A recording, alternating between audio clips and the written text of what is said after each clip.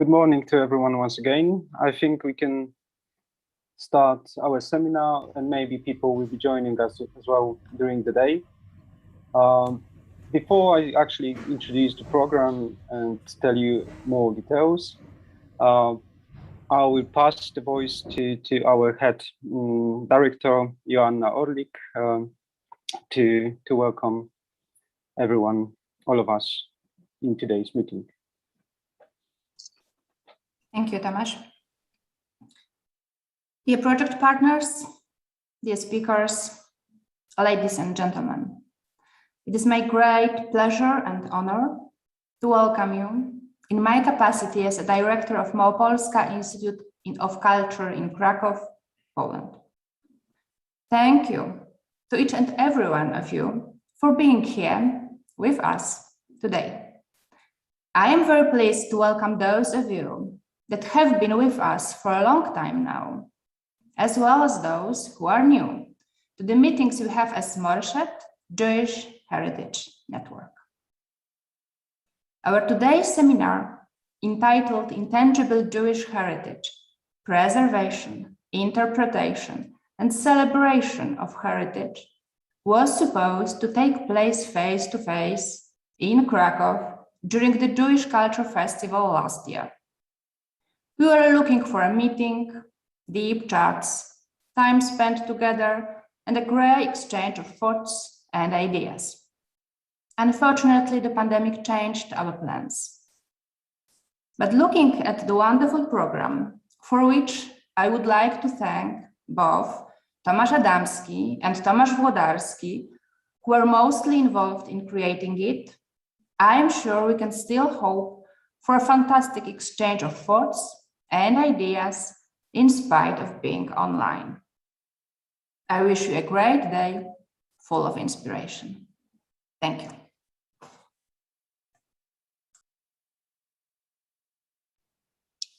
Thank you, Anna. My name is Tomasz Włodarski. Not everyone probably knows today. I'd like to introduce in a few words Moreshet Jewish Heritage Network, because here we have our partners, but also maybe new people coming to see us and discuss the topic of the seminar. And then we will discuss the particulars of the meeting. Moreshet Jewish Heritage Network actually was first as a regional culture institution, because MIK is a regional culture institution. We were thinking that there is not much attention yet in our program to deal with the Jewish heritage, but obviously we are living surrounded by the Jewish heritage. So it was something in our internal discussion how to approach, how to deal with the topic. We did a few events in the past regarding the Jewish heritage, but we felt that it's actually not yet enough. And then the Jewish Heritage Urban, just bear with me, Jewish Urban Heritage meeting happened in Krakow. And I was able to meet Michael May, who is one of the organizers. And then it was a kind of sparkle that brought together all of our partners. David Pater from Florence and Mantua, Lucia Maria Conte Aguilar from Ihar, Susan Urban from Worms and Schum, and Wrocław, Jan Weiss, and Alek Gleichgewicht. And we created Moreshet Jewish Heritage Network together. What's specific? The network, because it was financed by the network of towns, it gave us a direction to be focused on how to advise, how to prepare recommendations for the local authorities, for the local administration. And that's the perspective you would like to approach Jewish heritage when inviting experts, when inviting people discussing the Jewish heritage. We already had a couple of meetings. We've met in Ihar, we've met in Worms to discuss the youth education and Jewish heritage. We've met in Wrocław to discuss community cohesion and Jewish heritage. We've met online in Mantua, in Florence, and discussed the adaptive reuse of former Jewish religious buildings. And now we are meeting in Krakow to discuss intangible Jewish heritage, its preservation, interpretation, and celebration. Obviously, online meetings are maybe not so nice, not so pleasant as the meetings in place. And it was a kind of, as for everyone, COVID-19 created a little bit of delay in our plans and the change of the scale that we wanted to act. But hopefully, with this meeting and the forthcoming meeting that is planned also online and will be streamed from Amsterdam and will be run by Michael Mayo on the topic of tourism, we would like to finalize the project activities, but we are not finalizing the existence of Moreshet Jewish Heritage Network. Therefore, please be invited to watch our website, moreshet.eu, and follow our activities that will be continued after this year as well. Today, we are meeting for the whole day. Our activities will take place from 9:30 till 6:30 in the evening. If you can stay with us, please be here all the time, but I understand that you may also pop out and pop in for the interesting to you sessions. We will have 4 sessions with more or less 2 20-minute breaks, and we will have a lunch break at 1:30 to 2:30.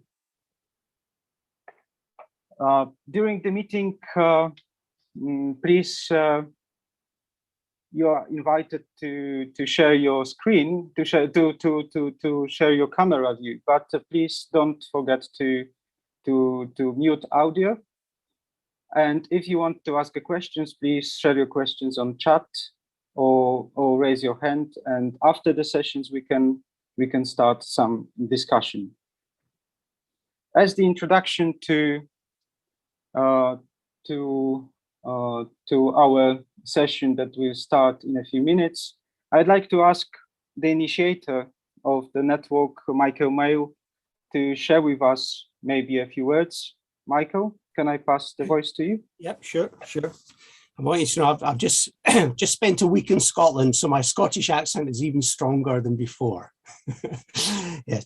Well, you know, as Tom said, you know, the concept of Moreshet came out of the conference that was held in 2018 that we held in Krakow on the subject of Jewish heritage. 2018 was the European Year of Cultural Heritage as designated by the European Union. And, you know, the feeling was that we should have one event as part of this year that was dedicated to the specific subject of Jewish heritage. We had 150 participants from 33 countries, including New Zealand, which we were delighted with. And I think that, you know, there was a strong feeling coming out of that conference that it would be useful if there was some sort of ongoing forum to continue the discussions and debates that were held at that time. And, you know, fortunately, you know, as Tom said, a coalition of partners came together, and we were successful in applying for the European for Citizens program, and we secured some modest funding to enable us to run this program over the last 18 months. It's obviously been difficult because of COVID, but you know, the principle, I mean, I think that, you know, what we can say is that the preservation of Jewish heritage has been growing in its profile in the recent years. That I think there's been more and more projects that have been addressing this subject, addressing saving Jewish heritage, but also this question of adaptive reuse. What do we do with, for example, historic synagogues where there are no longer Jewish communities, active Jewish communities? What are suitable new uses that we can we can apply to these buildings to once again make them meaningful. You know, we're taking abandoned buildings, orphaned heritage, and trying to make them valuable once again and serve a useful purpose in the communities of today. And we've also around that been addressing associated topics, and today we have intangible heritage.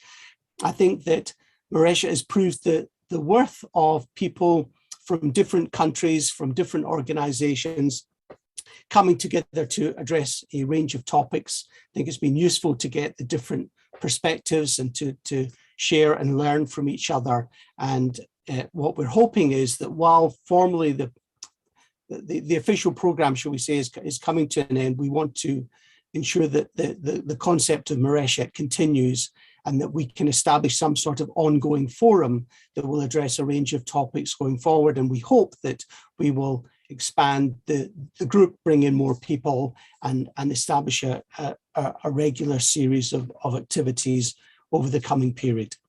So anyway, I'm personally delighted to be here this morning and very much looking forward to today's program.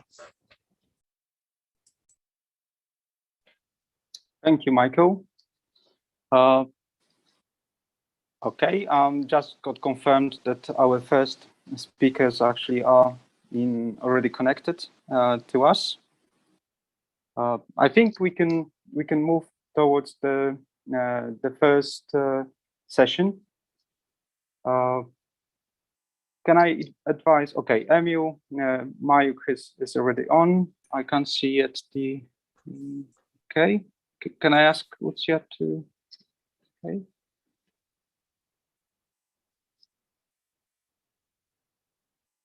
Am I heard?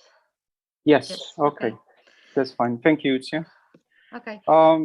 The first session will be run by Lucia Piekarska-Duraj from Jagiellonian University and Emil Mayuk from Grodzka Gate in NN Theatre in Lublin. And it will be the keynote lecture about intangible heritage, Jewish heritage, problems, challenges, prospects. Can I pass the voice to both of you then? Thank you. Okay, thank you, Tomek, and good morning, everyone. And good morning, Emil. I hope you are there somewhere. Yeah, I am. Hello. Nice to see you. Great to see you too. First of all, let me thank you for letting us talk with you a little bit, and I would like to present a little bit the idea of today's speech. Myself, I'm a sociologist, but I have some experience with working also as an active heritage interpreter. For many years, I worked with MIG, so the more happy I am to be with you today. But today, I'm putting my sociologist hat, and I would like to provide you with some hopefully inspiring thoughts, and I would like to discuss and suggest some frameworks of reference for further discussions, because as the idea of today's session, of today's sessions and of today's meeting, of today's seminar would be to discuss specific cases of Jewish intangible heritage. We would like to start with maybe repeating the things that you already know, but what I thought that I might do would be to tell you a little bit about how sociology and social sciences deal with the notion of heritage, how the notion of heritage is connected with some of social concepts that are present in social sciences and so on.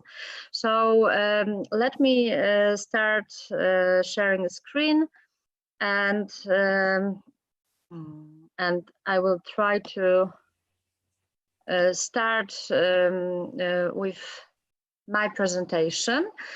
And then I shall be very happy to pass the microphone to Emil, who should address probably the same or very similar issues from his own perspective. I know Emil as the coordinator of a very good project connected with intangible and tangible Jewish heritage. So we hope somehow to create a dialogue around these issues. So let me start with some very basic concepts that I've listed here that describe the basic understanding of heritage in sociology and social anthropology. As you can see, the heritage as such is one of those ideas that are gaining more and more popularity, and I think that this notion also gains more and more relevance in terms of identity-related research. Why is it so? First of all, heritage is supposed to be itself the domain that provides very important reference frameworks for the identity formation.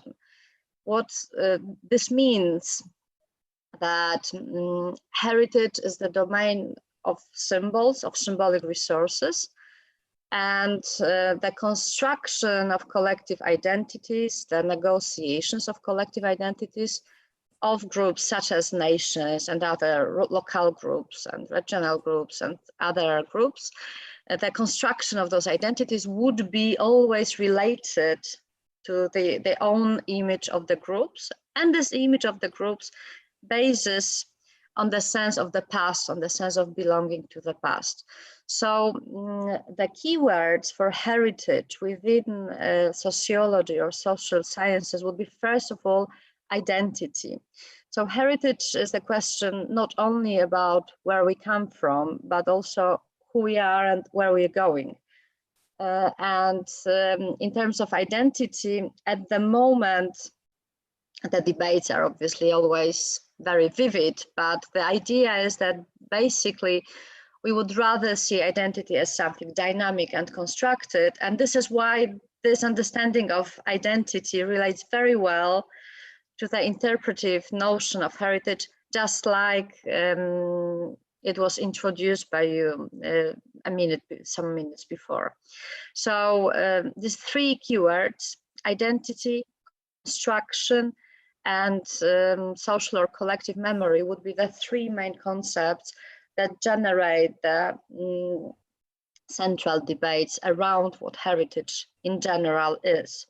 Of course, as we all know, the notion of heritage has changed throughout the decades, and it has always, in a way, mirrored social changes and social needs of society.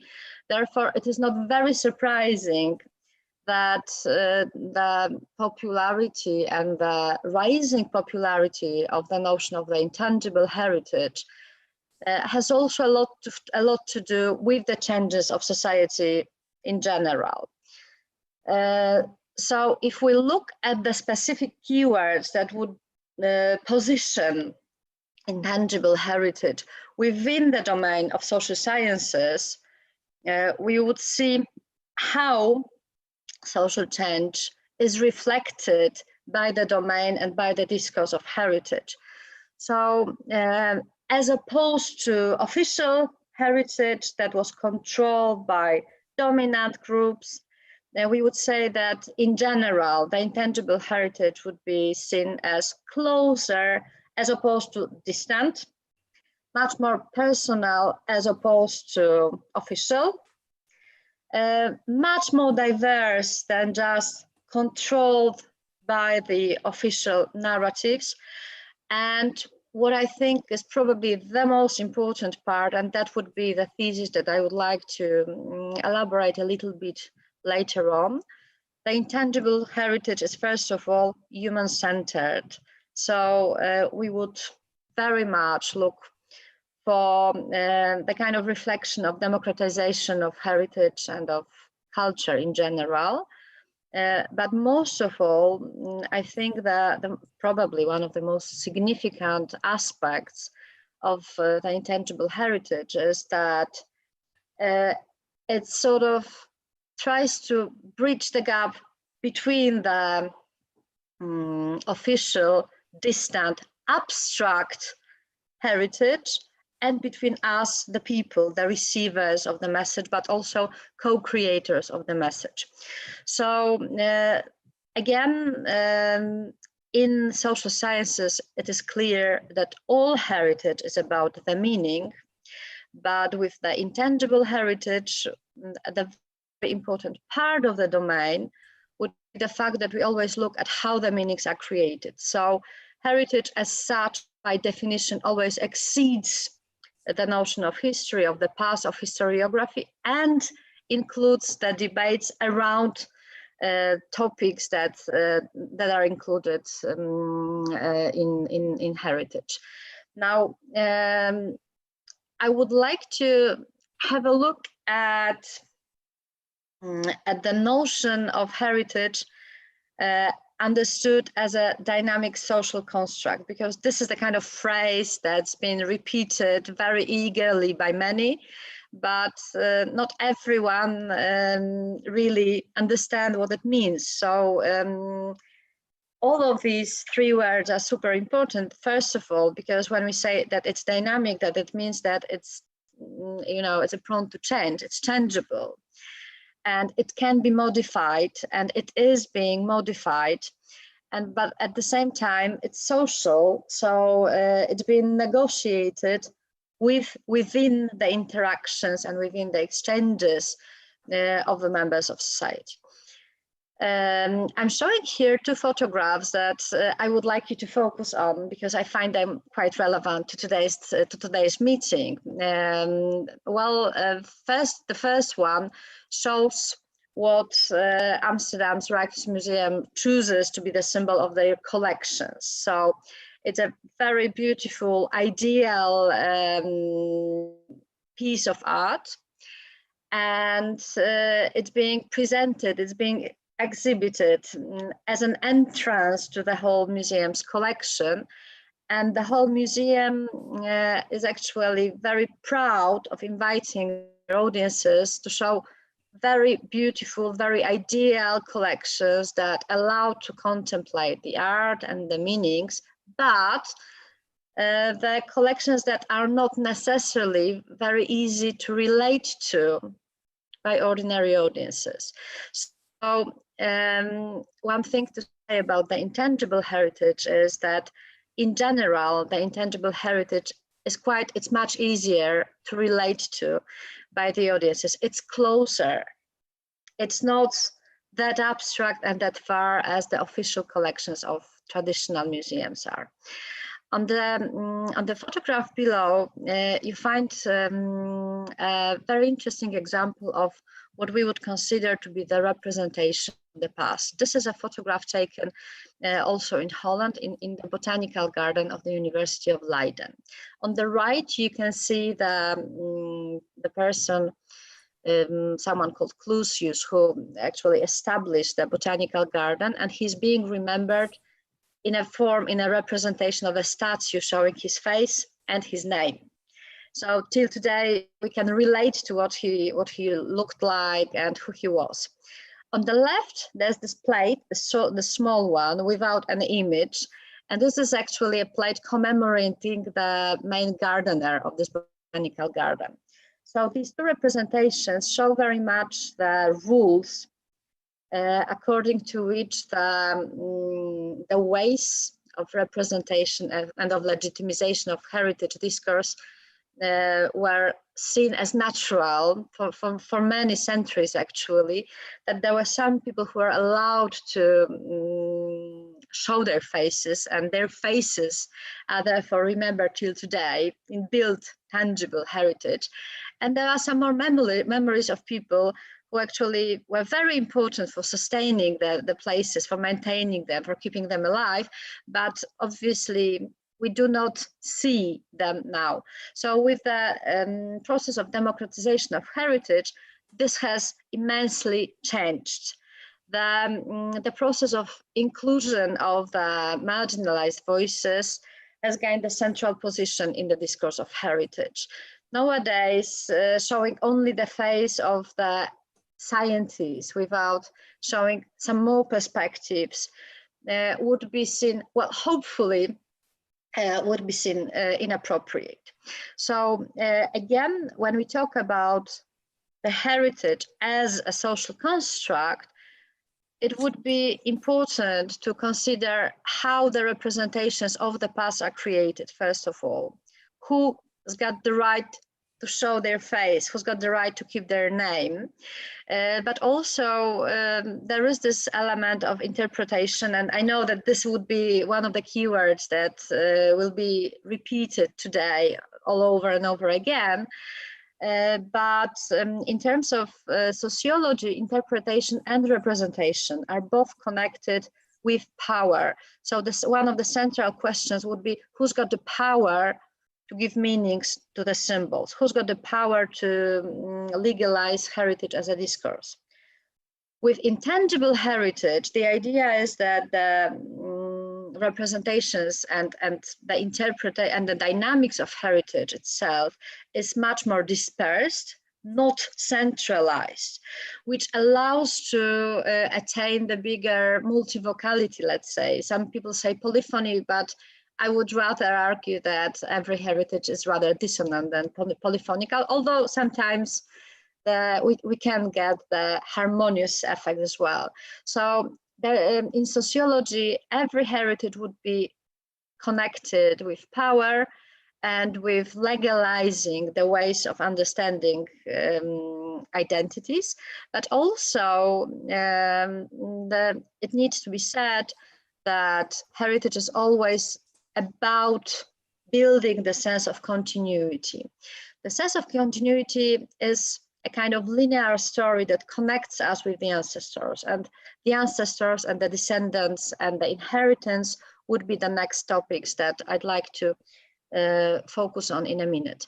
So the central questions that are being posed within theory of heritage as interpreted or as defined from the perspective of sociology would be basically the questions about functions of heritage in terms of integration of society, but also in terms of diversifying and strengthening the public discourse.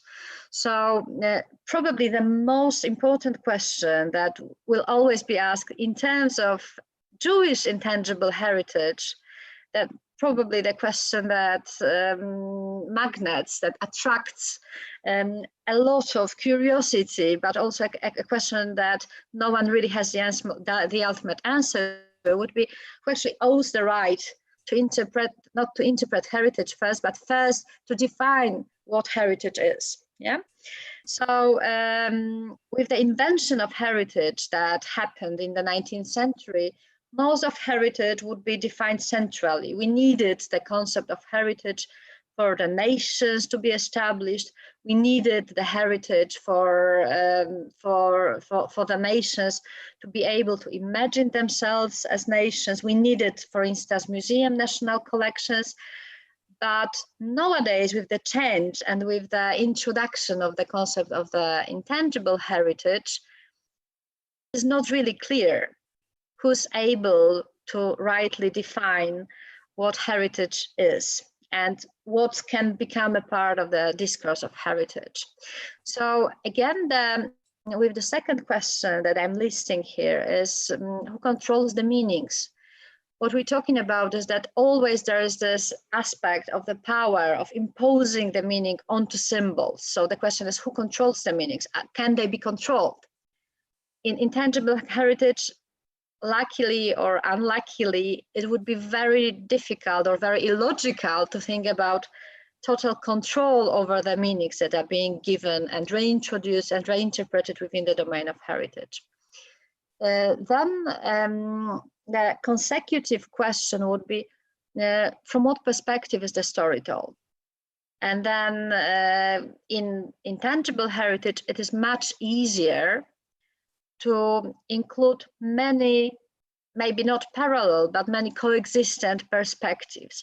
Therefore, the intangible heritage is also a great example of or can be a great example of inclusive heritage, although especially for those groups that have been marginalized for many years, and could be a chance of giving voice to those who were not heard before. And then again, this metaphor of voices that are being heard and excluded or included, again, with official heritages, the tangible, the material aspect of heritage has always been present, because the official heritage, as centralized one, was always in power to build things, was always richer, wealthier, and therefore we do have many more testimonies from the past that were invented or that were created within the domain of official heritage. But what about the intangible heritage, with the orality, with the lifestyle, with skills, and with the know-how? Which voices are being heard? Which voices are we allowing to be heard?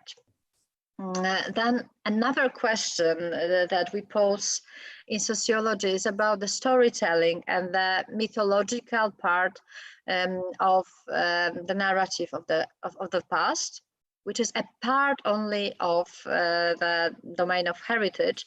And this is something that I would like to emphasize on, because heritage is not only, as I said, it exceeds obviously the historiography.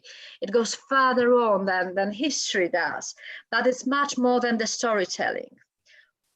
It's much more because it includes the practices of memory, of social memory, and of construction of social memory. We may also ask about the representations of the past, and obviously with the intangible heritage, this is the most interesting, but also the most challenging part. What could be seen as the representations of the past? And finally, we come to the photograph of a place that's very dear to me. It's the so-called new cemetery, the Jewish cemetery in Krakow. And as you can see, this is the place that's got and it's associated obviously with the long-standing Jewish presence in Krakow, in my city, but also it looks really or truly unreal, as you can see. To me, this is very much a symbol of the choices that we have to make when it comes to heritage, and also when it comes to, or especially when it comes to Jewish heritage, both tangible and intangible. As you can see, there's a lot of ivy that grows all over the place. You cannot really read the names of those who passed away. You cannot really very often recognize the shape of the tombs, okay? It's not that I think that talking or celebrating Jewish heritage should be based on cemeteries and on death, but I would like to see this picture as a symbol of heritage with no clear descendants. So the questions, and again, these are also central questions for sociologists. So what kind of decision are we actually making by leaving this place for the ivy to grow on it? Who would be responsible for doing anything about it? Or are we ready to leave it like this? We know that the graves, the tombs cannot be moved anywhere else. So what we have here is the space that is a very significant space of remembrance, but also a space of forgetting. And the very practical question would be, what do we do as a community, as a city, as a nation? What do we do with a place like that? It really is in the very center of Krakow. And as you can see, the ivy grows and grows on it, leaving no traces or most significant traces of the past. The concept of traces of memory, as it's been very widely discussed, is one of the most probably thought-provoking ideas in terms of Jewish heritage and in terms of also in terms of Jewish intangible heritage. However, the image of ivy growing on the tombs that we cannot really relate to later on probably is one of the very strong symbols that we could relate to in our later discussions. So as I said, there's another picture from the same cemetery. As I said, the most difficult, the most challenging, the most intriguing, and the most fascinating part of heritage is definitely memory. Memory seen as a social process, but always when we talk about social memory, it's not only about what we want to remember, but also what we want to forget. And sometimes this forgetting is not easy, sometimes it cannot be done. And sometimes the silence, like the silence after the Holocaust, the silence meaning the absence of those who lived as our neighbors in this country, is so strong that even though the facts are not mentioned, the mere idea and the politics of commemoration becomes a very relevant part of the discourse of heritage. So said that, I'd like to suggest a very popular definition of heritage that bases on this processual understanding of social memory. The definition is very easy, very, I'd say, smart. It is constructive, or constructivist even, and it was formulated by Gregory Ashford, and it's the use of the past for the present. Now, when we say the use, this already means that we are not at all talking about history or historiography, but we are talking about social processes that respond to the needs of society somehow. So they are always selective, they are always based on the selection. And this use of the past shows also that the heritage has a very important function towards society, not only because it integrates around the values, which is one of the potential of heritage, but also because it reveals a lot about us as communities, as societies, in terms of how we want to construct our memory, what we want to remember, what we don't want to remember, how we commemorate it. Would we relate rather to abstract concepts, or would we rather base our commemoration on people and on persons? So it is really important, specifically in Poland, but not only in Poland, that a very important part of heritage connected with the Jewish heritage basis on the post-Holocaust discourse, so post-memory, but also the lessons that we haven't done so far as society. And the point is that the point I'm trying to make here, and I would like to be very clear about it, is that heritage is not only the past, but most of all, how we talk about the past, how we discuss the past, or how we are not ready to discuss the past. And again, we come to the central word that's connected with heritage and with identity, which is the meaning. Heritage includes our own self-reflective debates about how the meanings are created. Therefore, it's within the domain of heritage where we would see how we think as societies. I would like to focus on this element because it shows very clearly and very definitely that heritage is, in fact, a very much social process of inclusion, exclusion, of power, But most of all, it's a chance, it's an opportunity. And this is one of the promises given by the intangible heritage, that we are actually able to learn something about us as society. So what are the promises of the intangible heritage? My main point would be that the intangible heritage, as related to the processes of democratization of heritage, the main promise would be to provide the human dimension of the past. So the past is therefore not seen as something homogeneous, it's much more seen as something inclusive, diverse, diversified.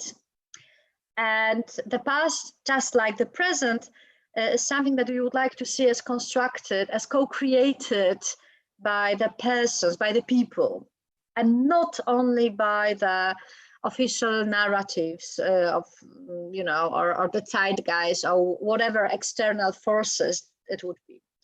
So one of the principles of the understanding of the intangible heritage is that we actually go try to position the activities of intangible heritage further from allegedly homogeneous groups, much more focus on people and their stories. And then, therefore, as I mentioned before, intangible heritage is much easier to relate to for the audiences, but also because it focuses on the exchanges, on sharing, on the emotions, but also it focuses on the choices made by individual people. So again, intangible heritage potentially is much more inclusive.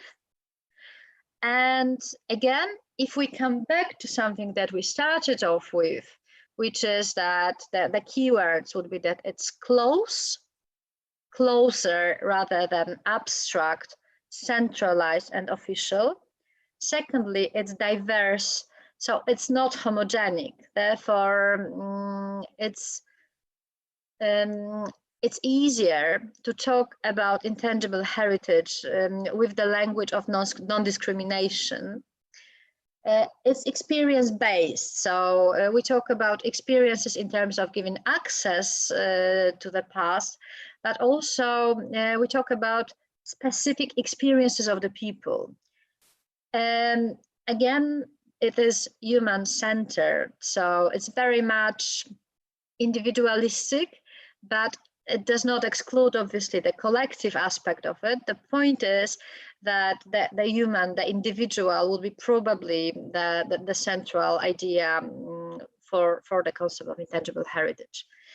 And finally, my last slide is very short, and it's very much with the big question.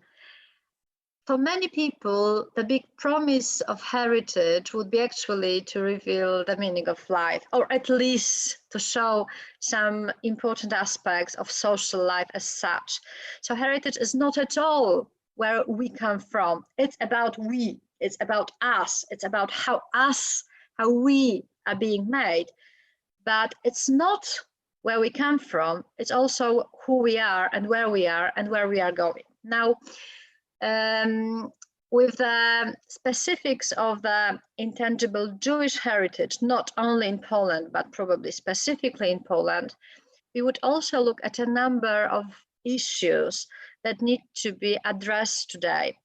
The central issue of legacy is probably as important as the issue of the power. So again, who's got the right to do it? If we talk about including the intangible elements, the question about meanings would be also one of the questions that I would like to pass to Emil right now, which is who actually inherits the lifestyle, who actually inherits the meaning of the spaces that are still inhabited by people, but whose meanings and places of which identity has dramatically changed. So to stop here, I would like to leave you with the image of the ivy on the graves, but as the opening issue, because maybe there is something that we really need to see, but not about, not in terms of the past or not in terms of celebrating the past, but maybe it's one of the choices that we have to make as society for now.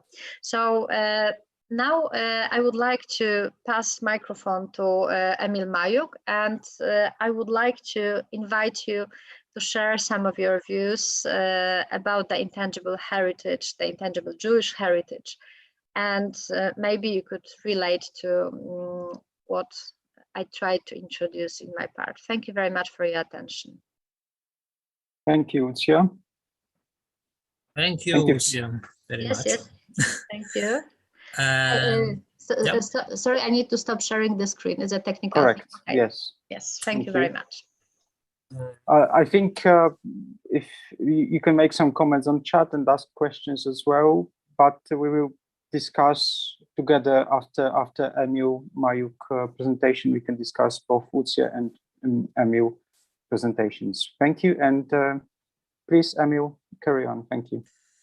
Good morning, everybody. I wanted to thank you, Lucia, for this very good introduction to heritage discourse, let's say. And as I understand, I am invited here as a practitioner from the storytelling institution. So I will try to present practitioner or theater, even perspective, theater of heritage perspective for what Jewish intangible heritage can mean for us, and what questions,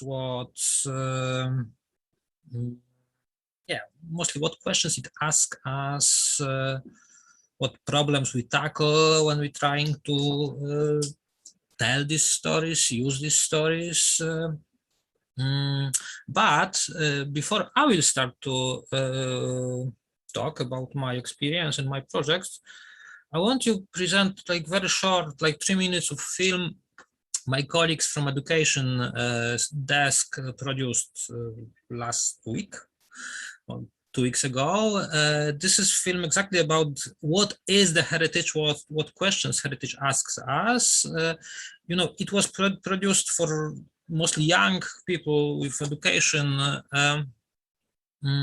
aim. So this is not very sophisticated in terms of terms and etc. But I think it asks good questions that gives also some good answers. I will just present you 3 minutes. The whole film is longer, so you can see everything online. But yeah, this is what I would like to start. So I will share my screen.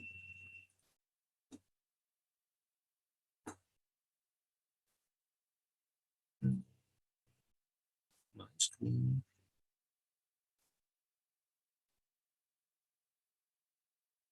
This one. Show sound. Can you see this already? What is heritage? Cultural heritage consists of the tangible and intangible artifacts of culture left behind by previous generations, as well as those created today. How can heritage be understood? Heritage should be a verb.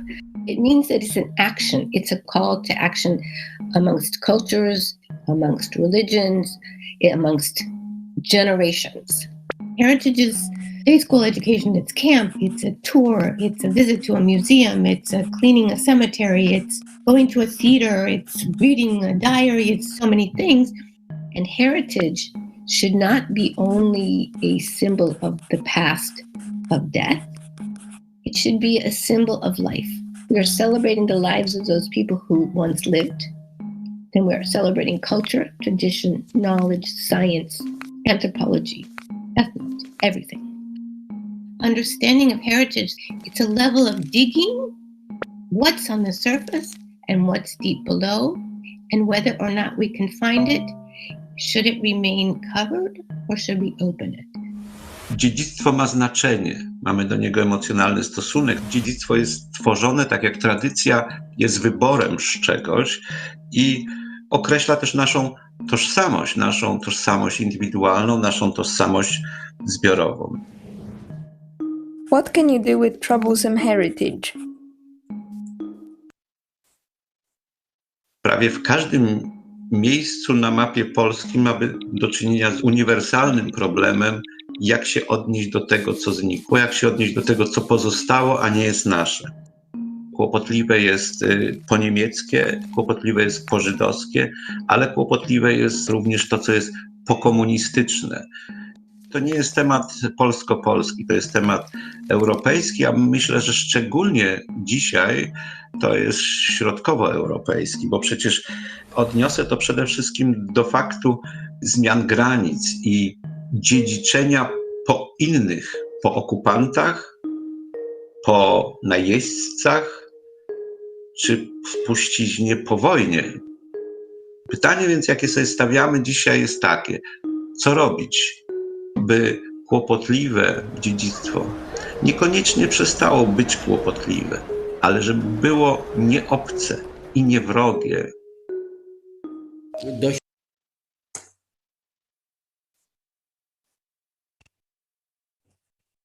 Okay, so this is like some questions, and I like actually this idea that heritage is a verb. It's not even not a thing. It's activity. It's one of many meanings, and I will get back to some definitions also during my presentation.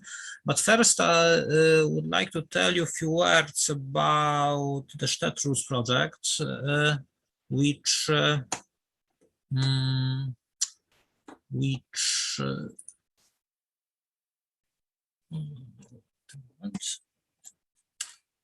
was an attempt to map and tell the story of Jewish heritage in small towns in the borderland, Poland, Belarus, and Ukraine area.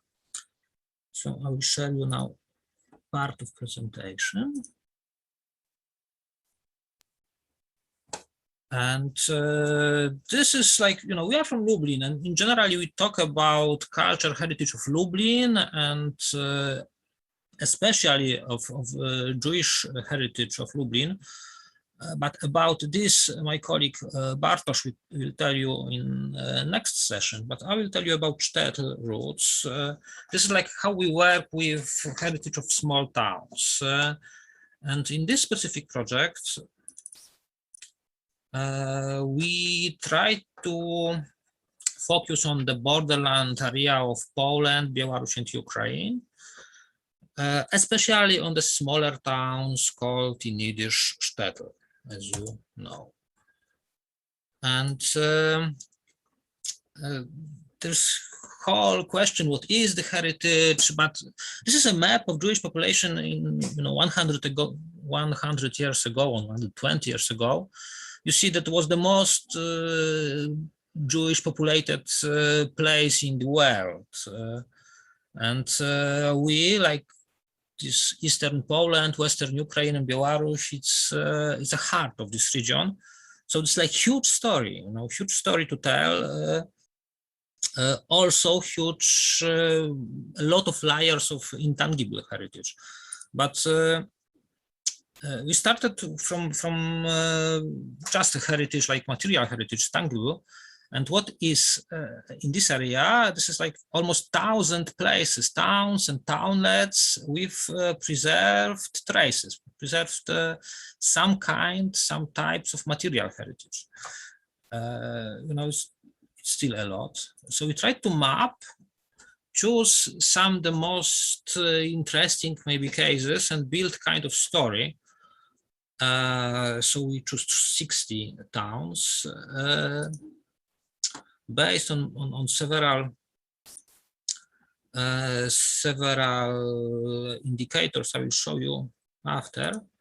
But This is what we produce: map, book, the website. This is this map of 60 places we decided to include into the project. And this is our criteria of choice. At least at the beginning, we looked for places with tangible heritage. But in some cases, always we checked intangible heritage also, like especially stories which are continued somehow are told on the place in the museum, culture center, and some organization. We take a look for accessibility of the places and very much for local actors' involvement. This varies very strongly in different places. And this is like what we have on the road. This is must-see places with big potential, but not necessarily used now or used insufficiently, and places where Jewish history is shared by local actors like museums or NGOs. And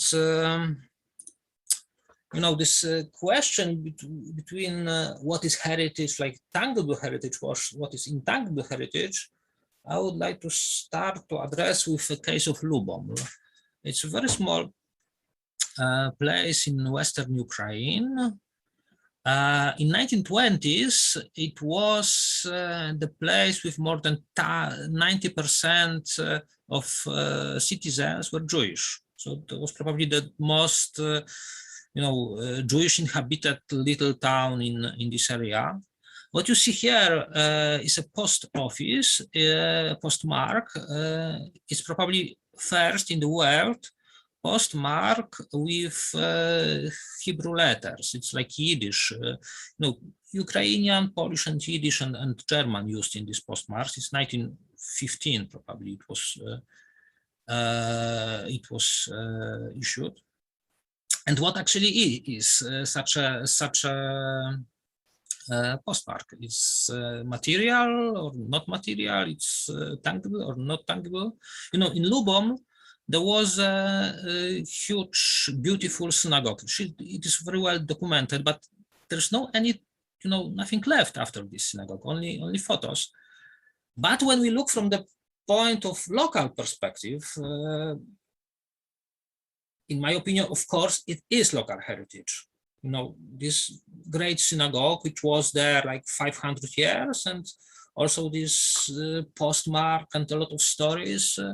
It is local heritage, and as there is no any material connection on the spot at the moment, it makes all those things intangible at the moment. Yeah. Also, this is a question. Sometimes we have the same places. Let's imagine two very similar little towns. In one, you have preserved building of the synagogue and stories told somehow, and or not. And in another town, like 20 kilometers in neighborhood, you have the same story or very similar story, very similar heritage, but there is no any material remnant. Does it mean that one city has stronger heritage or not? It's different, this is really complicated, but of course much easier is tell the story when you have something material on the spot, but not always is it obvious.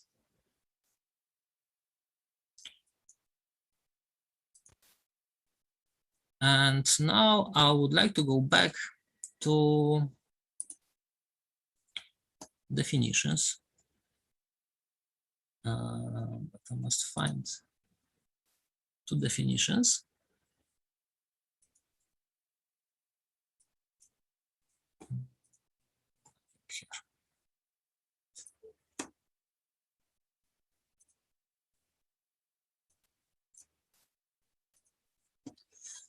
I am a practitioner, as I told you, and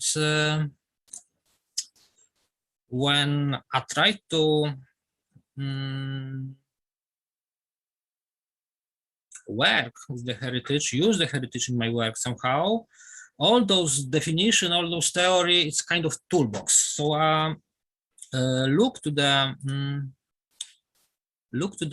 those books and conventions and definitions. There's plenty of them, and I'm trying to fit it somehow to what I see, what what I'm meeting in my work. And most popular definition is UNESCO definition of the heritage in general, and intangible especially.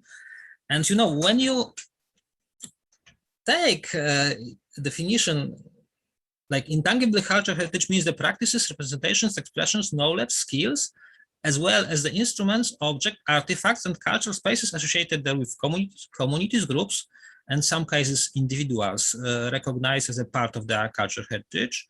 Okay, this is somehow we can connect with Jewish heritage of the region, but then we have this intangible cultural heritage transmitted from generation to generation, and we are in a spaces after Holocaust. In cities, you can find some continuity still, some although small, but active Jewish communities. In those small towns, in 99% of cases, there's no any Jewish communities. There's no any active transmitted Jewish culture.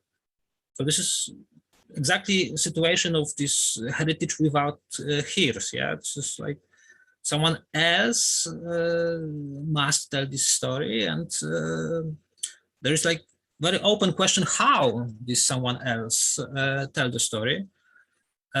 So when we look at this definition, this is even difficult to to say that there is something like intangible cultural heritage in Central Eastern Europe in small towns. Yeah. But of course it is, yeah, and I think very good statement or definition is in Uses of Heritage by Laura Jane Smith, and this is, all heritage is actually intangible, not only because of the values we give to the heritage, but because of the cultural work that heritage does in any society. And with this statement, actually, we can go to every small town and point the heritage, intangible also, and do something with it, tell these stories. So I would like to give you some examples what, in my opinion, we can meet there, and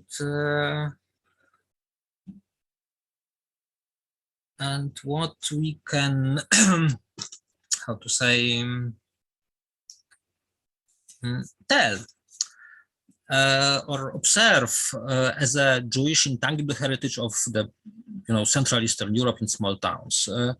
So actually one very specific which is still alive in somehow and somehow even fits to this UNESCO definition is Hasidic pilgrimages. This is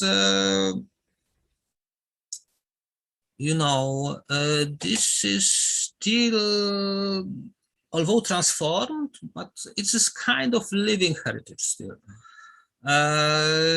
This tradition was stopped, but this is old tradition of visiting the graves, like at least 19th century tradition, which is still continuous. Now it some kind of mass tourism, but it's also recognized in places like Leżajsk or Rymanów or Bełż as a kind of local tradition. And so this is one point very important. And this is, for example, for uses this, like this Hasidic trail, Hasidic road built by Foundation for Jewish Heritage for preservation of Jewish heritage in Poland. This is a very good idea to continue this project. Yeah. Another point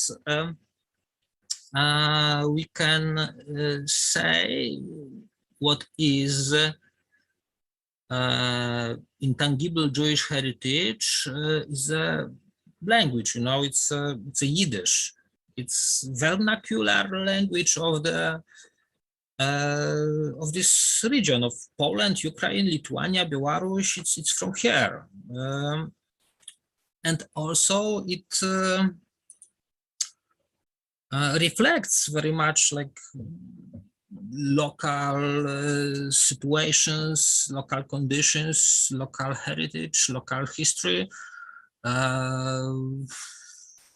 It's very much rooted here. However, it's disappearing language, and there is almost no native speakers of this language in Poland, in Israel. But this is definitely intangible heritage of Jewish culture of this region. I think officially recognized, it is only in Belarus, as it was one of official languages of this Communistic Republic of Belarus, People Republic of Belarus, founded in 1920. It's official. It doesn't mean it's very much used in like active politics there, but at least it is recognized. The connection with the language.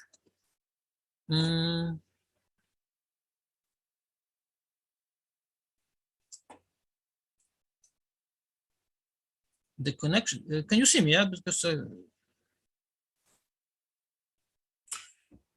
the connection with the language.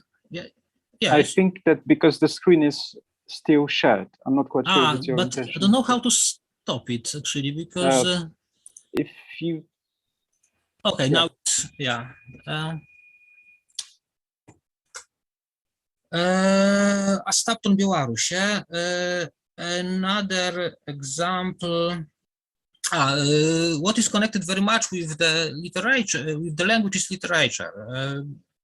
First of all, Yiddish literature. You know, in Lublin region, we have example of Isaac Bashevis Singer novels or prose. Okay. Again, we can discuss if literature is intangible or tangible, but from my point of view, of course, it's intangible, and this is a part of local heritage of the region. It's a part of local heritage of Biłgoraj, Szczebrzeszyn, many of small places here. It's a great literature which is describing the big part of local story and local specifics.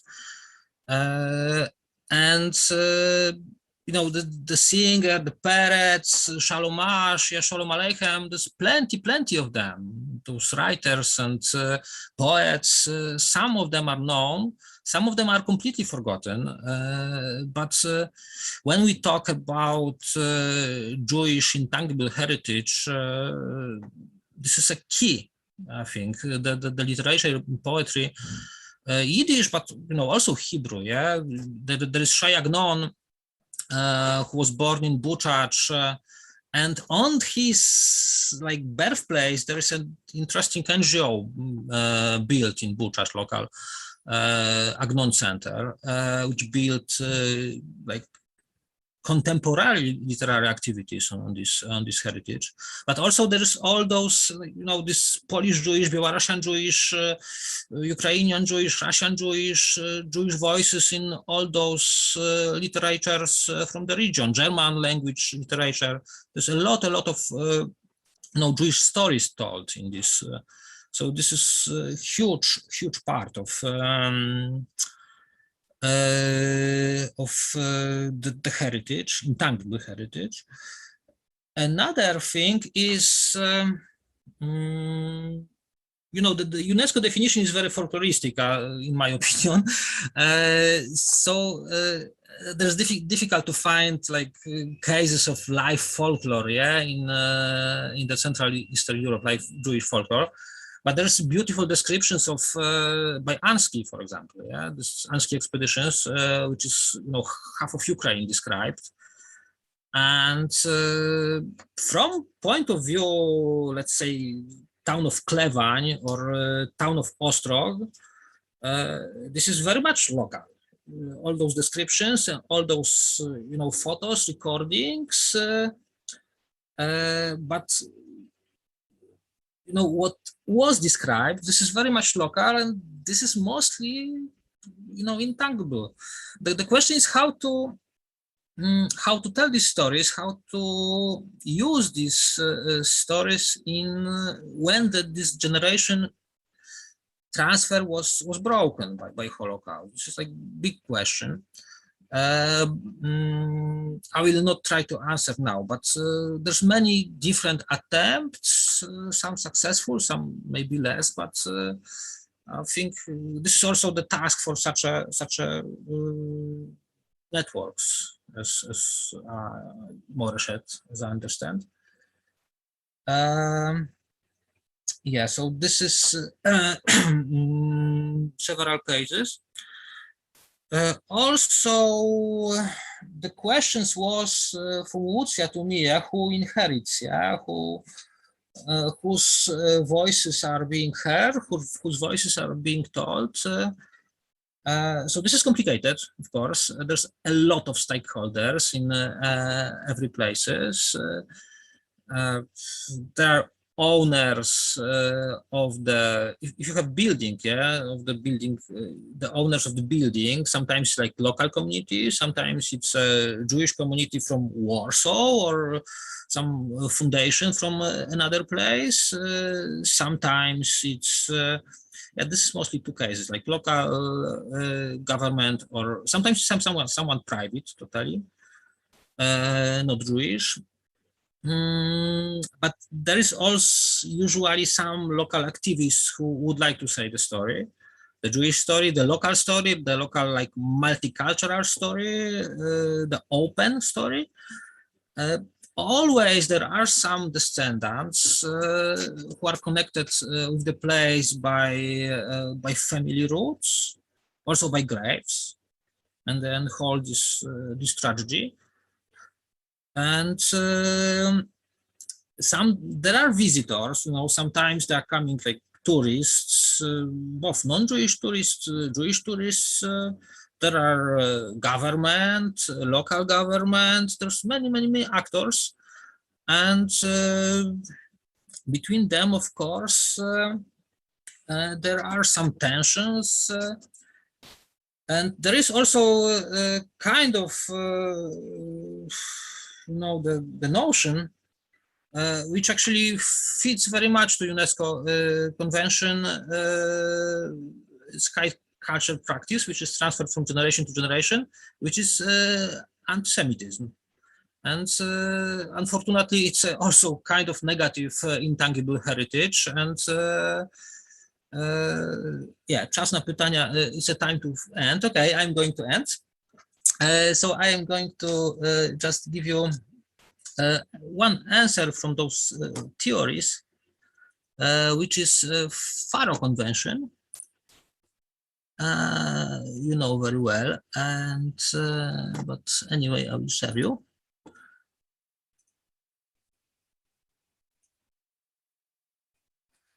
And Faro Convention gives, it's not use intangible heritage at all, but it uses a heritage community. And heritage community, I think it's a very good answer to those complicated issues of who should tell the story. And so I will read it.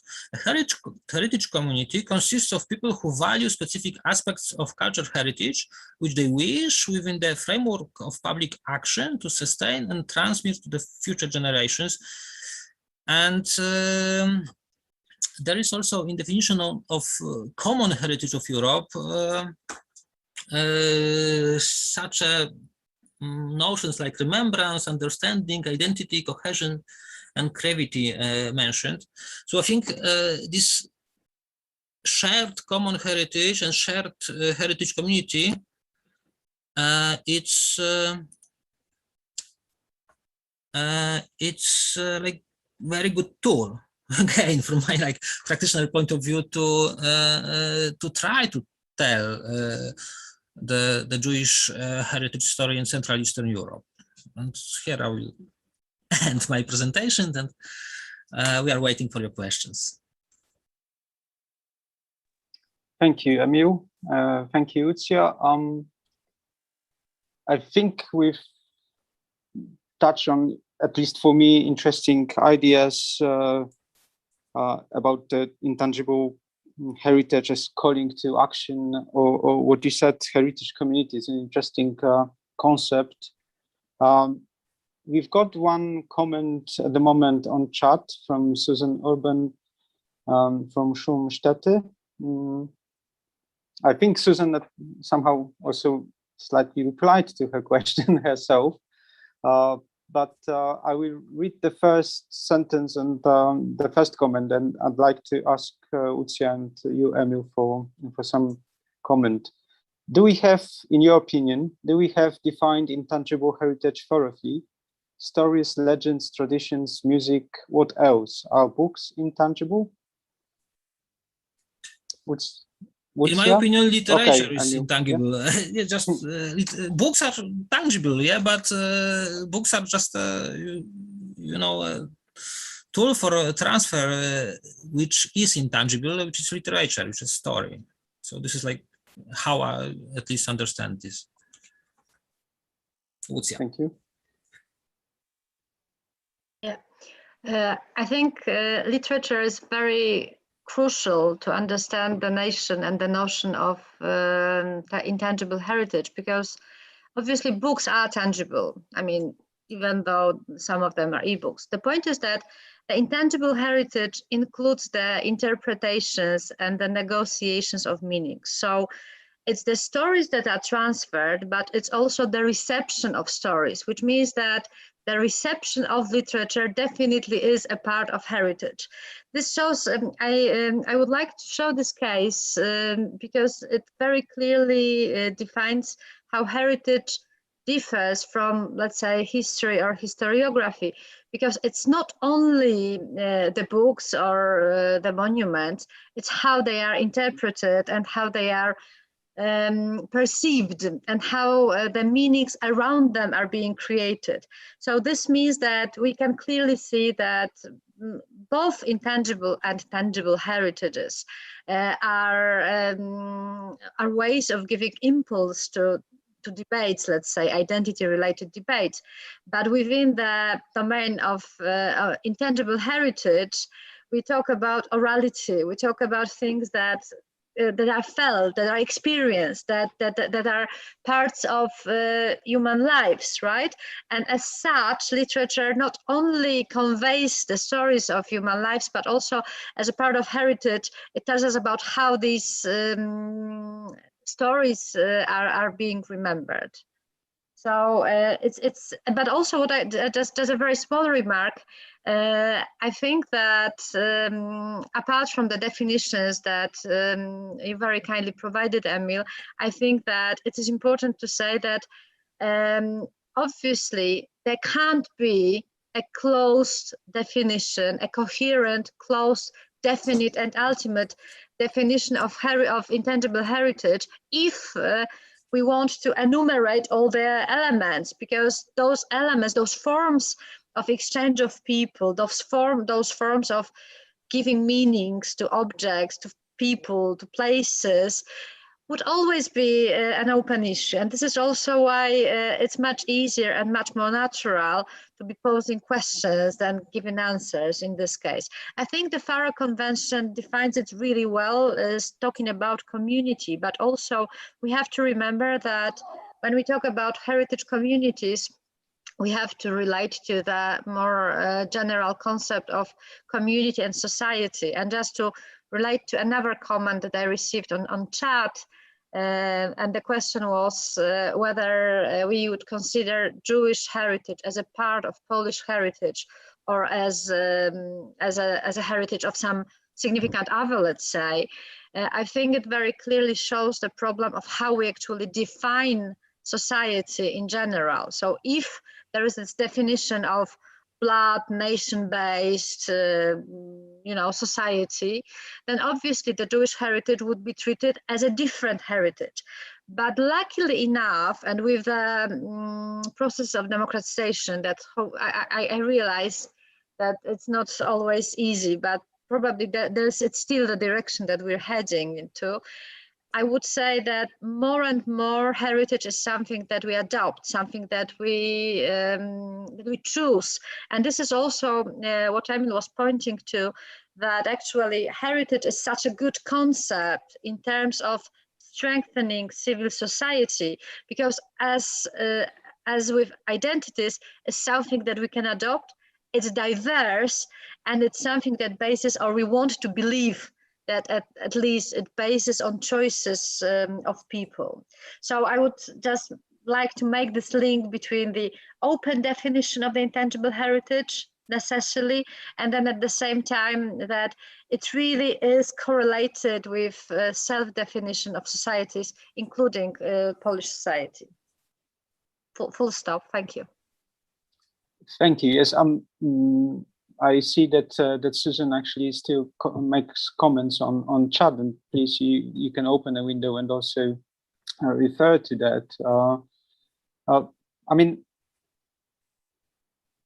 from what you say, maybe it's a little bit too much extrapolated, but when you say that this intangible heritage is not only what's left, but it's more what interpretation or reflection we do at the moment on it. I mean, it's kind of like still an active process going on. And when you say that, as also Emil said, that it's actually going on in the conditions that there are almost no heirs to or no descendants to the Jewish heritage, or very few. So the challenge is how to make sure that this is a correct reflection, and that's, I see this as a kind of role for Moreshet Jewish Heritage Network, that we somehow are. That's our purpose or meaning of what we want to somehow do or make an impact on. That this interpretation and reflection is actually going into the, I wouldn't say proper direction. You are invited to comment, because that's what I'm doing. But that's how I see it, because it's an active process. We somehow need to make sure that that's what we do at the moment, in these specific conditions that we have at the moment in Poland, is not going in the wrong direction. Am I right? Can you make a comment? David would like to say something. Is it okay? Sorry, I hadn't noticed. Thank you, David. And maybe we will come to Susan, because she writes a lot, but maybe you can also comment. Thank you. I think a very important question is that no one touched, and it's part of the reason why we can or should conserve Jewish heritage in Poland, and not only in Poland, but especially in Poland, is to answer to a very simple question: why the Jews were in Poland, why there were so many in Poland. If we begin to understand the reason for that, because they didn't conquer the country, they didn't have any army. Yes, if you can say economical army or intelligence or other things, but they were there for a certain reason. And this is part of the heritage. Big part of many localities in Poland had the Jewish history was the Jewish history of the place, because they were majority of the population. So I don't think that we should treat it, the Jewish heritage as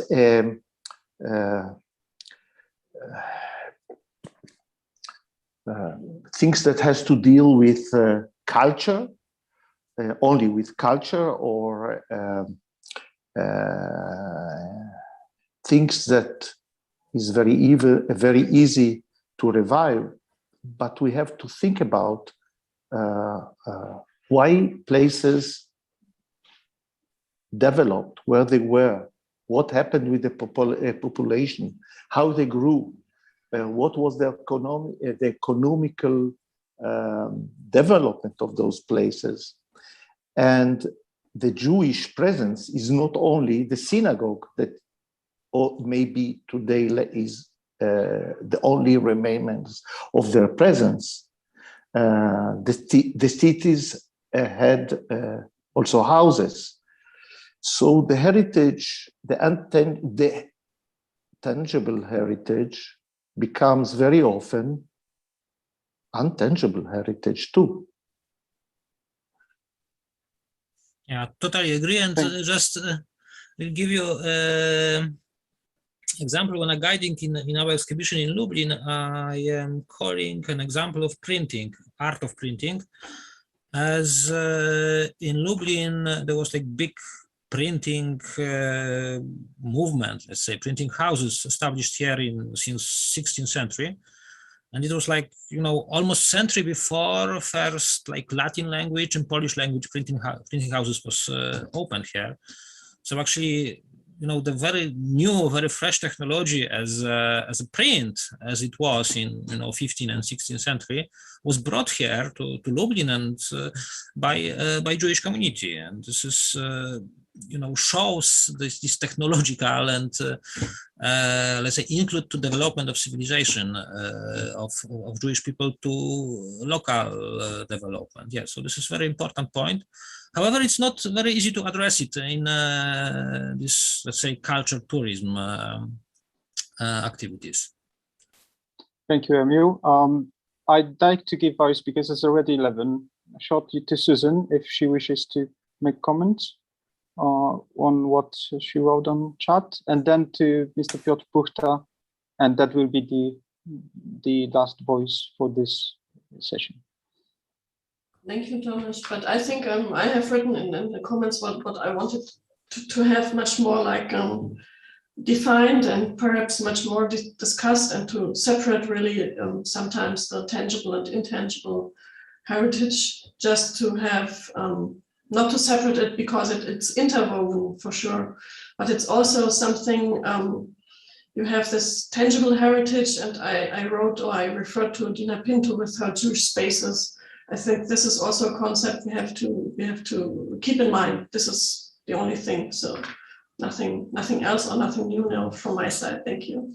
Thank you. And we can also refer to this in the last session, in the final debate in the evening.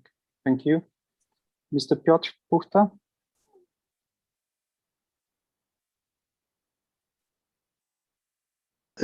Thank you very much.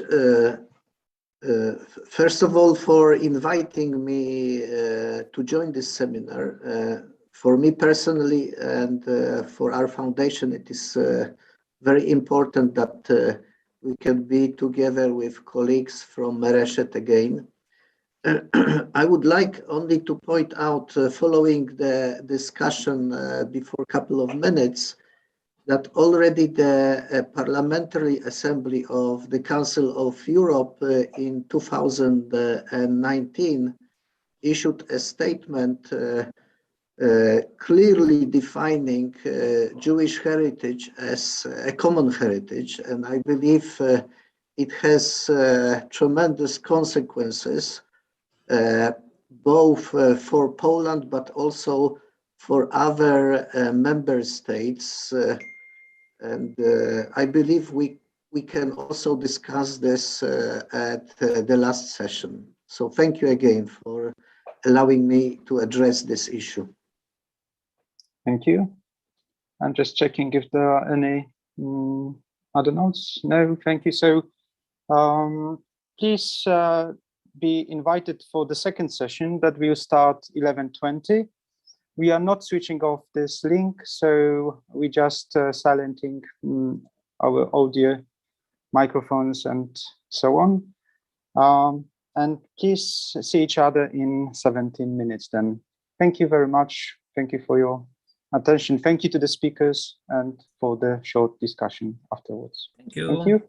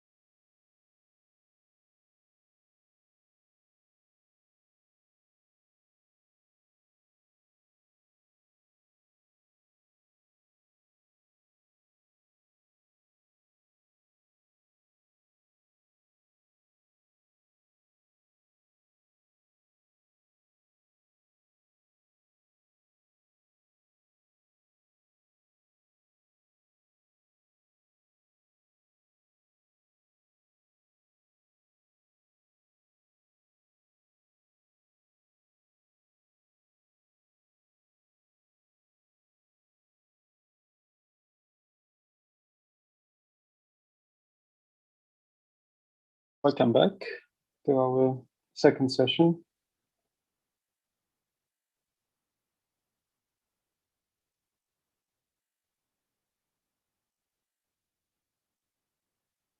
Now we just wait for some confirmation you are there. Please switch on your video or just raise hands just to show that people are back by the screens and can listen to our second session presentations. Thank you.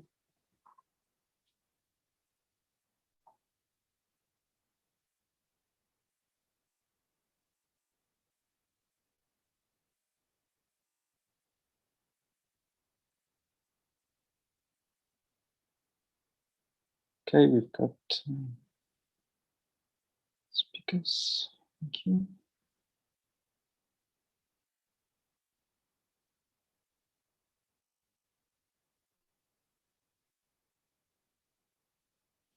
You can still wait a few seconds more.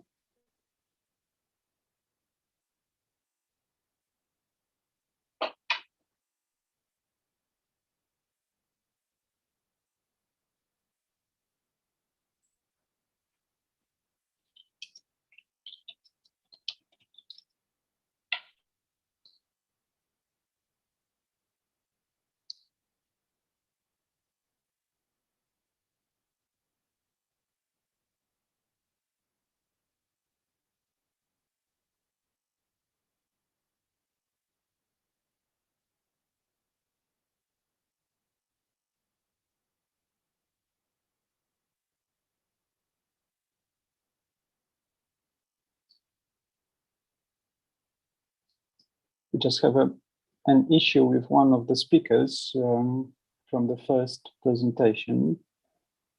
So if you can wait a few seconds more, we will try to reconnect because they are present here, but not present at the moment.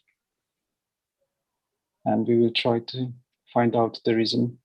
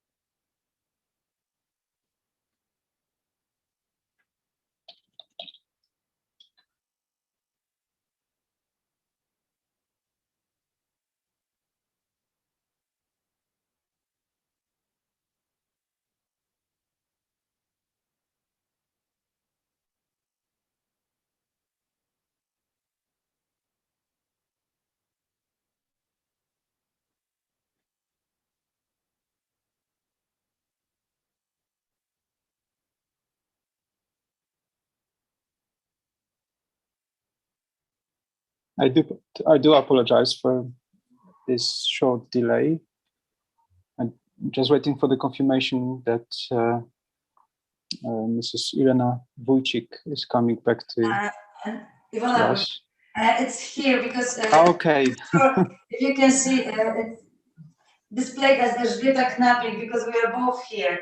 Okay, so yeah, that's good. So I didn't know. I'm already there. I wasn't sure. Okay. So I am here. Okay, thank you so much then. So in that case, we can start the second session called Intangible Jewish Heritage, Role of Museums. And it will take us nearly 2 hours and 10 minutes. That's the plan. So it will be rather longer, but we have 3 presentations. First presentation from Anna Wenzel from Galicia Jewish Museum, and Iwona Wójcik will be talking about library in Piecz. The second will be from Muzeum Polin in Warsaw, Mrs. Dagmara Mańka-Wizor. And the last one will be the case of Galicia Jewish Museum in Krakow, presented by the director Jakub Nowakowski. We will start with the first one, and I'd like to invite Ms. Anna Wenzel and Iwona Wójcik for the short presentation, and then to tell us more about the case of library in Biecz. Thank you so much. Thank you very much. And first of all, because I'm going to be the first speaker, I'd like to introduce ourselves. My name is Iwona Wójcik, and this is Elżbieta Knabik from the Public Library in Biecz. And I'm not even sure if you have ever heard of Biecz. Biecz is a little town in the south of Poland by Ropa River, which is also something very unknown, but speaking on behalf of our town and of the mayor of Biecz, it's a chance to give us opportunity to present such places that, as I'm saying, some of you may not even know exist, and they still cultivate the Jewish tangible and intangible heritage. And this is the case where the library is probably the main speaker, the main part that presents that heritage that existed for generations, and in the past, both communities, the Jewish community and the community of Biecz citizens, co-lived, coexisted, cooperated, and it is a kind of homage that our community want to pay to the Jewish community. And the homage is the new wing of the library that was opened, quite recently, and which I'm going to present, because I must admit it is quite impressive. You will see on your own, I hope. I'm trying to share my screen now. Please confirm it's visible.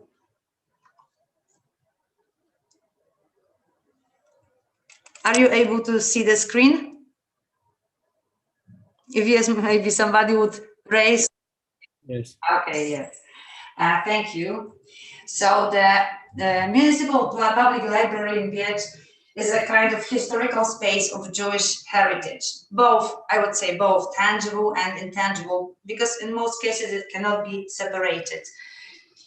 A little bit of history. The former small synagogue in Biecz was built in the 19th century in an eclectic style, and in the years 1924 and 1927 was a Talmud Torah synagogue, which was added there. In 1924, a group of Jews from Biecz, together with the president of the Israeli School Association, Nathan Stein, initiated the construction of a bank, of a new.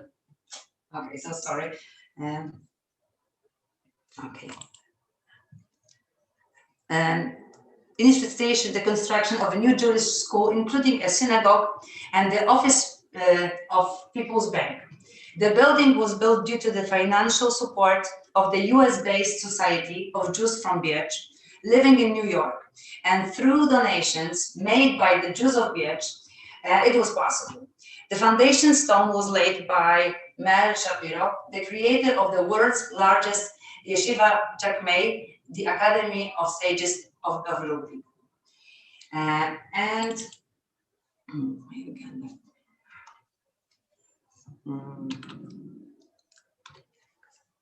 On the ground floor of the building, Midrash, you are aware, it's the house of Talmudic studies. It was established there, and later there was another room added. It was a prayer room for women, and it was constructed. It was added behind a glass aisle of the main prayer room for men. Yes, and it is from the historical times.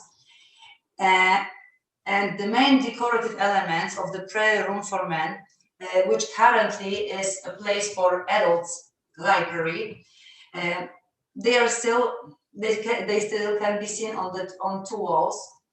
And on the eastern wall, there's a painting depicting a curtain on the sides you will see of a recess containing Aron HaKodesh chamber. The non-existing one, but still refurbished and redecorated, as you will see later. And on the western wall, we can see a painting showing a video of Solomon's temple in Jerusalem. I will show the pictures in a second. It was the picture from the past, before the renovation. And it was the curtain and the recess here in the middle, also before the renovation.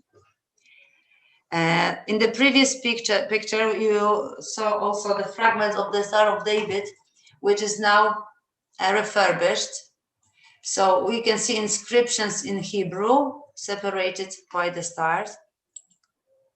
They are under the ceiling.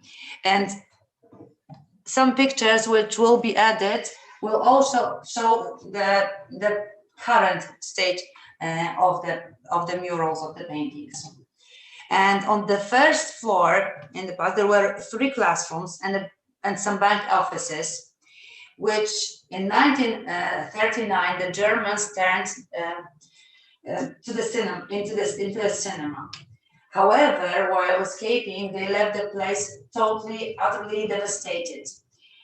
So after the war, the synagogue was not a synagogue anymore.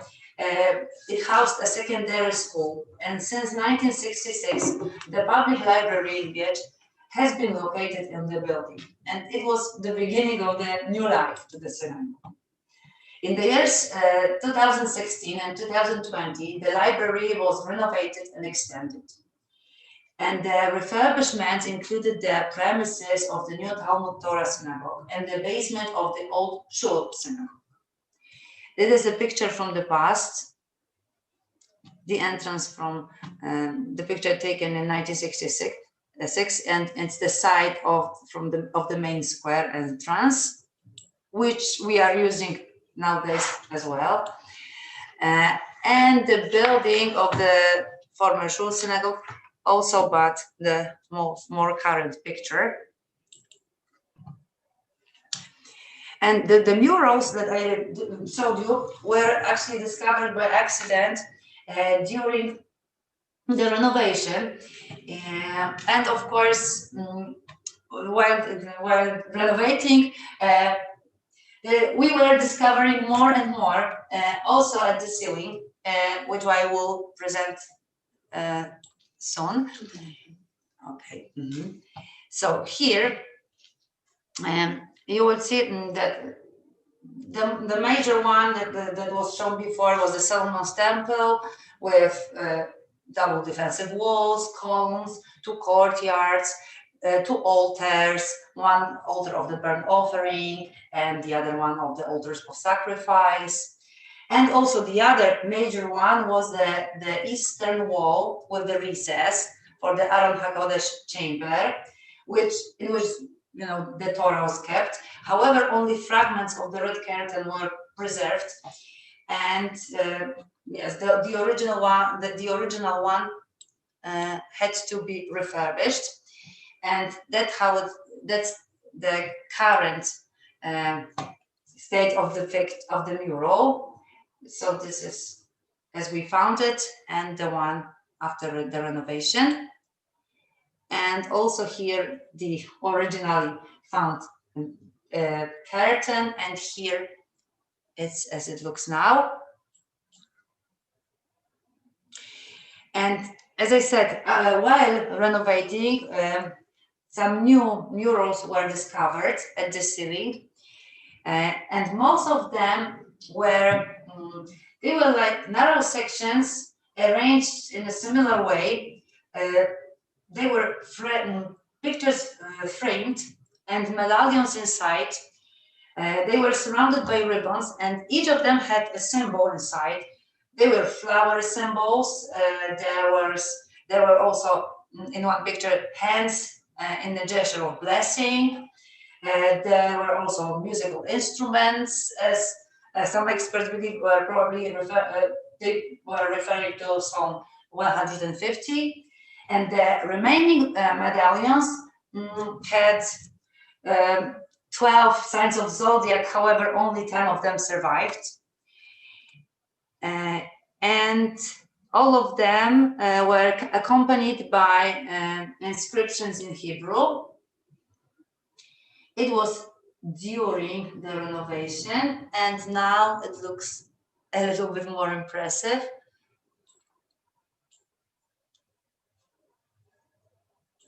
Okay, the signs of zodiac.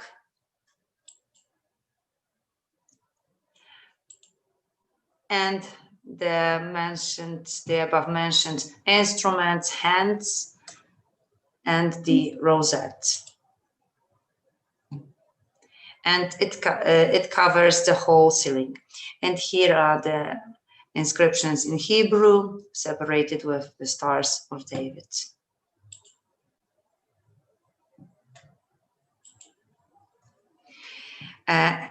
Here we included some pictures of how it looked before the renovation. Unfortunately, it was what we discovered, and the whole refurbishment took more than 4 years. However, after we could make it usable, the original plan was to make another exhibition connected to the history and the extermination of Jews. And there is a permanent exhibition entitled The Jews of Biecz, the History and the Extermination. And it is mostly devoted to the Jews who died in Bełżec, but also some of them who actually survived the extermination camp in Bełżec. Yes, and until the Second World War, the town upon our Ropa River was vibrant with the bicultural life. The Jews participated in the life of town for over 250 years. And this exhibition is devoted to the Jewish history of Biecz, because we want to demonstrate the will to keep their memory alive, to save their past from oblivion, and to, at the same time, give some insight into some aspect of the culture. And for this reason, the library seems the best place because it occupies the building of the former synagogue. And the library feels the responsibility to cultivate the heritage. The exhibition itself is very modern. It's equipped with multimedia elements.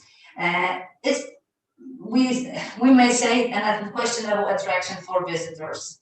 We screen both silent and sound videos, some archival photographs, Jewish residents from before the extermination. You can see their names, their photos.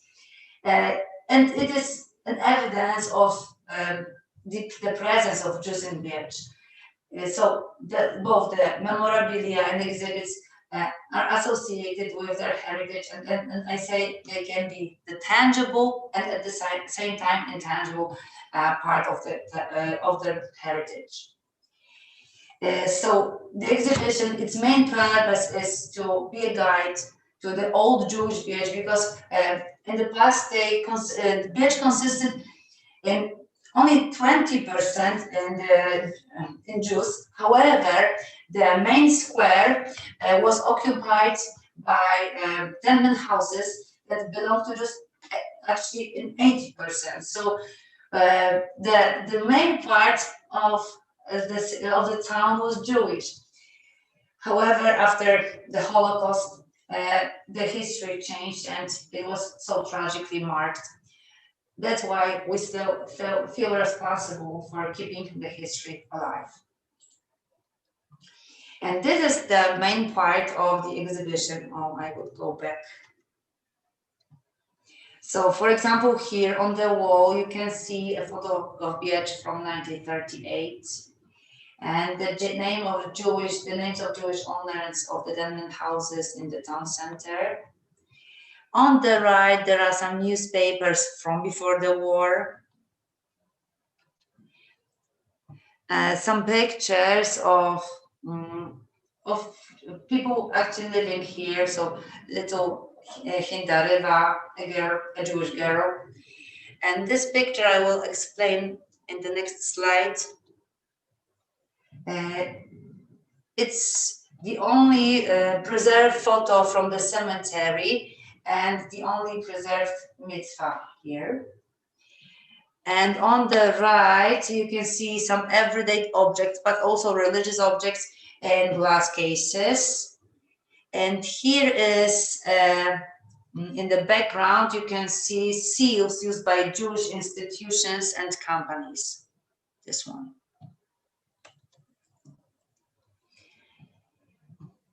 Another part on the left, there is a place dedicated to the righteous among the nations.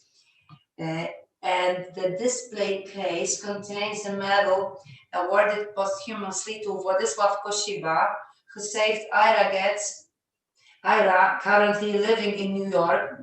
And Ira is one of the Jews who survived the extermination camp in Belgrade, one of the only 3 living Jews who visits Wierch quite often as he can.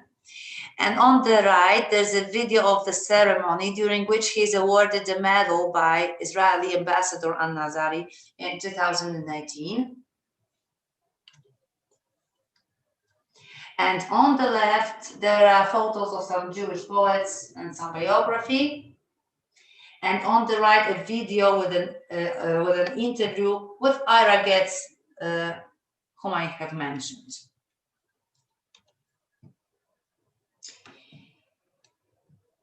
There is also, maybe first let's start with the right. Okay, we have portraits of those who died and the names of some Israeli families living in Wierch. And this one will be also shown here. No, it was before. I don't have this picture from a different perspective, but the one shows original Talit, which was, it has a long story, not a very interesting story. It is an original Talit that was buried in the ground and kept during the times of the war, but by a daughter of one of Jews who didn't survive the war, but who tell her where to find it. And after the war, it was regained and can be kept here in the exhibition. And yes, for the end, I would like to show you a short video.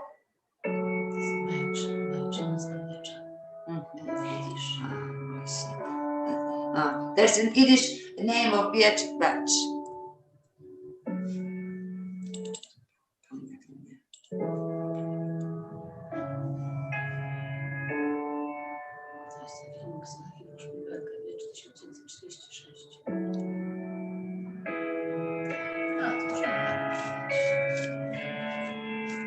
It's a film from Spielberg archives from 1936.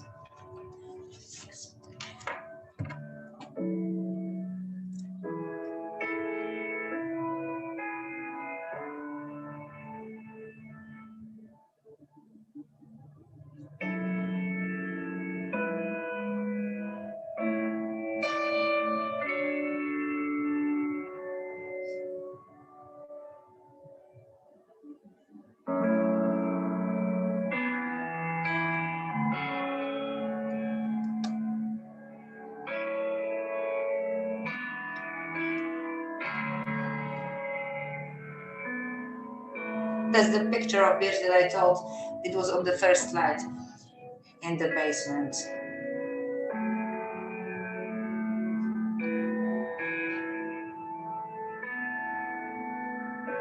The original Jewish Wierch.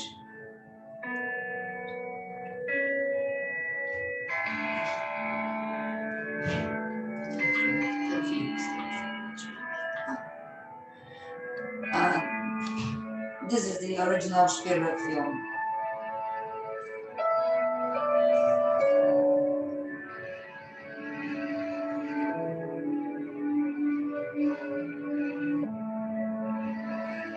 The award for Ira Getz. And the everyday objects in the glass cases.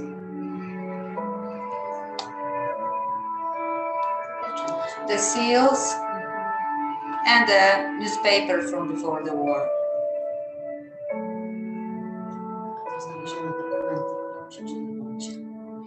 And the documents that were found during the refurbishment.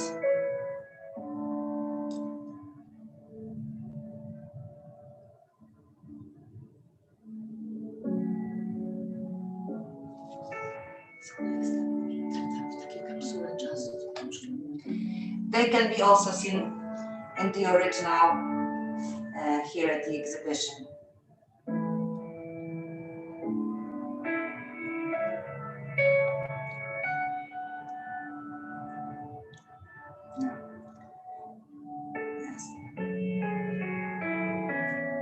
We called it, this part of the exhibition, the time capsule.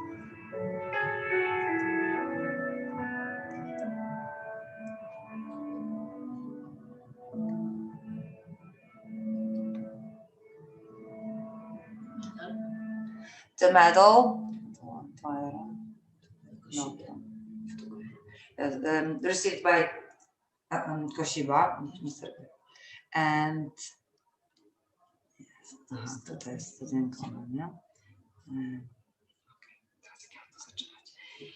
and the last picture that I would like to show you is the panoramic view of the town of Biet from the south, with the new library building in the background here. And before the war, there was mikvah on the hill below the library in this place.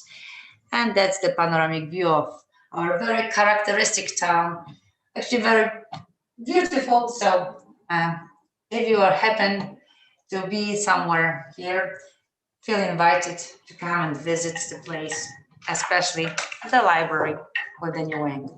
So from my side, that's all. I would like to thank you for your attention. And stop. Thank you. I always a short explanation. The participants previously in the first draft of the program, here we had the presentation of Arthur Schindler from Oświęcim, from Oświęcim Foundation. And thank you to Library of Biecz in Biecz that picked up so quickly in this place. Arthur, unfortunately, due to the COVID, was unable to present to us. And now, thank you to Ms. Iwona Wójcik, and I'd like to ask Anna Wenzel to carry on with this topic. Good morning, ladies and gentlemen. First, let me introduce myself. My name is Anna Wenzel. I'm an educator at Galicia Jewish Museum. And in a way, I'm connecting two institutions here, the Public Municipal Library in Biecz and the Galicia Jewish Museum in Krakow. And my presentation for today will be about what we did today, what we did together in the past as projects, as cultural events, and about our plans for the future. So let me share my screen.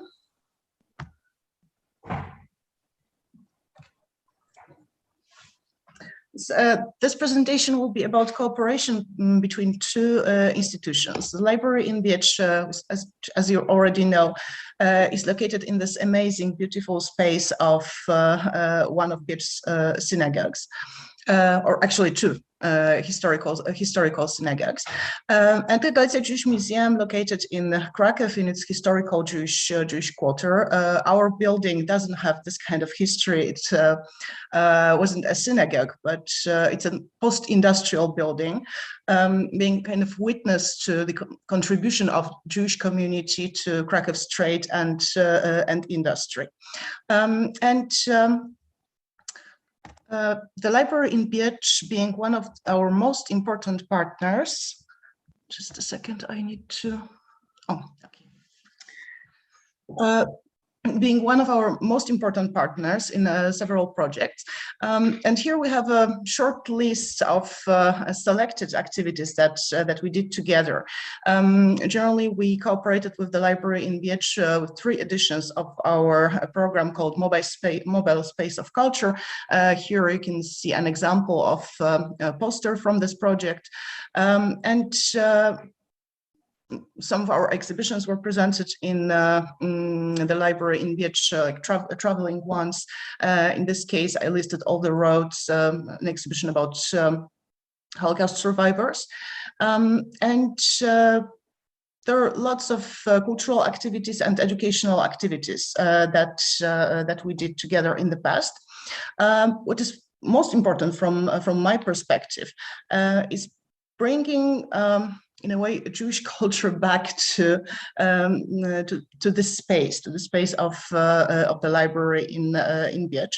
And I had many opportunities to conduct workshops on Judaism, Jewish customs and traditions with children, with teenagers, but also with adults. Just to give you a general idea of what kind of activities we offered. Here on the photo on the right side, you can see the results of art workshops that we conducted with local children.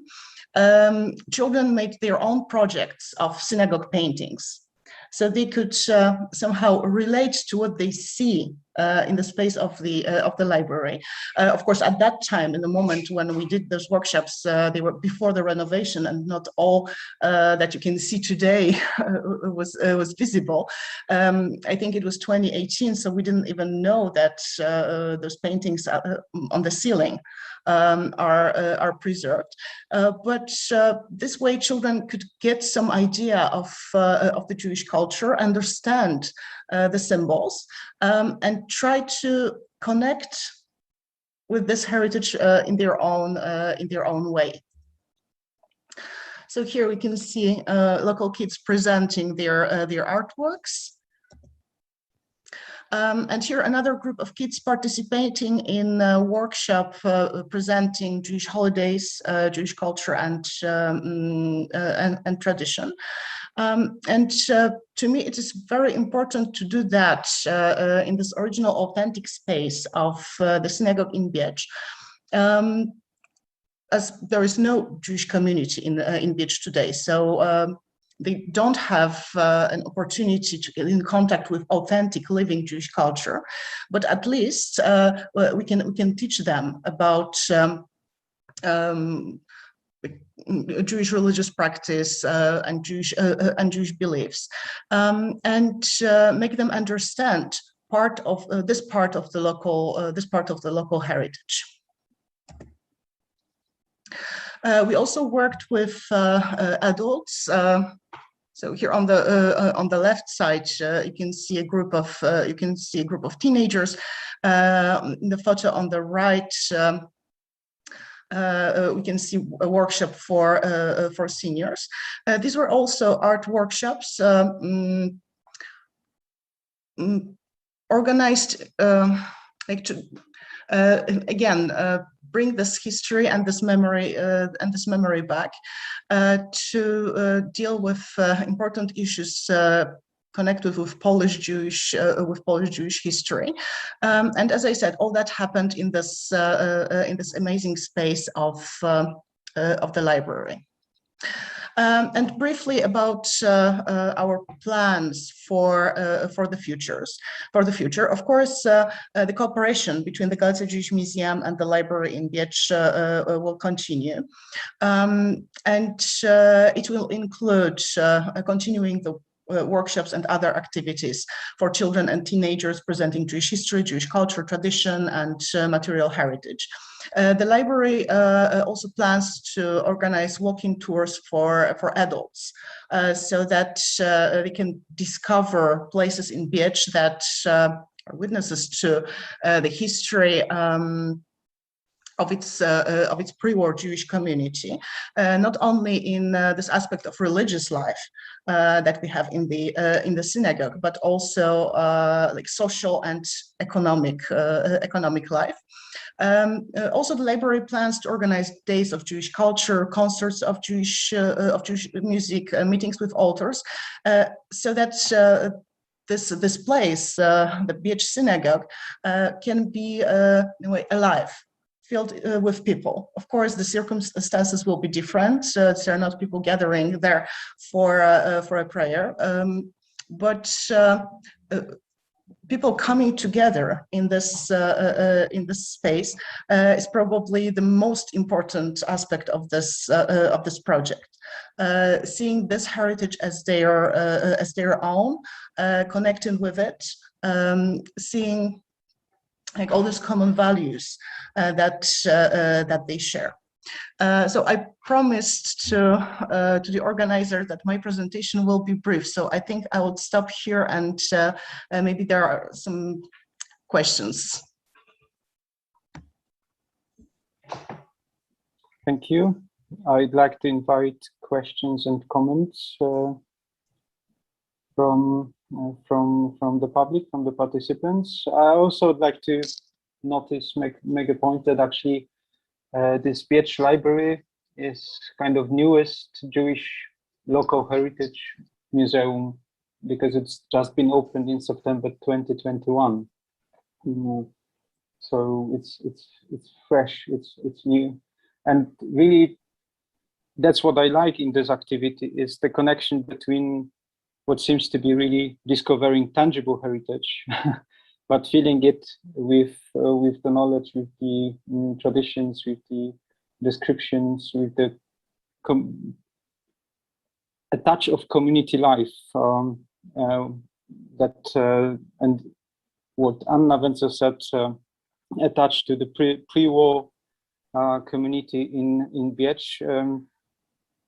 Also, interestingly, not just religious community, but the social and economic. And that's what David said before, that actually it doesn't have to be the religious or cultural heritage. It's the life of the community from before the war. Could I see, Tom, could I ask a question? Okay, you raised your hand. So Michael, and I noticed David also raising the hand. Okay. Yeah. Yeah, I thought both presentations were absolutely fascinating, and it's I look forward to visiting. It looks quite something. Look, something that had come up, you know, from the previous session, this whole question of Jewish heritage as shared heritage. So it's part of the Jewish narrative, it's the Polish narrative, it's a European narrative.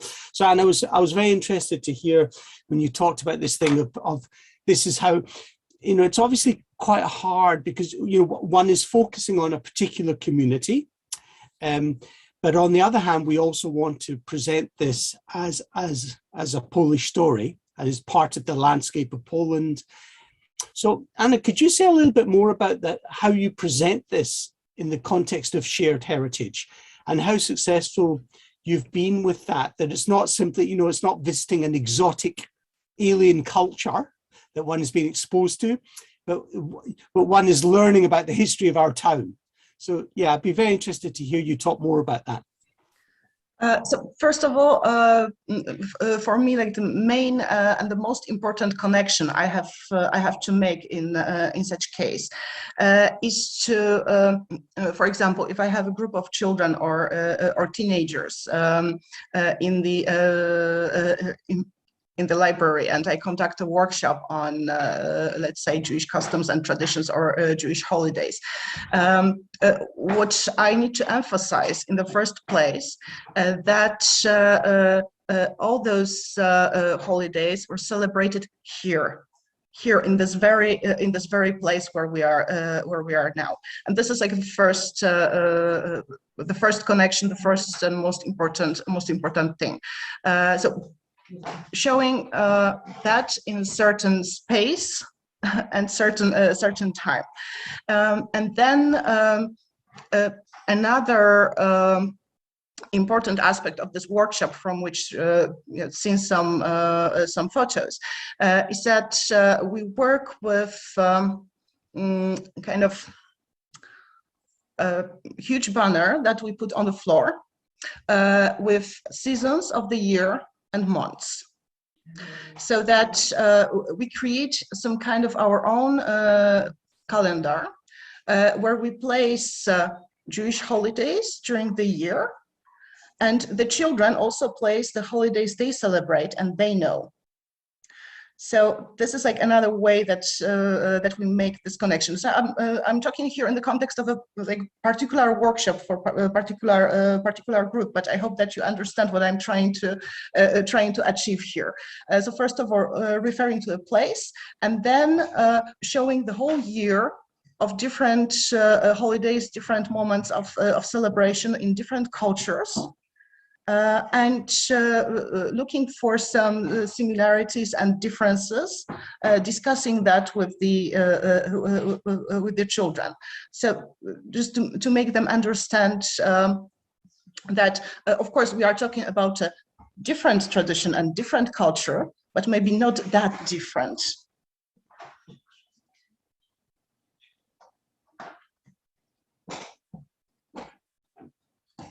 So I hope that I answered your question. Thank you, Michael. Would you like to? Yeah, no, I think that's emphasize a little bit more. Yeah, that's okay. I think it's very interesting because I'm going through my my own head about the methodologies that could be employed to make sure that this challenge whenever one is looking at a distinct culture or a minority community or a particular faith community. On the one hand, you're presenting something that is particular and therefore is distinctive and separate from the daily experience of the people that you're educating. But how can you do that in a way that also builds connections and links? So I think it's very interesting what you're saying about.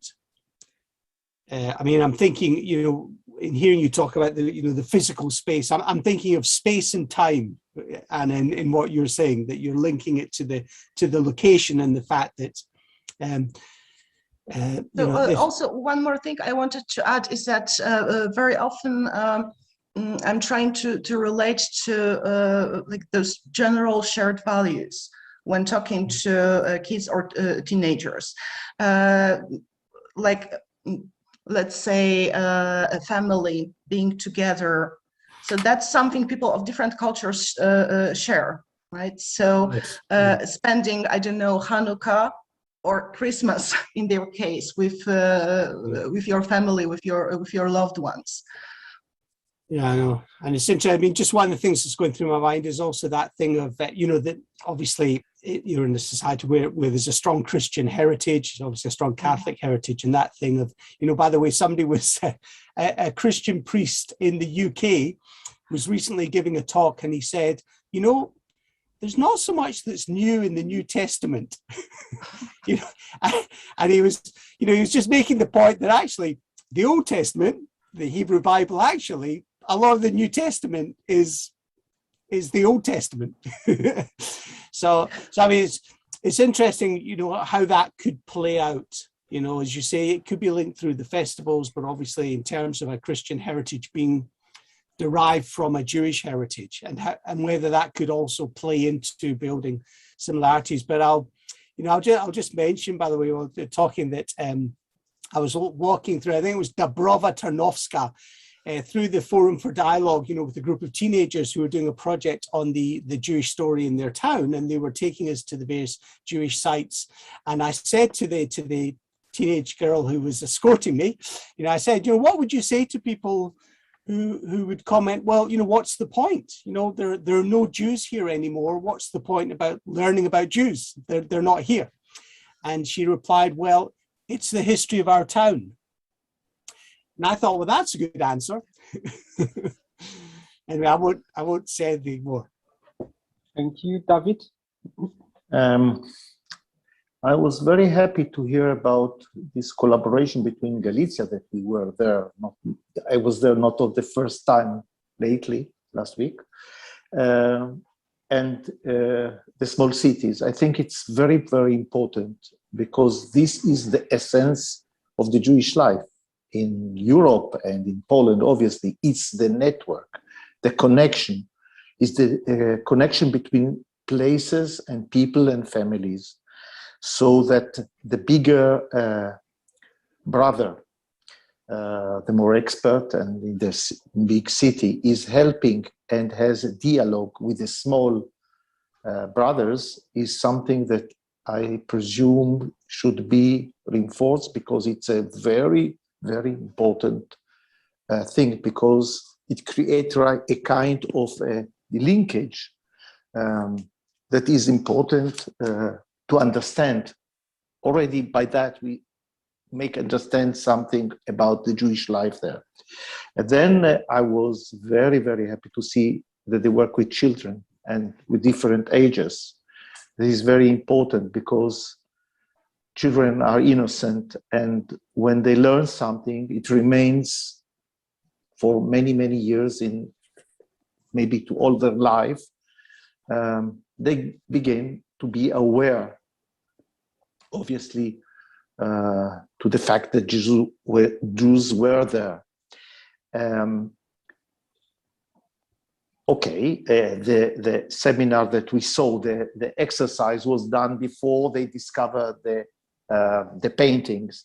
I don't want to speak about the professional thing about restoration. We have a very big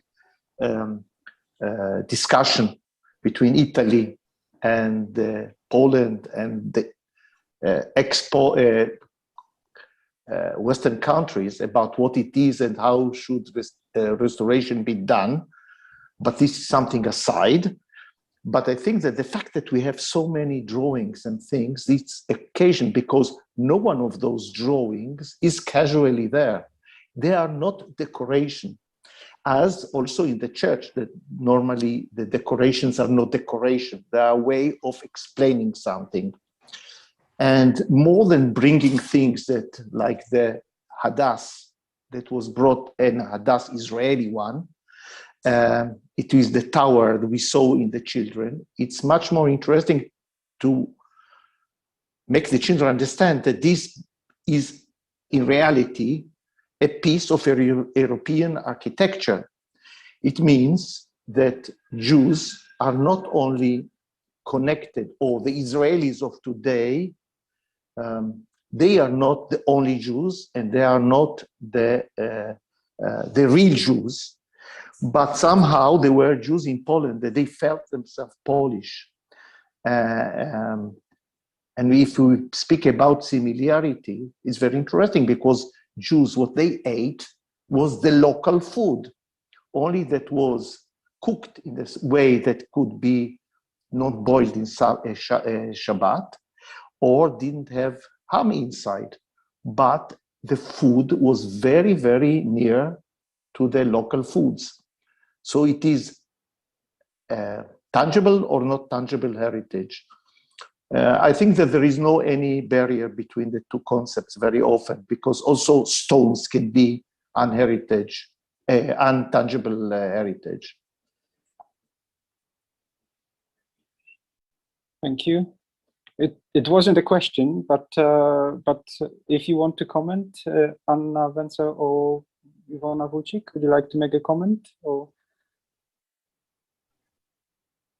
okay, I mean, for me, what David said is also that this tangible and intangible goes together, because by an opportunity coming from the tangible heritage, the whole activity around intangible heritage actually started and is going on, which is great, and which I think this educational or cultural activity, I do not also divide this into much different activities, are necessary to happen with the local community to maybe explain is not the best word, but to show the history, to show the, as Michael said, the history of the local community, I mean, as it was. Thank you so much. I'm just checking Mr. Piotr Puchta and Susan. I'm not quite sure, I haven't noticed who was the first, but on my list, Susan is on the first. So I'll ask Susan and then Mr. Piotr Puchta to comment. Thank you. Only a short note on the educational work from Anna. I was thinking about that teaching about the religion, etc., of Jewish religion, etc. It's not meant somehow like bad also, but it's very common. It's very common to talk about Jewish religion, to teach about the holidays, etc. But I think also in Poland, it was a Jewish community which was influenced by migration, very deeply by migration from Europe, from Western Europe after 1349. So there are many influences although there were many influences coming from other communities and countries. Which included songs, ideas, traditions, which migrated together with the Jews who fled from Western countries. I think this is also a part which could be taught and which teaches a lot for today. I think that migrants take their own traditions, music, etc., with them and somehow mix it with a culture which is to be found where they settle again or where they resettle. And I was thinking also about illustrations in books because in the Jewish in Jewish books you have often these wonderful rich illustrations, and you can show with these illustrations a lot about Jewish culture and not only about the festivals and holidays, etc., but to get I think on a certain or on another level, because these illustrations are also often influenced by historical events, by religion, by certain religious thoughts in a certain period. So it was only some comment or some thoughts, and if you take these or if you have these included in your programs. So just a comment to a comment, because I used this workshop about traditions and holidays as an example, of course. Yeah, for sure. Because our educational offer is much broader. So we include languages. I also conduct workshops in the Yiddish language, in Hebrew calligraphy for Polish school students, history, art, like all kinds of activities. So yes, of course, I agree with what you said. Just wanted to explain that this was like an example of what we did. I was thinking about this, but I wanted to pick it. So it's thank you. Thank you, and Mr. Piotr Puchta. Thank you for this presentation. I believe it is something that really encourages all of us to develop this kind of projects in other places. From my personal perspective, what is done in Biecz is one of the examples how a synagogue might be saved from devastation and from destruction. And I'm also very much interested in all the activities that you are doing with the local youth and the local youngsters in Biecz. I truly believe that it affects in general the society. And my question would be, I know that the library has started its activities, as I understood, only recently. But my question is whether it has any effect already to the issues of preservation of other objects of Jewish presence in Biecz, for instance, the local Jewish cemetery. Does your program, which is mainly directed to the youth, have any follow-up with interest towards the local Jewish cemetery? Yes, I think this is more of a question for Mrs. Iwona Wójcik and Elżbieta Knapik. I hope they're Yes, still there. Yes, I mean, at least we've got a window.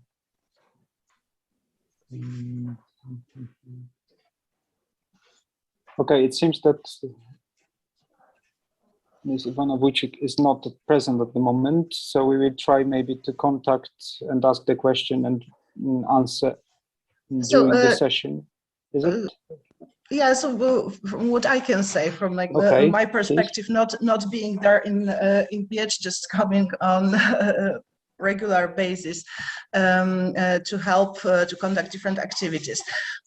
So there is for sure a growing interest among like local community in PH, and of course the activities organized by the library have some influence on what is going on, and generally the number of participants in the events we organize together shows that there is a need, at least among some residents of BH, to learn and to reconnect with this local heritage. It is hard for me to answer the question about the cemetery because, to my knowledge, there is very little left of this of the cemetery, and there's just one tombstone which is now in the museum. So I'm not sure whether it's still possible to do something about this original site.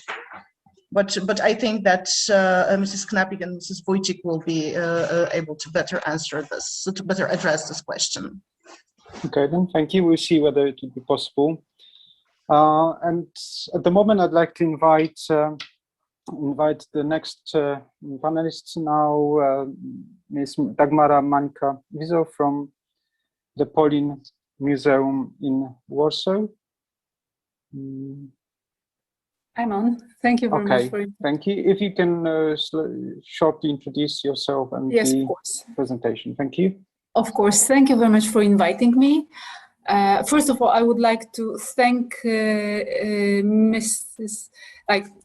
previous speakers to taking me to Biecz. It was a great trip. I've been in Biecz in May this year, but I just went through the municipality, which is also, as I remember, in the same building where the synagogue is. But there was no museum open yet. And Biecz is a really beautiful town and worth to visit due to its preservation. So for sure, May next year, I will be probably back in Beskid Niski.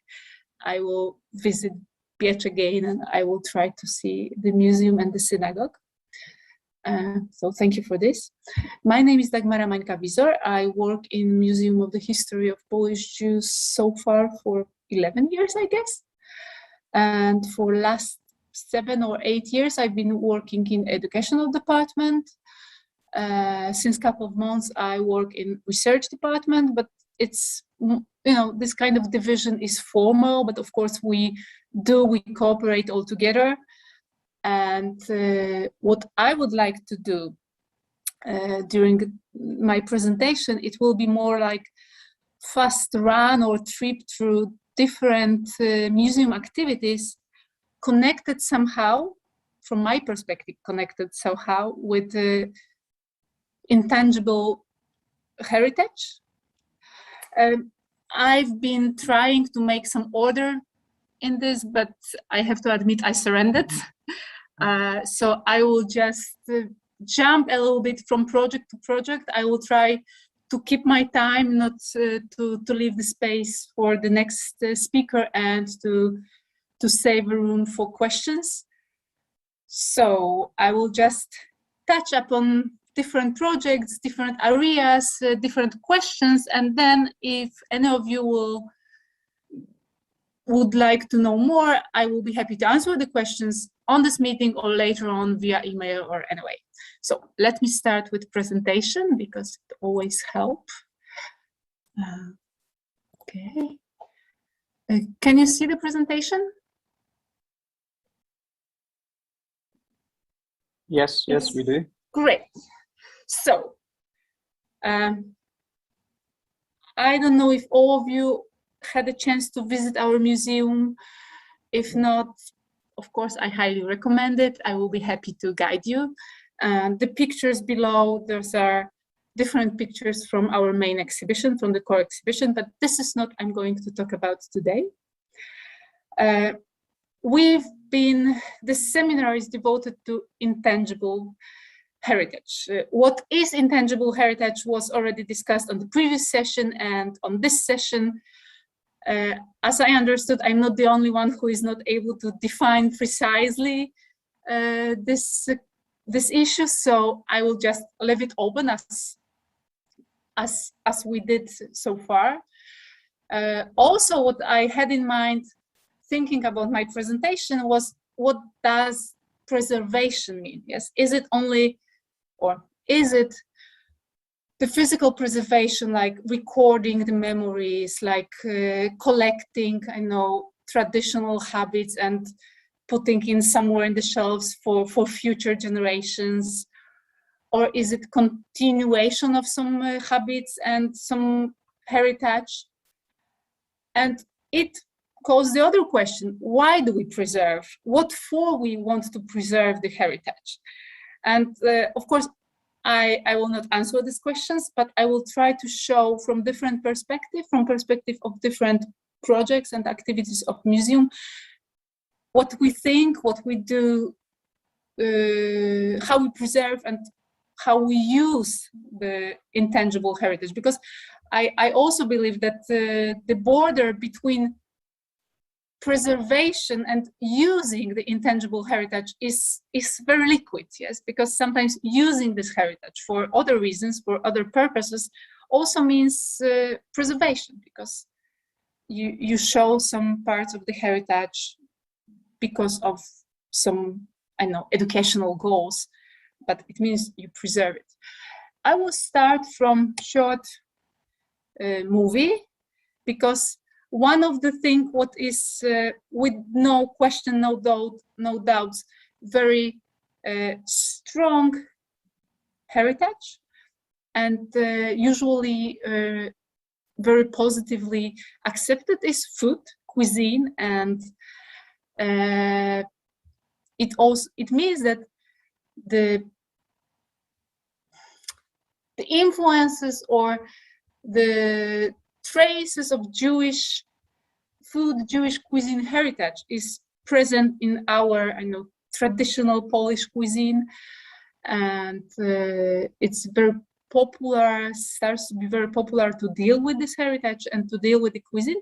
And also in our museum, we do some programs devoted directly or focusing on cuisine or Jewish food, and some programs where we use some of the Jewish food to connect it with the others. So I will start with very short presentation of our Tish Festival of Jewish Food. This is the presentation from the last year, oh no, from this year, from the main subject was clothes. I hope I will be able. Jedzenie to życie, nasza codzienność. Dlatego zajmujemy się jedzeniem w Muzeum Polin i chcemy, żeby żydowskie jedzenie wróciło na nasze stoły. Can you hear the movie? Dla nas to po prostu naleśniki z serem czy placki ziemniaczane, ale dla moich wielu żydowskich gości ze Stanów czy Izraela to blincesy i latkesy. Podróż do krainy smaków znanych z dzieciństwa. Kreplachy. Gribenes. Szci. Latkes. Szliszkes. Borszt. My wciąż nie wiemy, jak dużo zawdzięczamy kuchni żydowskiej. Dopiero uczymy się odnajdować te ślady w naszych daniach. La cucina ebraica tout court, così come la cucina italiana ebraica o quella polacca ebraica, è una storia che racconta di contaminazioni. Zapraszamy na 3. edycję Tish Festiwalu Żydowskiego Jedzenia. Do zobaczenia w Muzeum Polin na miejscu i na wynos.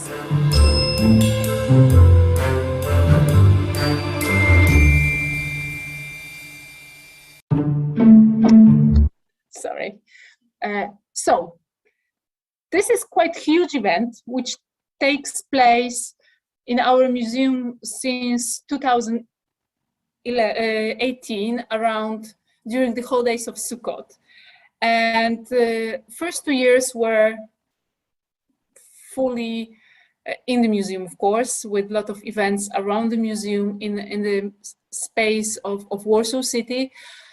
Last year, due to pandemic, we decided to organize the festival, but mostly online. This year, it was mixed online and offline events.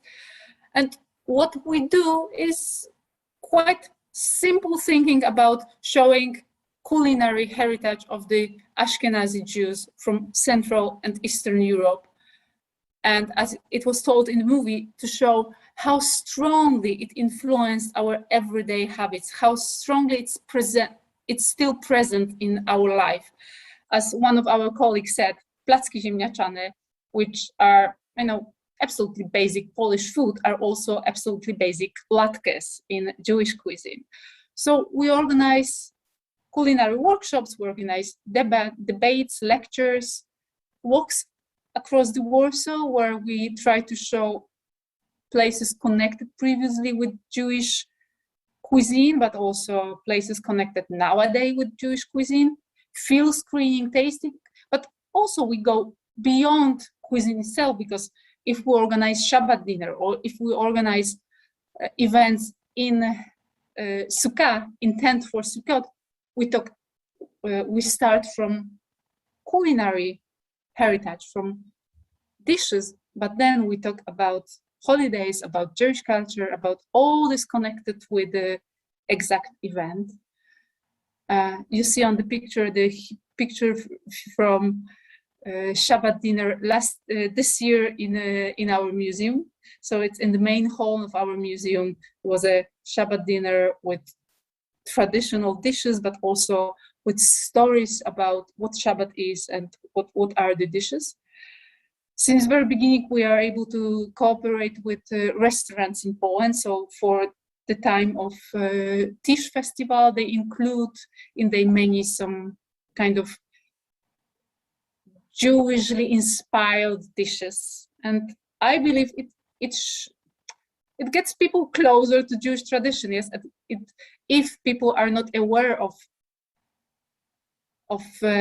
Jewish heritage present in their everyday life, they have occasion to learn about this. Of course, there is more than the festival about cuisine, about Jewish heritage preserved in the kitchen, in food. So we organize all year long, we organize culinary workshops and meetings. We organize city tours, webinars, etc., focused on food, but I will talk about it a little bit more later. And for the next year, we are planning to open temporary exhibition from the kitchen side, from the point of view of the kitchen. The exhibition will be opened in March next year. And again, it will show iconic dishes, products, customs, traditions, and integrated with older stories about Jewish life and Jewish tradition, political, social, and geographical context. Since we're the Museum of the History of Polish Jews, it will be, of course, the context mostly about the Polish Jewry context. Okay, the other things which I would like to show you is how we preserve, but also how we try to sensitize people about their Jewish heritage or the Jewish heritage in their locations, in their cities. It's Museum on Wheels project. Museum on Wheels, it's a traveling exposition, which travel, it was for 5 years, it visited more than nearly 100 towns, rather small towns and villages. We've been in some of the cities where you are from, and generally it has like two sides. First, we present the history of Polish Jews on general, we try, but also we cooperate with local authorities, with local NGOs, with local activists. Quite very often, these are local libraries, for example, or schools. And so we try to preserve the memory of local Jewish communities. First, we do the educational activities around the local Jewish heritage, around what is left in material heritage, like old buildings, streets, cemetery, it's obvious, but also we try to focus on this intangible heritage. Since 2015, there was also a historian or sociologist traveling together with the heritage of with the Museum on Wheels and collecting the oral story. So there was an action of collecting goods or some things, objects left after Jewish community, but also we were collecting oral history. So this is exactly intangible heritage. Yes, of course, majority of these small towns has no Jewish community at all left. And what was really touching or shocking, that majority of especially young people, for them it was like absolutely surprising or shocking that just 70 years ago, half of the population of the city were Jewish, or 30% or 80%. They had no clue, no idea about this. So first showing them that there was a Jewish community and there was an important, crucial part of the town, and then taking them to the city and to their own city and showing them how much is left from this Jewish community. Not only in space, but also in the memory of their grandparents, in the memory of some diaries written about the city. It was also very touching, and I think it was, and it will be, we hope we will continue this project next years. And other way of kind of traveling exhibition touching also about memory of Polish Jews in public spaces was this traveling exhibition focused on murals collected from all over the Poland and created by local activists, by urban activists, and murals devoted to Jewish presence in the town. So you can see the list where this exhibition was displayed so far and where we plan to display it in the next year. So I will not read it out loudly, but the idea is also that mural created by activist or artist contemporary, quite often it's not a Jewish mural or Jewish heritage by definition. Yes, but those murals touch upon the memory. They try to bring back the Jewish presence to the space. They try to bring back the Jewish presence to the memory of people living in exact place. And this is what we were trying to discuss, that we try to bring back also by this exhibition Jews to the places where the air is full of the memory, but physically nothing is left. So this is also the way of preservations by bringing back the memory. And again, it repeats that if we go somewhere with this exhibition, we've wrapped the exhibition with the whole bunch of educational activities or public media activities devoted to exact location where are we at the moment. So here you can see the list of the different subjects, topic touched by these murals. Yes, the murals, the 30 of murals are connected from all over the Poland. And as you can see, they touch really wide themes of Jewish heritage, of Jewish history in Poland. Okay, I promised you I will also go back to the cuisine, but by touching the city tours. As a museum, of course, we are doing guided tours, mostly on our historical exhibitions. So people are coming to the museum, we're guiding them through the exhibition, we're talking about the history, etc., etc.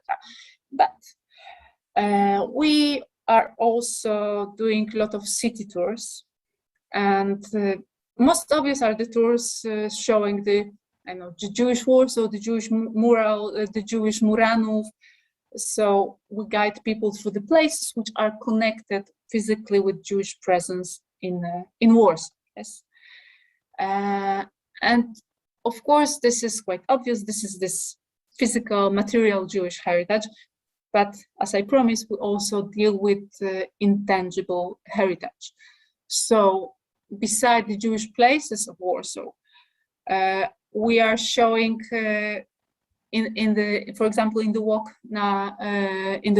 titled "A Nightlife of a Polish Jewish Poets," we are showing the places where not only Jewish, but generally poets were visiting, were working, or are connected with specific Jewish poets.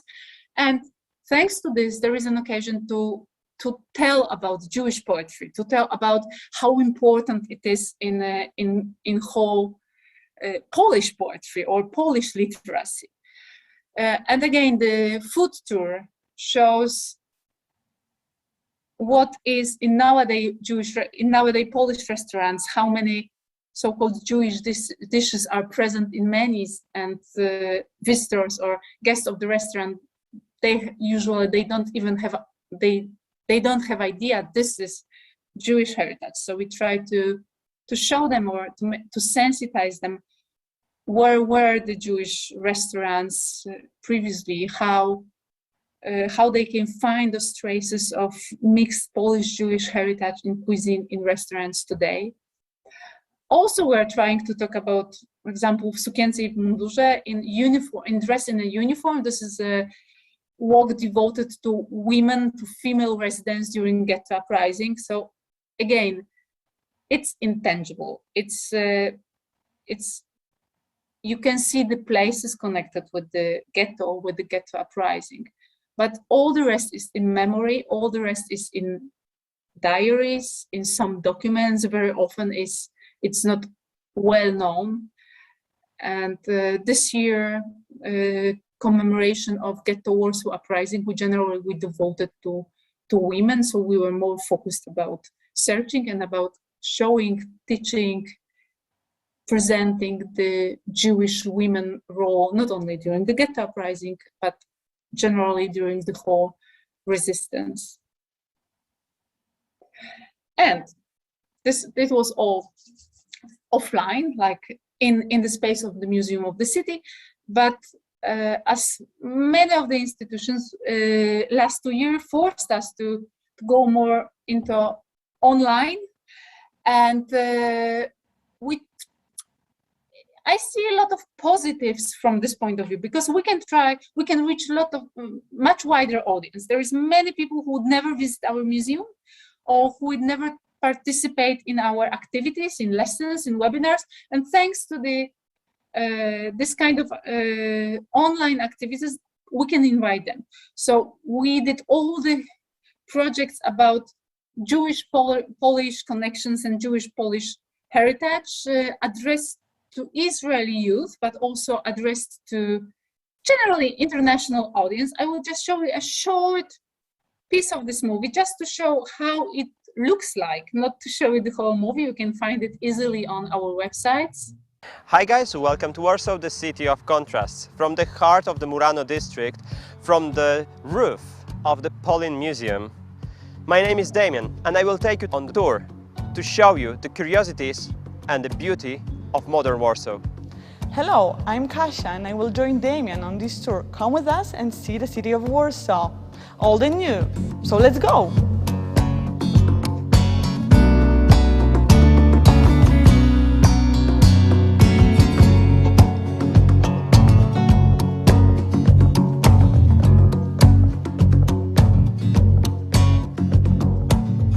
We are now in modern Warsaw, but just imagine that we go back to the times of the Second World War, to the 10th of May 1943.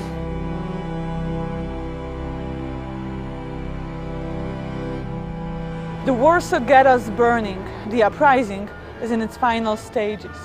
A group of Jewish fighters manages to escape through the sewers.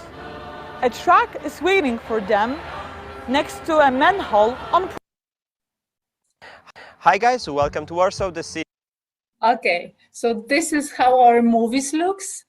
This one I chose because theoretically it shows modern city, but our guides guide people by the places which underneath the present, the contemporary level, they are very, very strongly connected with the Jewish history of this town. And if you watch carefully, you can find this.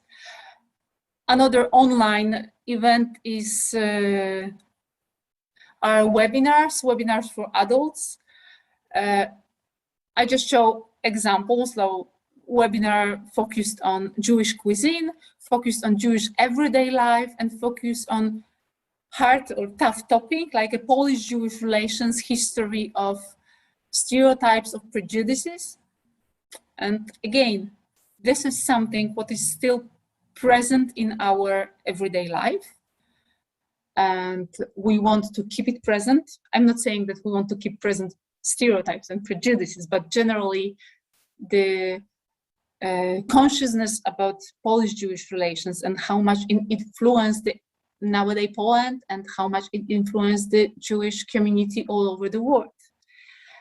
Also, everyday Jewish life and influences between Jewish and Polish life, and or non-Jewish Polish life, I would say, and Jewish cuisine, I already told. And projects for teenagers. Now I move a little bit more about using the heritage, not also preserving and showing the heritage. Peer-to-peer project is a project addressed to young people, like teenagers from the high schools, from Warsaw high schools.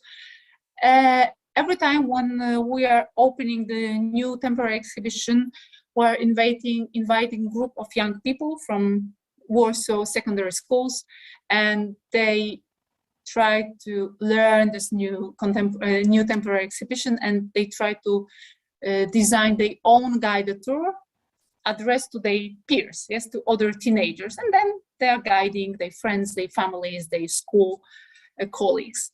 This year we opened last or new gallery for the core exhibition. The gallery is called Heritage, and it says about heritage of Jews who are from Poland, but their heritage spread all over the world. And young people were learning about histories of these people presented on this exhibition. Is, for example, Marek Edelman or Rotblat or I have too many names, or Rosa Luxemburg I on this picture. So they were learning about, for example, this young lady, about Rosa Luxemburg, and then she was transforming her story, like trying to find what is left now for her in her way of thinking, in her surroundings, what is left from thoughts or from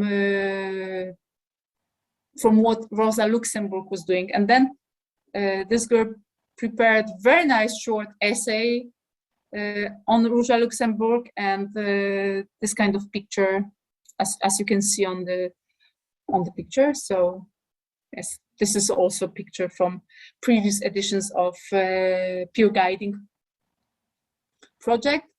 This group focused on the Jewish music. So again, Jewish heritage present in Polish life or Polish consciousness, and not always connected with Jews or Jewish presence. So they were learning, and then they were transmitting the knowledge about Jewish composers, Jewish music, about most known Polish tango, which was composed by Jewish composer like Tango Milonga.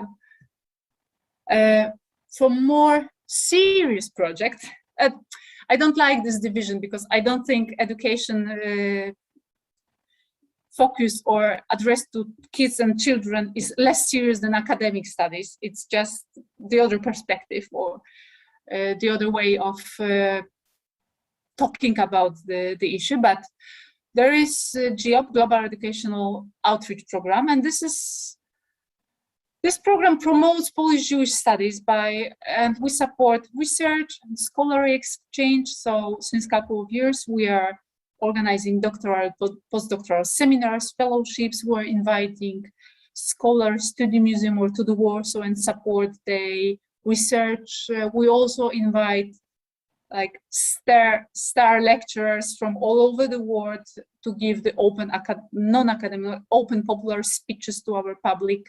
We organize conference, workshop, and we try to build international network of scholars. And of course, many of these activities, lectures, conferences, focused on not on physical, not on material heritage, but on discovering, defining, describing Jewish heritage.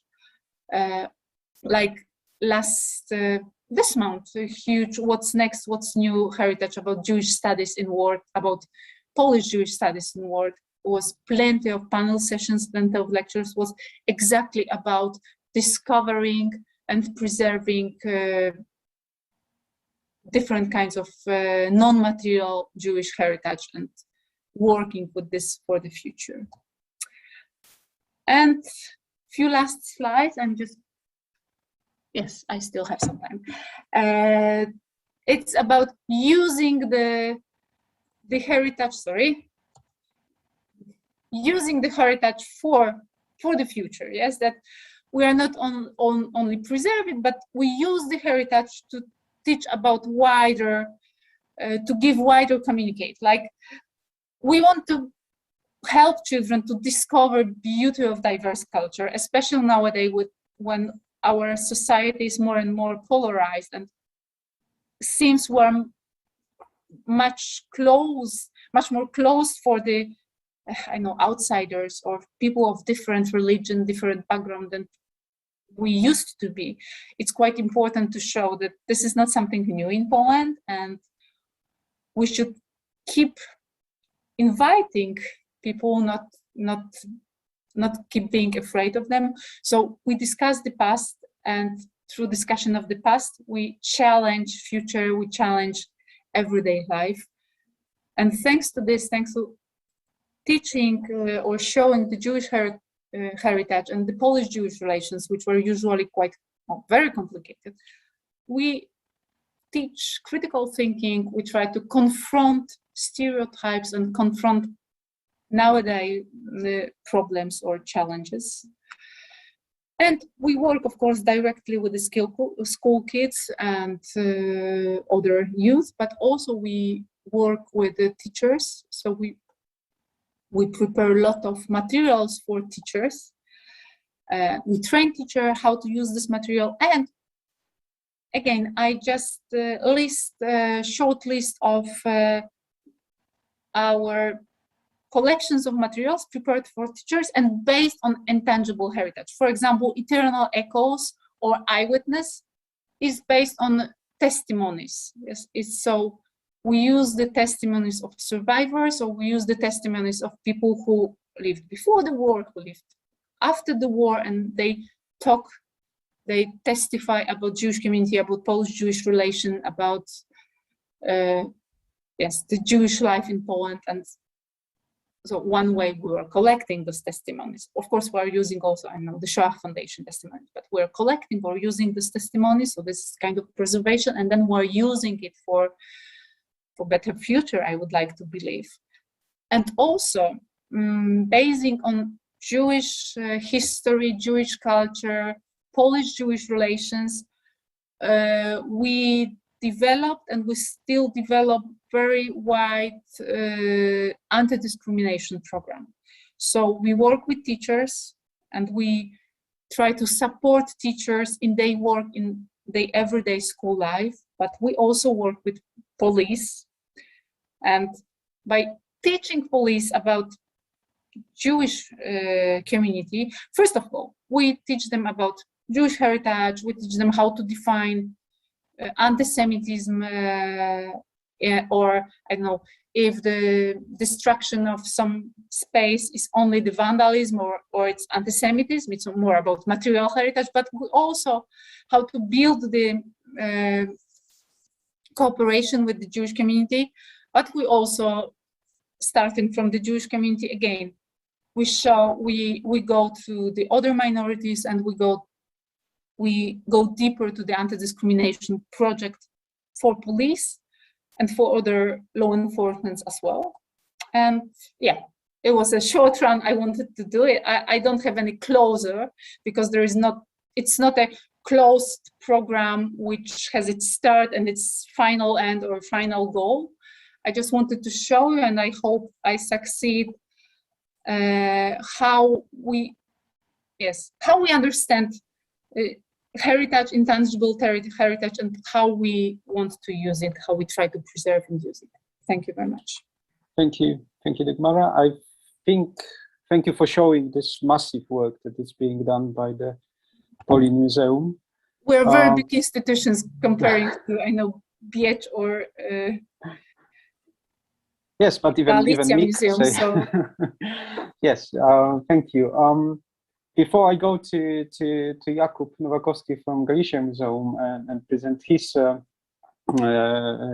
case study, Galicia Museum, I'm just checking whether there is anyone raising hand to make a comment, but really short comment because we are tight on time. The comment that I'd like to make, and maybe there is something to discuss also in the afternoon, is that actually some kind of association between the word intangible and inseparable, because that was used by you at some time, and it's also connection between tangible and intangible, but also this connection between Polish and Jewish culture, which is inseparable, that you showed us. Michael, you've raised the hand, and I'd like to ask for a short comment. Quick question. I've often wondered this. What came first, Jewish food or Polish food, in terms of these dishes? Is it a synthesis? I mean, so the way you're presenting it is that these were original Jewish foods that then were assimilated into wider Polish culture.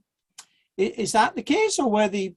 I think it needs to be taught or research. How we say, separately for each food, and you never got the answer. I think there are some dishes which. No, I don't know if there is an answer. We never try to say that it was 100% Jewish dish and then accepted by the Polish neighbors, or the opposite. It's rather than there are foods, dishes present in the same way or very similar, with very similar recipes in both cultures, both tables, yes. I would say, and we can see what is in common. We can see what is different. I don't know, even you can say the latkes. Yes, the Jewish latkes will be always fried on oil. The Polish latkes, traditional latkes, would be fried on pig fat, what is of course impossible in Jewish food, but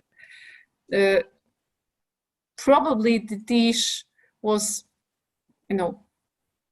invented more or less the same time in the same culture when potatoes came to Poland, and it was food accessible to a lot of poor people, and poor people was a majority of people in Poland, both Polish and Jewish. It's like 90% of people living in Poland were peasants or very poor inhabitants of cities, so they were using potatoes, and they were frying potatoes in the better days, like for the Hanukkah holidays and like for others. So we rather try to say that, there are some like karp po żydowsku, the way of preparing a specific fish, which was generally popular in Poland, but specific recipe was for a very long time is only preserved in memories and documents as a Jewish type of preparing this exact fish, and then it came to Polish cuisine, and after some changes, it's still called karp po żydowsku, so carp in the Jewish way. But it's more about discussion, not about the clear answer. Yes. Nowadays, we can even about hummus, which is modern, contemporary Jewish food. There is still a huge debate. Is it Jewish or non-Jewish, but generally Near East, Arabic, etc. So this is the same question, yes? Polish Jewish or Arabic Jewish? Thank you so much. And I'd like to invite Jakub for the presentation. Thank you, Tomasz, Lucia, David, Suzanne. It's so nice seeing you again. It was nice having you in Krakow. So a lot has been said already on a number of issues. So I'll try not to repeat what has been already mentioned. Let me just share my screen with you.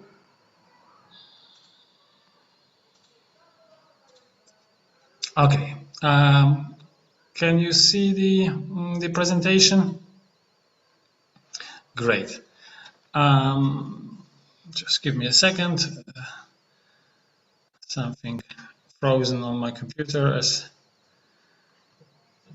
usually in this kind of situations. Okay. So yes, lots has been said, and obviously Jewish heritage is the tangible tangible Jewish heritage is something that, especially here in Poland, we're surrounded with. What we do here at the Galicia Jewish Museum, and what I think is more and more common, is treating those whether objects or spaces, buildings, whatever it is that exists, as a starting point to a certain discussion or a certain story that should be told, that should be presented to the various audience, whomever this audience may be. And this is something that we're doing at the Galicia Jewish Museum very much. That's also because we are a peculiar museum. For us, we don't have like a vast, huge collection of artifacts. Number of reasons. Just around the corner there is Old Synagogue Museum, which has a very nice collection of objects. But yes, for us, we feel that we're looking at those objects again as a starting point of a discussion about what? About certain issues. And our current temporary exhibition called Sweet Home Sweet, a story of survival, memory and returns, can be a good example, but because it precisely starts with an objects. This is the starting point for this story is a collection of around 100 photographs from the pre-war, but also from the time of the war. They were taken between 1939 and 1942 by Ryszard Ores, a Krakow-born Jew who would still take photographs even when he was in the ghetto. In 1943, before he was deported from the ghetto to the Płaszów slave labor camp, which was also in Krakow, he and his friends collected those photographs. On some of those you will see pre-war photographs of their families, and they hid them in the jar, and they hid the jar in the ground. They buried this jar. And after the war, Ryszard survived. He came back to Krakow, dig up this jar, and took it with him to the US. And a month ago, we've opened this exhibition where you can see those 100 photographs, and you can see the story of this jar and the story of Ryszard Ores. And that could be, as I often say, this could be an exhibition of itself. I mean, those unique objects, those unique artifacts of the past with incredible story of their saving. But what was interesting for us, and then this is where we get from tangible to intangible, were not only the objects themselves, but actually the relation that this family of Ryszard Ores and Ryszard Ores himself had with Poland. Because Ryszard's story is unusual, even though after the war he moved to United States and had his life there. He never forgotten about Poland. He never stopped coming to Poland. For the first time, he visited Poland in 1950s, and then he would be coming back with his family ever since. Every second year, he would be in Poland with his daughters, with his wives. He had 3 of them. And the exhibition that we put together is the exhibition about relation of one family with Poland. The relation is visible or is sometimes depicted through tangible objects. this can be a photograph, this can be a Star of David, but this can also be a tile that Richard took from his pre-war house here in Krakow, actually 2 of them, took him with him to the US and framed those tiles and had them as a souvenir. So this is this discussion about the past, the discussion of how Poland is defined, through what kind of emotions, through what kind of feelings, is something that is incredibly important. And let us visit the website of this. So here you see the exhibition is not told through the stories of Richard. What we've shown is again this relationship he and his family had with Poland. So on one hand, you see this very traditional way of depicting Jewish Poland. I mean, Richard would go to Auschwitz. Richard would go to Bełżec. This is where his family was killed. Richard would go to the ghetto. This is one of his wives. On the right-hand side, though, you see his daughter. That was this is New Jersey, 1960s, and clearly, I mean, she is dressed up as in a traditional Polish costume, krakowiaczki. So there's this dual way of looking at Poland through the stories of death and destruction, but also through the stories of his pre-war life. I mean, he would still consider himself to be Polish Jew. And this is something that in this exhibition is this conflict of visions, of emotions is visible in his own life, I mean, as a Holocaust survivor, but also in those new generations, in generation of his kids and generation of his grandkids. And the exhibition is about them as well.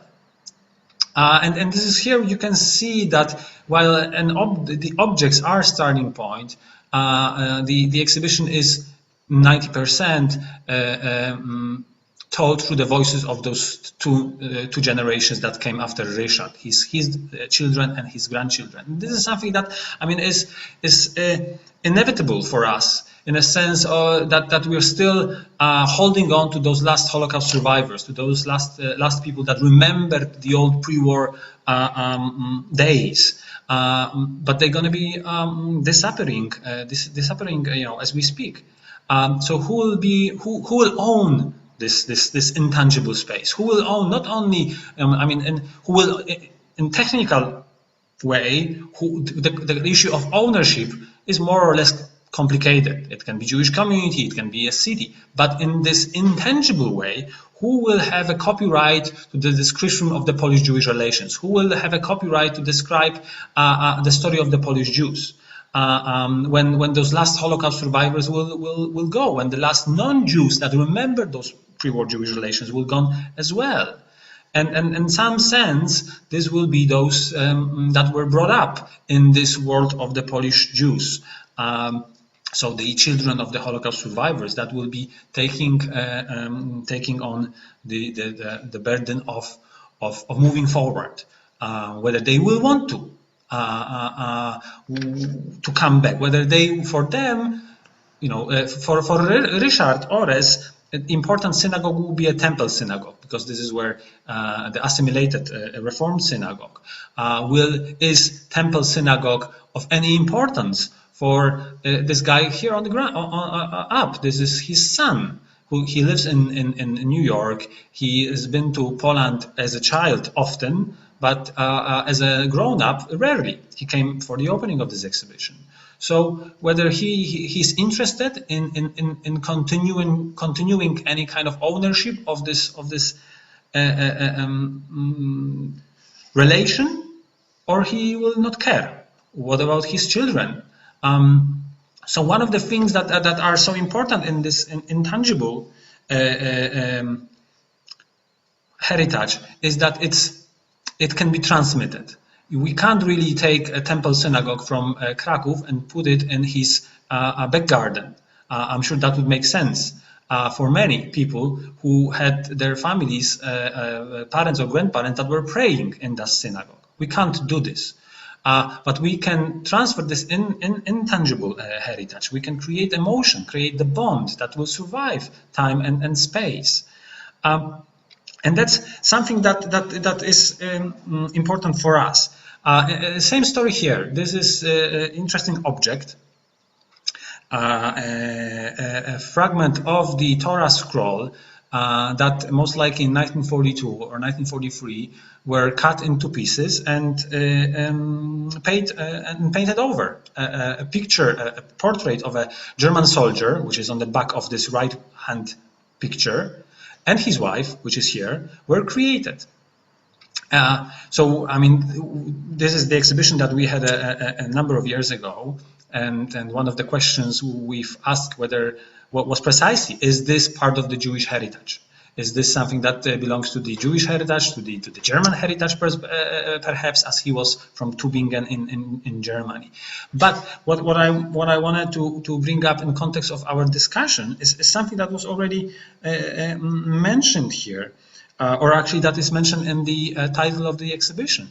It's not only the object, but what is equally important is how do we interpret those objects? How do we interpret the spaces that we have? And this exhibition, this particular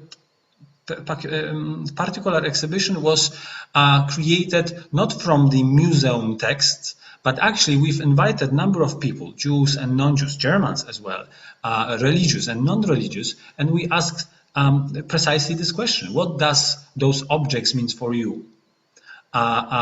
We ask them to interpret those objects through their own background, memories, traumas, and so on, and the span of answers we've got was incredible.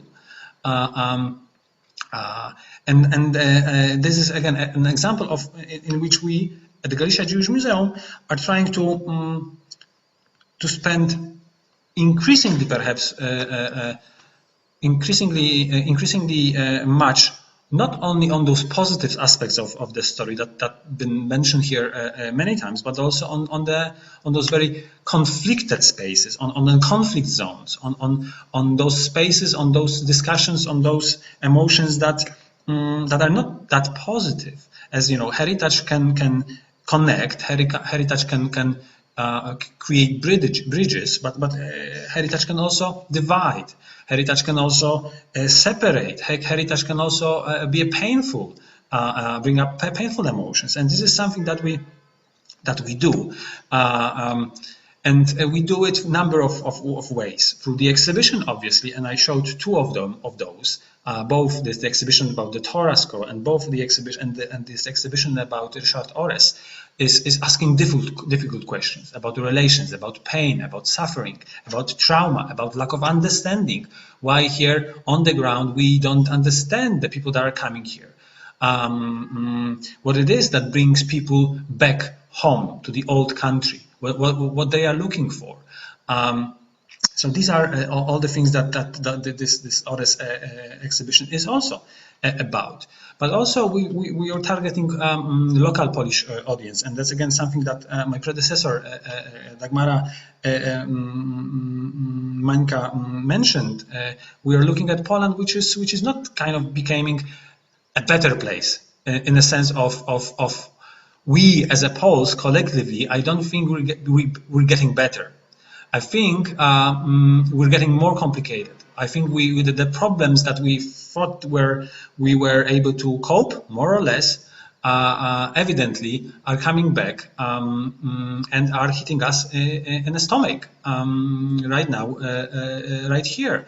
So for the last 3 years we've been running this program called Inseparable. Difficult issues in the Polish-Jewish relations, which is very bluntly, which is very directly addressing some of those complicated issues. And I just wanted to show you a promotional video of this program, as this will show you kind of the feeling of that.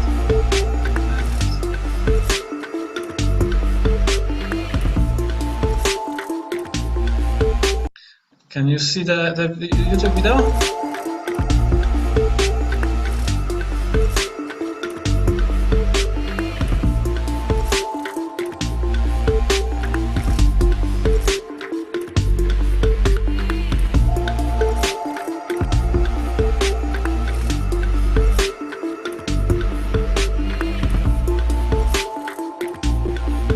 Okay, and this is in Polish because the first two editions were only in Polish because we thought that these are subjects, these are themes that were especially important for the Poles. And what are the subjects? The subjects are righteous or traitors, the Jews and Israel, Polish anti-Semitism, the Jews and the communism. And we brought, prime speakers, professors, and educators, and so on that were speaking about this. How did we came up with the subjects? That was fairly easy. We just opened right-wing newspapers and see what's on the front page. Every one of those subjects would be heavily reported on the right-wing newspapers. Jews and Israel, saying that Polish Jews are not really Poles, but most of all Israelis, and they can be trusted. Jews been promoting communism in Poland in the old days and today, and so on, so on, so on. So we've been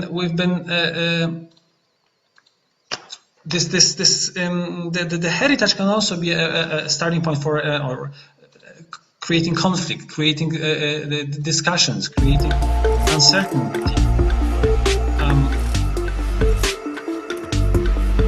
Okay, so we need to also be aware, and that's again very true in Poland, that sometimes when we see those positive programs, and we see lots of them, obviously big institutions like Polin is doing it, we're doing it, smaller institutions, if you come to Krakow, to Poland in the summer, you could actually spend every weekend celebrating in one or another Jewish culture festival, and it's great. But unfortunately, sometimes those festivals, those positive programs are there, but are there in a sense to overshadow the discussions that we don't want to have.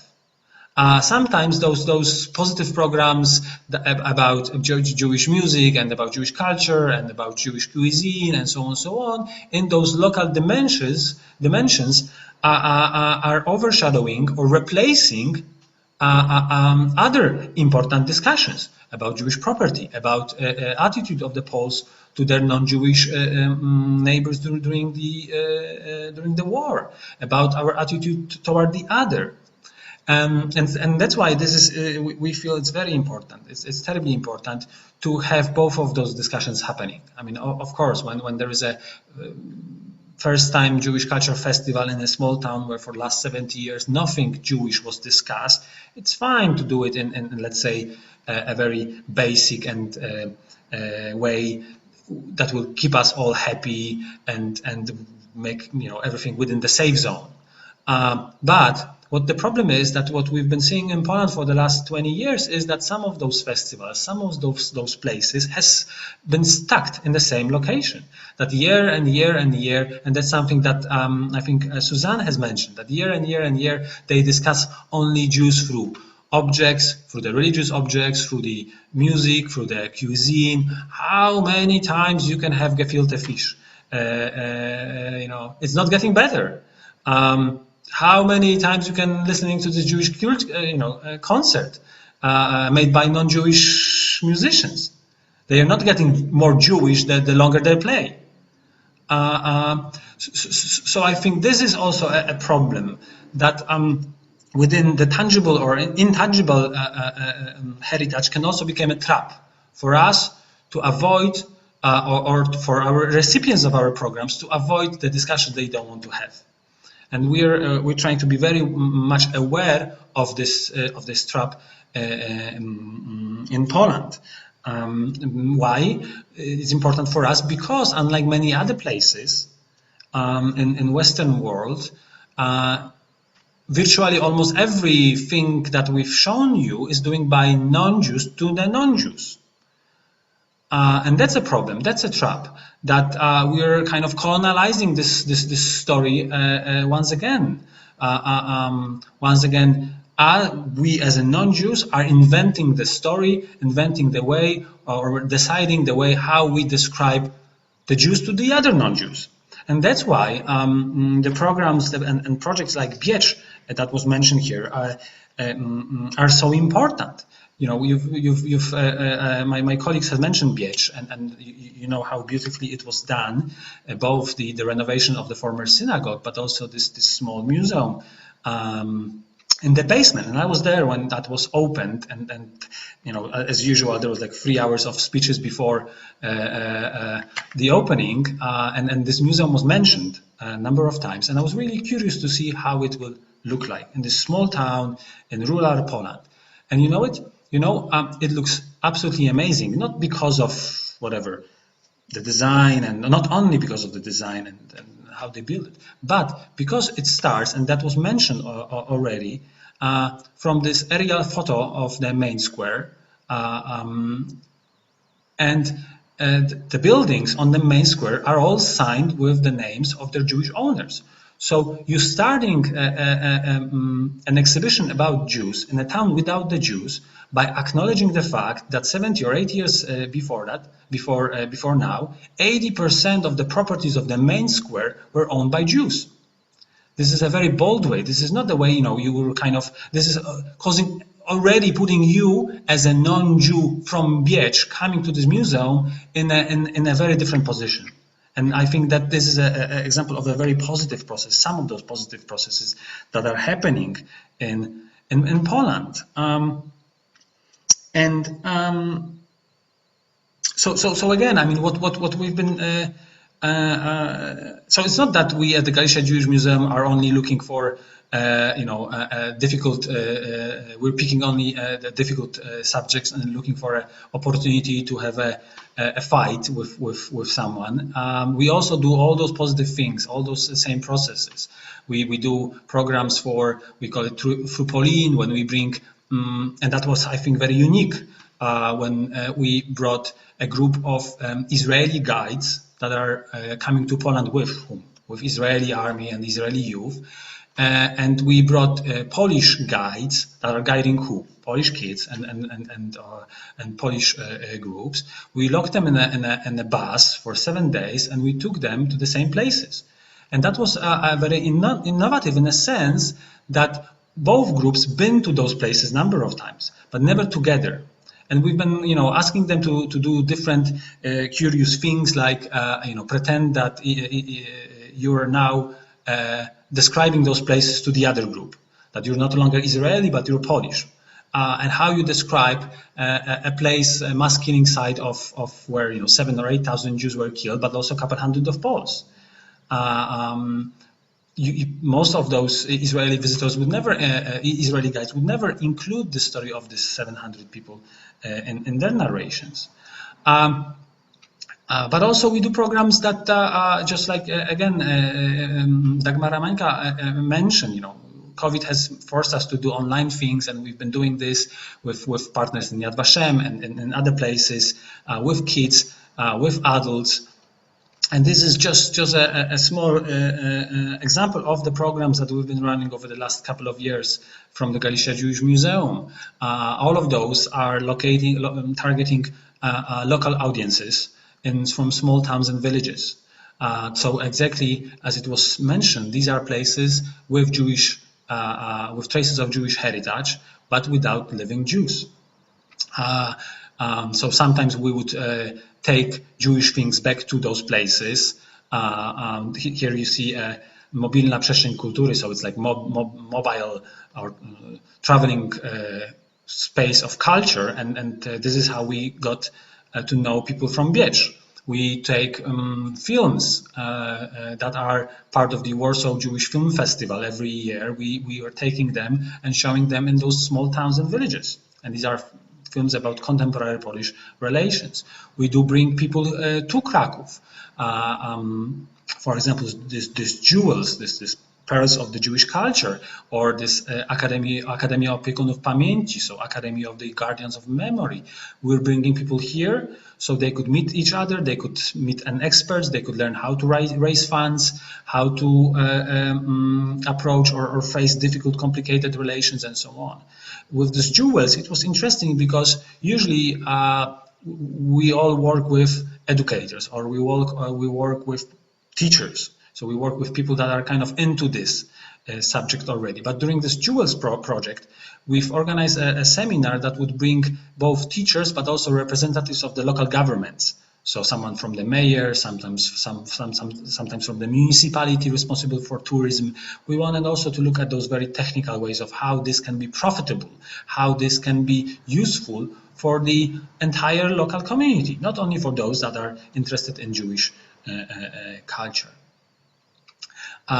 We've been one of the things that we've done also last year is this mobile application, Photographs from Jewish Poland, where you can see photos or visual materials depicting the Jewish experience in Poland, starting from late 19th century all the way until today, with short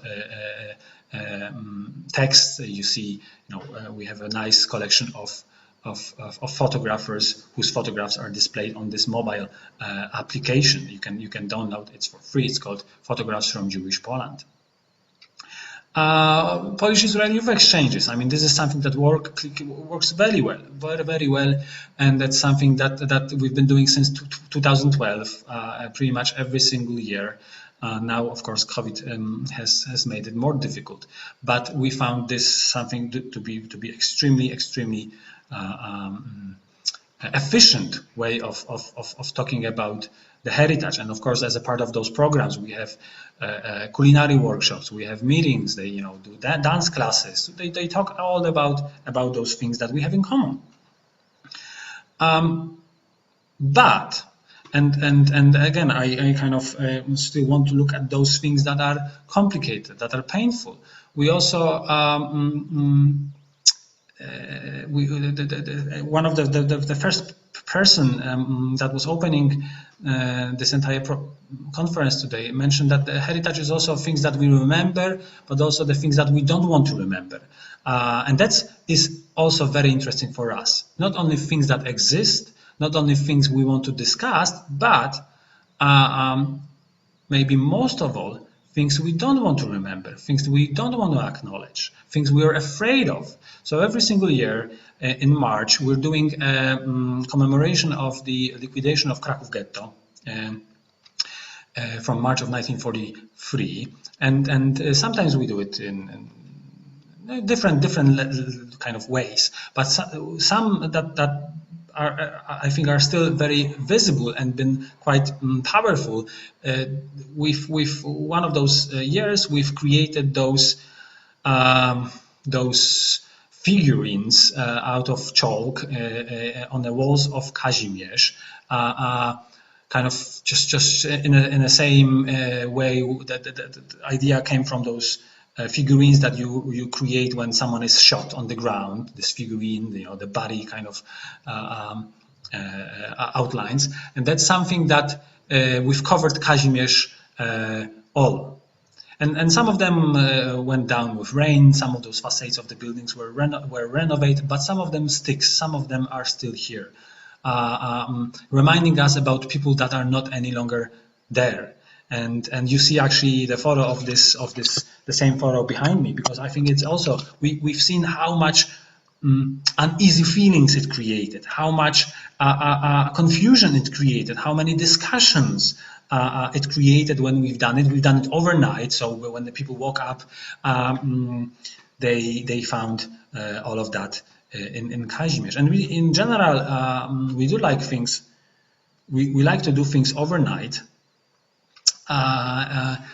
And this is the other celebration or commemoration of this March liquidation that we've done. We've covered more than 100 doors in all of Krakow with those kind of letters. In Polish it's called klepsydra, and that's usually when someone dies in that building, the family or friends are putting this kind of paper on the ground to say that he's died, and when is the funeral. So we've went through the archives of Krakow. We found names of the actual Jews that have been living in those particular buildings.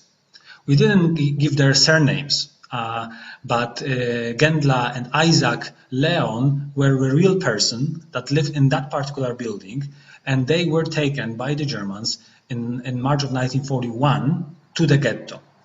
The ghetto was created in March of 1941 and then liquidated in March of 1943. And here the sentence was that we don't know whether they were killed in the ghetto or in Bełżec or in Płaszów or maybe in Auschwitz, but they didn't survive. And again, we've covered those places, we've covered those entrance overnight, not only in Kazimierz, not only in this Jewish district, because the Krakow Jews were not only living in Kazimierz, so it was all over the city.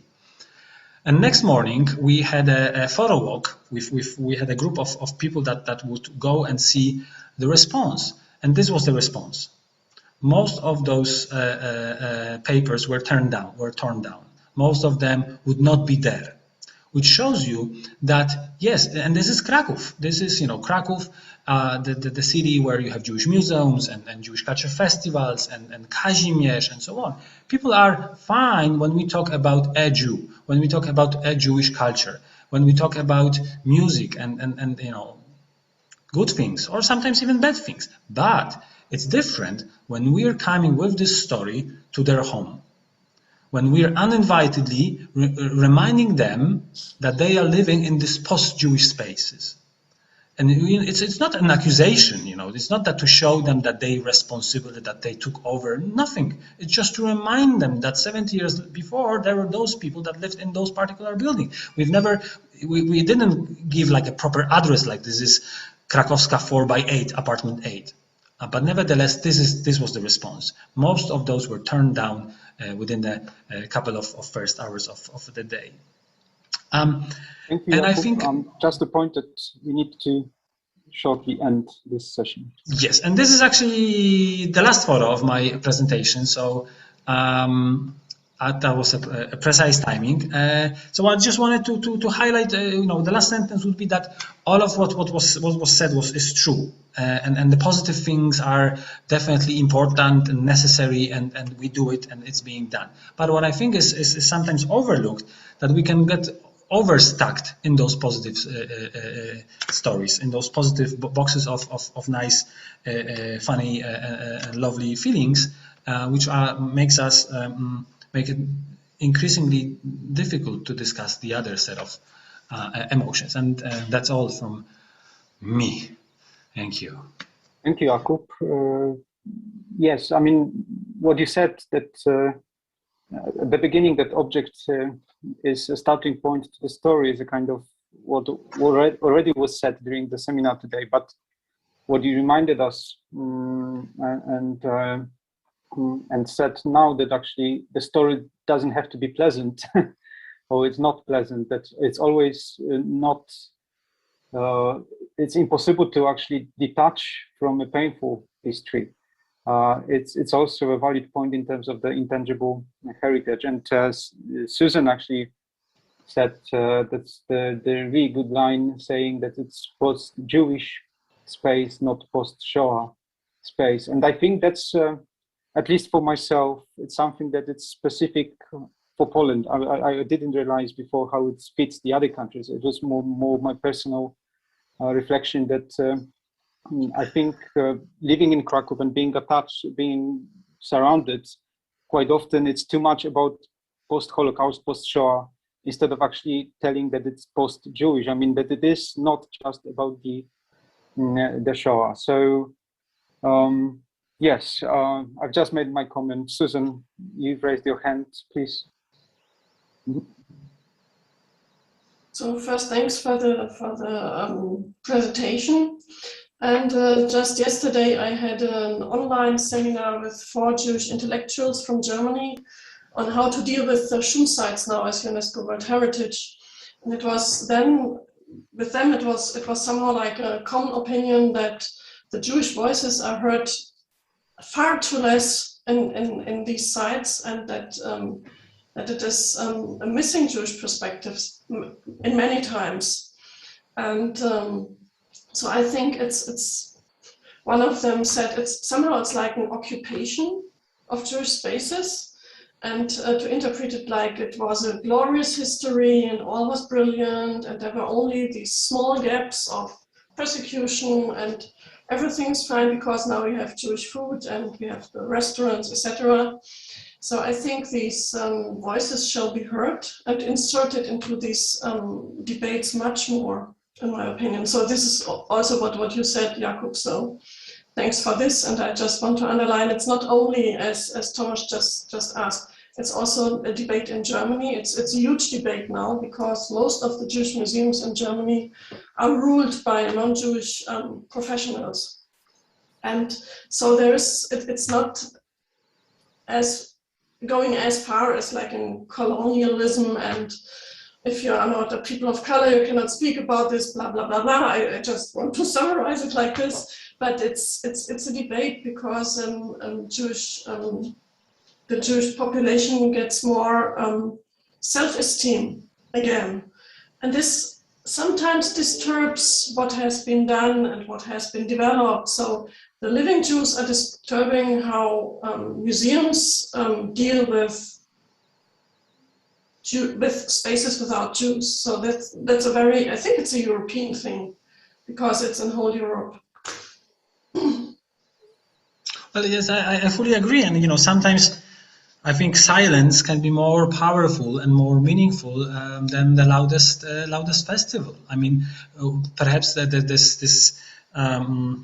the proper way of talking about the Jewish heritage in small town would be a day of silence to acknowledge the 85% of the voices that are still not there. I mean, it doesn't mean that the synagogue has to be in ruin or a cemetery has to be still overgrown. It doesn't mean that, but it's, yes, we're kind of I call it colonization. We're colonizing this space once again with our visions of that particular story, and that can be a threat.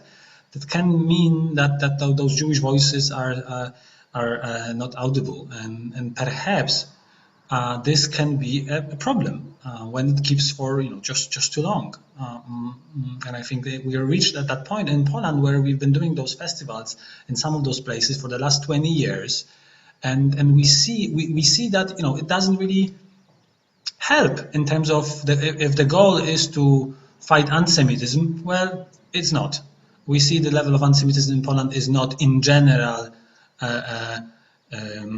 going down. If it makes to us Poles more sensitive toward the needs of the other, well, just take a look at what's happening on the border of Eastern Poland these days. I mean, if the goal is to preserve the Jewish heritage, yes, then we need to do it, definitely. Preserve the synagogue, preserve the cemetery. But it may not always work as we want, as intended.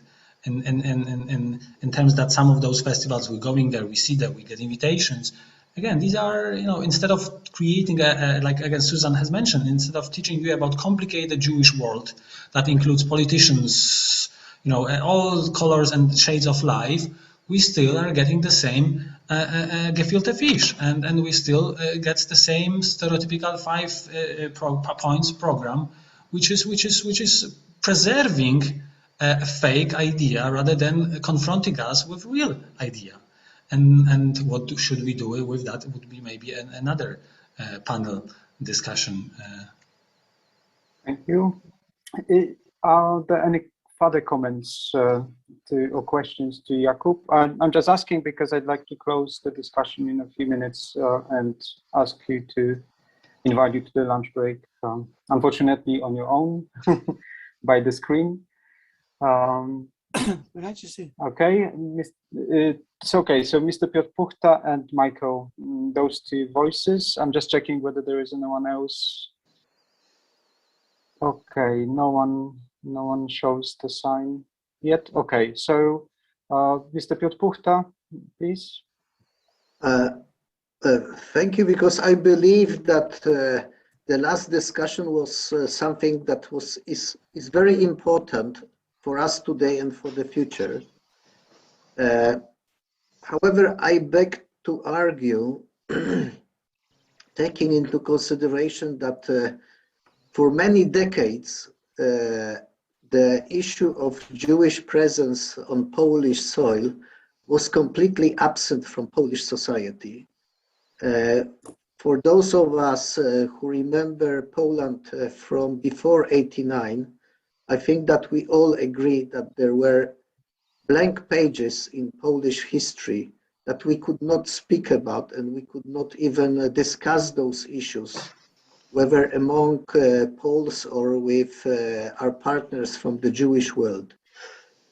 From my point of view, what is important is to keep the dynamics of telling to the people in Poland that there were Jews living for hundreds of years together with the Polish society. And part of this are those festivals or those initiatives that are taken upon, whether by the central authorities in Warsaw or by individual volunteers or by local authorities. I understand that we still lack a lot of exchanges, and we still lack a lot of truthful thinking and truthful exchanges. But I believe we should not discourage those individuals, those institutions, and those societies that take upon themselves responsibilities for, first of all, preserving the Jewish material objects in their spaces, and for discussing and also commemorating the presence of Jewish communities in Poland. Absolutely agree, and you're absolutely right. I fully agree, and obviously, yes, it's important and very positive that in so many places in Poland, increasingly many places in Poland, we see those discussions happening. So definitely we shouldn't be discouraging.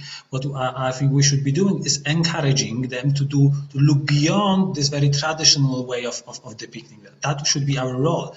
And I think this is how we as a let's say larger institutions that have connections with Jewish communities and each other, and for funding, this is our role to encourage them every year to make a step forward.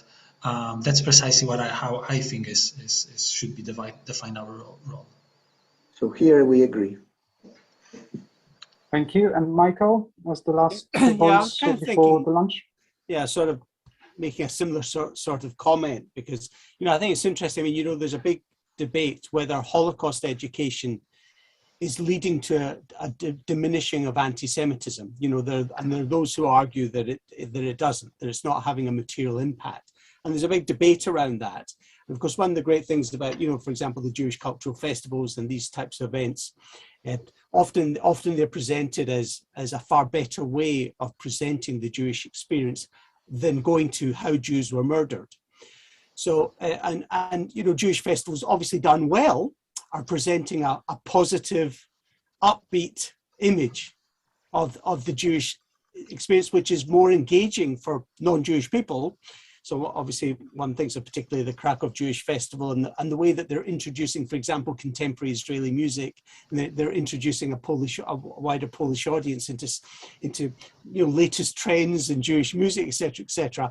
And from the outside, we view that very positively. That wasn't this great that as opposed to talking about and the famous comment, Jacob, in terms of Holocaust, like we learn how the Jews, we learned how the Romans lived, how the Greeks lived, and how the Jews died, but of course, the whole question of combating anti-Semitism is a huge subject, and that would be for another time, and we would all have views as to kind of what works, what doesn't work, or how one might address it. But as I say, Kuba, I just kind of felt you're being a little bit harsh on the Jewish cultural festivals, etc. And of course, by the way, the other thing is, it's been driven by non-Jews, but of course, there were very few Jews, and therefore we know why it's been championed by non-Jews. Obviously, if there was a large Jewish population, etc., that would be different, or it would be more of a collaboration. But we certainly want these festivals done well and not to make them, kitsch or cliched. But as I say, I just wanted to just make that observation. Thank you, Michael. And the criticism, you're right. That's kind of how I'm doing that quite often, and that criticism is affecting me as well. I'm not Jewish, and so I'm very conscious of this also in my personal role. And again, just one thing is that obviously my concern is not that we're doing those things, those positive things. It's important. It's really useful. That my problem or my the threat is that we've skipped one part of the lesson.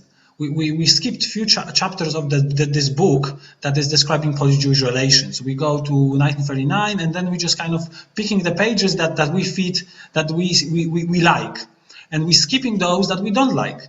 And then we're resuming the story today, once again, on those positive things. And it's difficult, looking at the Polish-Jewish relations or looking at the politics today, looking at those right-wings newspapers and their covers, we see that we are still hostages of this hard, difficult discussions that we haven't had. We're still afraid of the Jews because we still have not dealt with the Jewish property. We still are afraid and sensitive toward the right-wing politicians that are saying we were all heroes because we collectively couldn't admit that we were also the ones that betrayed the Jews. Because we haven't had those discussions happening and we moved forward, this is a terribly important thing because it makes us hostages of the situation. I think should we done this, should we reach the point in which when someone says that yes, in your village there were this partisan group was responsible for killing 17 Jews that were hiding in the forest, and your mayor of or someone from local historian will say yes, that's true, and there's going to be no but. There's going to be no but. Those Jews were communism, or but they were also fighting against the Soviets until 1948. I think until then we still have a problem. So that's something that I think it's really important, because it's not that we have had those discussions about the difficult relations. We haven't had those discussions about the difficult relations. This is the way, in a sense that just like in the US, you wouldn't have the discussion about slavery, but you would have jazz, festivals and a cotton festival where you see black people smilingly picking cotton on a farm and saying how bad it was in Africa. I think, it shows actually how intangible heritage links to the tangible. Not only that the tangible is the reason why we are picking up the story, but how by talking the story, we don't want to remember the tangible heritage as well. To clarify it. So, yes. Sometimes, not everywhere, not. I understand. I'm not judging. Obviously, I prefer, for example, as well to add that actually we should actually discuss the complex context of the whole situation. For example, like this, what happened in the Museum of the Second War, actually, when this previous installation was actually talking about the atrocity of war, which was the context to what happened, generally speaking, not just about the bravery of one nation or just about the Holocaust. So it is not picking up. It is just the making all different shades of the story to be visible, to be recognized and somehow understood. I think we are going to the direction to prolong this discussion for another 2 hours. So I will stop at the moment. It can be discussed more on this topic at 5:30 when we are going to summarize and pick up the main and most important points from our seminar. So I can invite you as well to join us in the evening. You all are invited. Hopefully you stay with us.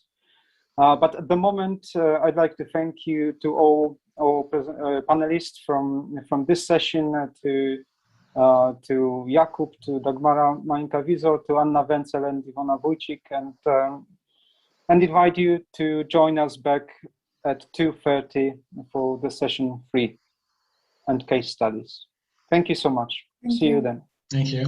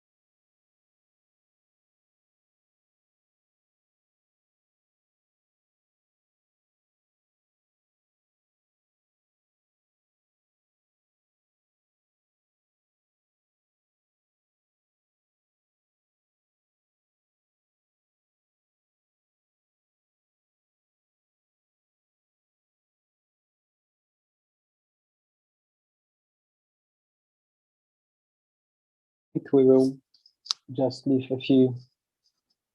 2 minutes more for people to join us, and then we will start the second session that will be about the Intangible Jewish Heritage case studies from Jewish Community Center of Krakow, no-name Theatre Lublin, and Foundation for the Preservation of Jewish Heritage in Poland. We just wait a few minutes more for all of the participants to come back from the lunch break. And just a kind of reminder that we are talking today about the Intangible Jewish Heritage, its preservation, interpretation, and celebration of Jewish heritage. And this meeting is part of the Moreshet Jewish Heritage Network seminars. This time we were meeting online, but from Krakow. And we are already met in a few places across Europe together with our partners to discuss the important topics of Jewish heritage, but also how to talk about Jewish heritage, how to educate young people about Jewish heritage, how to discuss the community cohesion policies. And this is part of the network of towns, European Union, Europe for Citizens project that will be coming to its end soon. However, network and our activities will continue, and you are also invited to see the outcomes of previous meetings and to see the schedule of the next meetings through our website, moreshet.eu.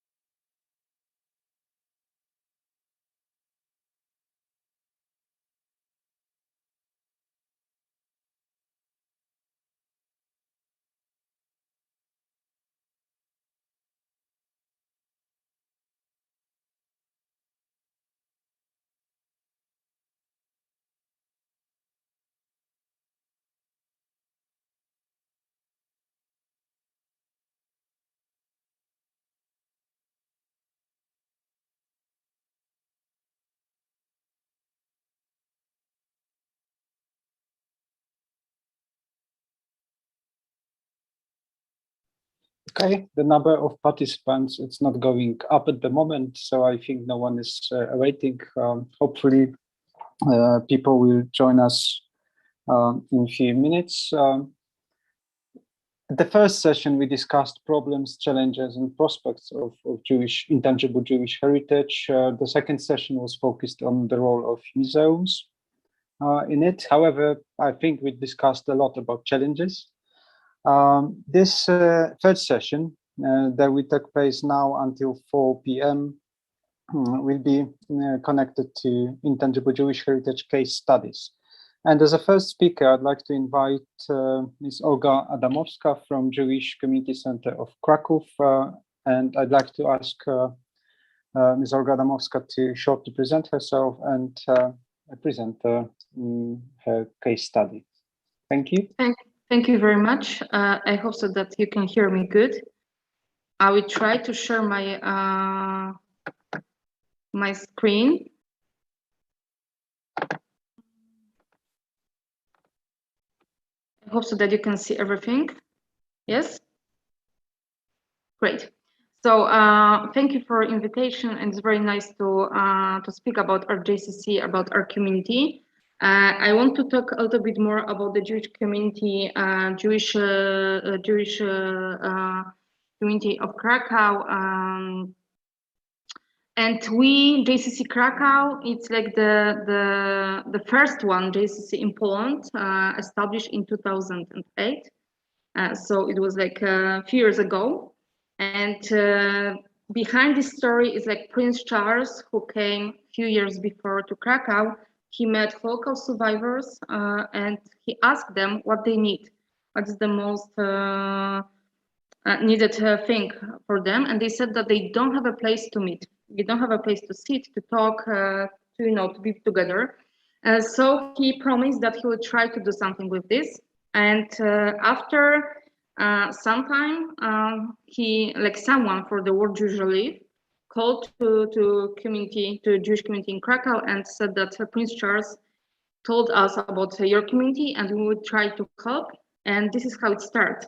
And he came back in 2008 to open the JCC building. So this is the JCC of Krakow, Jewish Community Center. It's a new building, so it's like something also important that in Kazimierz, the previous or the former Jewish district in Krakow, we have new building established specially for the Jewish community. And you see this building, and here you see the Prince Charles who came back in 2008 to open the JCC. This is the picture with the Chief Rabbi of Poland and the former Chief Rabbi of Galicia. He came back, he put the mezuzah on the door, and this is how it started. So it started, and there was the question for who? Because this is, I think, the most important question for everyone who's coming to Krakow, but not only. How many Jews are living in Poland or in Krakow? How big is community? How many Jews you have here? This is a very difficult question. And in 2008, we didn't know. And still we didn't know. We didn't have a number that we can give you and say that this is the number of Jews in Poland. But we knew that we need to do something for the community here. And we start, of course, with the oldest generation. It means with the Holocaust survivors. And after some time, they start coming with their kids and their grandkids. And this is how it starts. And it was just the beginning of 2008. And we have right now over 700 members. And the membership at JCC is Jewish membership. It means for us that we need to have at least one Jewish grandparent to be a member. So it's also something new for the JCC around the world, because mostly people coming, for example, at JCC in the States, because they want to be a part of the very good wellness, because they have very good wellness, and they don't have a Jewish roots, but they are the part of the JCC. At JCC in Krakow, we have this law that if you want to be a member, you need to have the one Jewish grandparent. And we start with the very small Shabbat dinners for like a few people, with the small meetings, and we have very huge building, what we thought at the beginning, and very small number. Right now is opposite. We have a lot of people and very small building, so it's difficult sometimes to put everything in one building at the same time. But you can see a few pictures from what we are doing normally during a year. This is the preparing for Sukkot. We celebrate all Jewish holidays at JCC together. This is a Purim party. So every year we have a Purim party, and we have a special topic. So people are preparing their uniforms for the Purim. And this is, if I could see, this is Hanukkah and Pesach. So we have also dinners during holidays. So people coming and they celebrate together. We also were trying to help during another Jewish celebrations. This is bat mitzvah of one of the members in the temple synagogue, which is just behind our building, or we just behind the temple synagogue. And this is another bat mitzvah, double one for the twins. It happened a few years ago. And this is very special bat mitzvah because it was bat mitzvah for Pani Zosia. She's our member.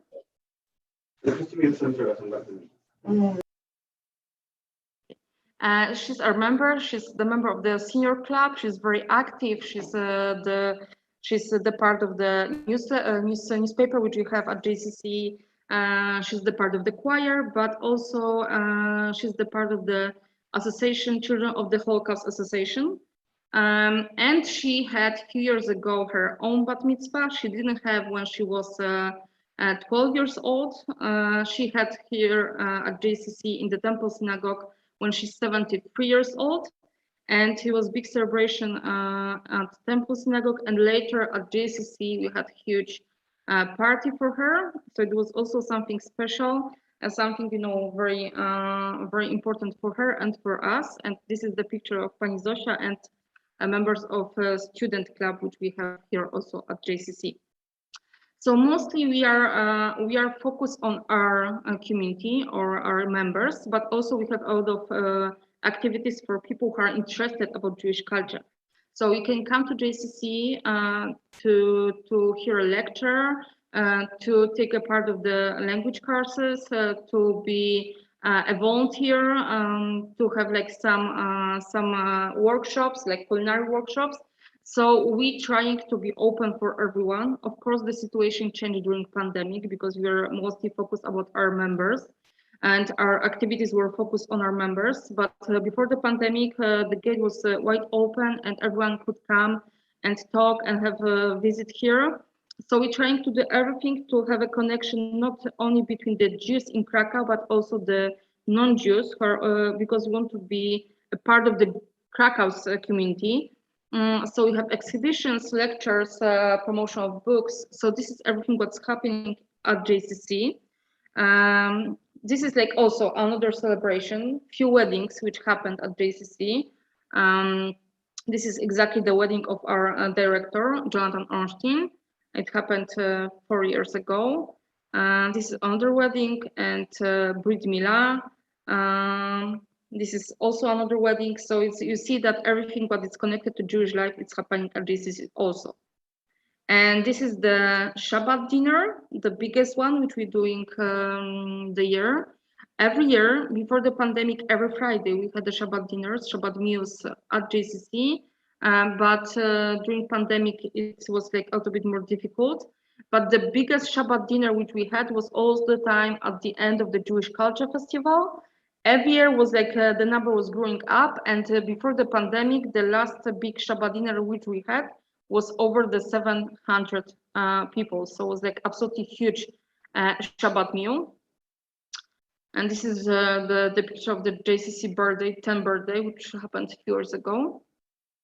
And the groups which we have, because what at the beginning, what I said, we start with the big building and few people, mostly seniors, and the senior club is the most important part of our program. And we can say that the senior club is the heart of the JCC. Our seniors are coming to JCC every day, and we are very happy that they just came back to the building after this huge break during lockdown. And they coming for everyday activities. So what they have, they just can sit and, you know, talk, watch TV, but also they have a brain training with the special teacher who's coming here for them. They have yoga classes, and they have rehabilitation, and they have English classes. So everything what they want or what they need, we're trying to do for them.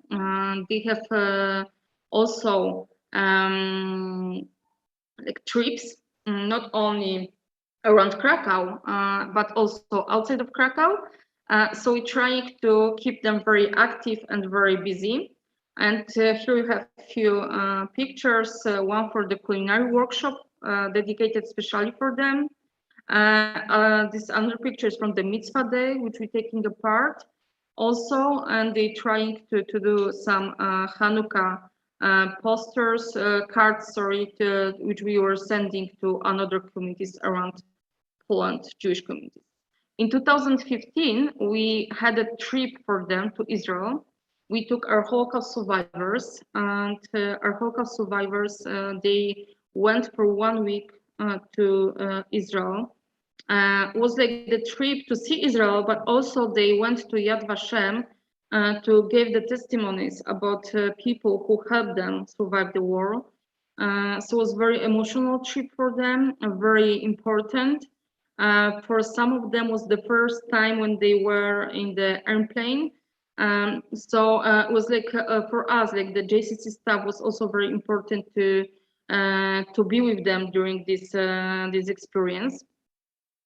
You can see our seniors next to the kotel, next to the wall of the temple.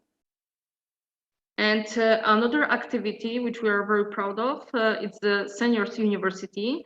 And our seniors, they have meetings, they have their index, so they coming for lectures, which we are making with the Corporation of Jewish Studies in Krakow.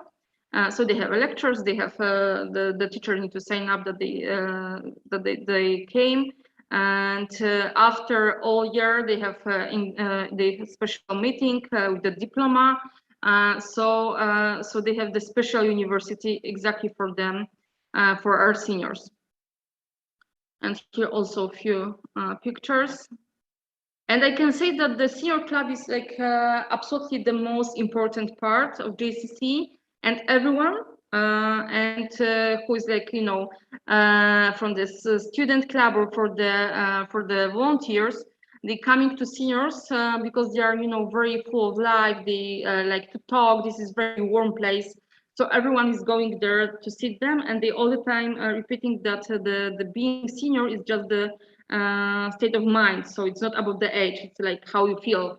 So they never said that you can come to the senior club if you're over 60. It's like depends what you feel in your heart. Another group, it's the JCC Bagel, which was established last year, and this is the group of Jewish families. So we have special meetings twice a month just for the Jewish families with kids, the younger kids. And they coming to JCC, and kids, they have like special activities, special workshops about Judaism and Jewish culture, and also parents, they are trying to learn more about Judaism, because still we working with the group, mostly people who finding out that they are Jewish. They didn't grow up with the Jewish families, like with the Jewish heritage, Jewish tradition. So everything what we're trying to give them is like the Jewish knowledge. So we're trying also to teach not only kids, but also parents. And this is the important issue. So they coming, they have Hebrew lectures, and they have some art workshops. So they spending this time, it's on Sundays, they spending this time together at JCC. You can see it's, for example, the pictures from last year. We had a rainbow sukkah, what you see on the back, and we had the meetings outside of JCC in the garden. Another group, it's Hilo, established in 2017, so also a few years ago, and it's the youngest Hilo on the world. Was established on the base of the student club, which was before at JCC. And Hilo is the part of Hilo International, is the student organization around the world. And in Hilo, we have the third generation of Jews after Holocaust. So people who are discovering Jewish roots, and they trying to be connected, they coming to JCC, and we trying also to connect them together. They have some activities also. They have special place. What I said, the building is smaller and smaller because of number which is growing up. So they have special place only for the students, not exactly in our building, but in a few streets from JCC. And they have Shabbat dinners. They have some meetings, some trips, and they also trying to send students to some programs outside of Poland, for example, to Israel. So everyone who is in the student age, so between 18 under the 30, can come and be part of the Hilo. This is also the part of our activities. So we have a meeting with another students from other countries. And if you're interested about the third generation, the student club made a few years ago the movie. It's a short movie, How Many Jews? And the short movie, it's on YouTube. You can find it, just Google How Many Jews, Hillel Krakow. And we're trying in this movie explain how many Jews are in Krakow and why it's so difficult to give an answer for this question, what is so important for many people. So I recommend you to see and watch. And on these pictures, you can see the student club, like the building inside. It's renovated. It was renovated 2 years ago, so it's very nice. And we have also the activities during Jewish Culture Festival. And this is also the part of the students. Another group is like teenagers for 11 to 18 years old. Tapuzim, it means oranges in Hebrew. And Tapuzim, it's the part of BPYO. It's the Bnei B'rith Youth organization around the world for the teenagers, Jewish teenagers. So our teenagers coming here also twice a month to have some activities together to learn Hebrew. So they studying Hebrew together. During pandemic, they had the meetings online. So they also had the lectures online. They were studying together Hebrew online. And sometimes they going for some meetings, for example, to States to meet another teenagers. And we're trying to make from to create for them the leadership program, because we understand that this is our future, these teenagers. So also if you're a teenager, you can come, and we have special program for you. And the most cute part is the Jewish preschool. Frajda, it means join, joyful in Yiddish, also in Polish. It's for the 8-month-old kids to 6 years old, and was established in 2017 also. So we have special place for them at JCC, and they coming here, and they learning about the Jewish holidays, Jewish traditions at JCC. They have Shabbat meals together. They celebrate Hanukkah, and this is for me the most important group, because this is a group, the third generation, like not the third, the fourth generation of Jews who, after Holocaust, who growing up with this knowledge that they're Jewish. They, this is for them something, you know, obvious.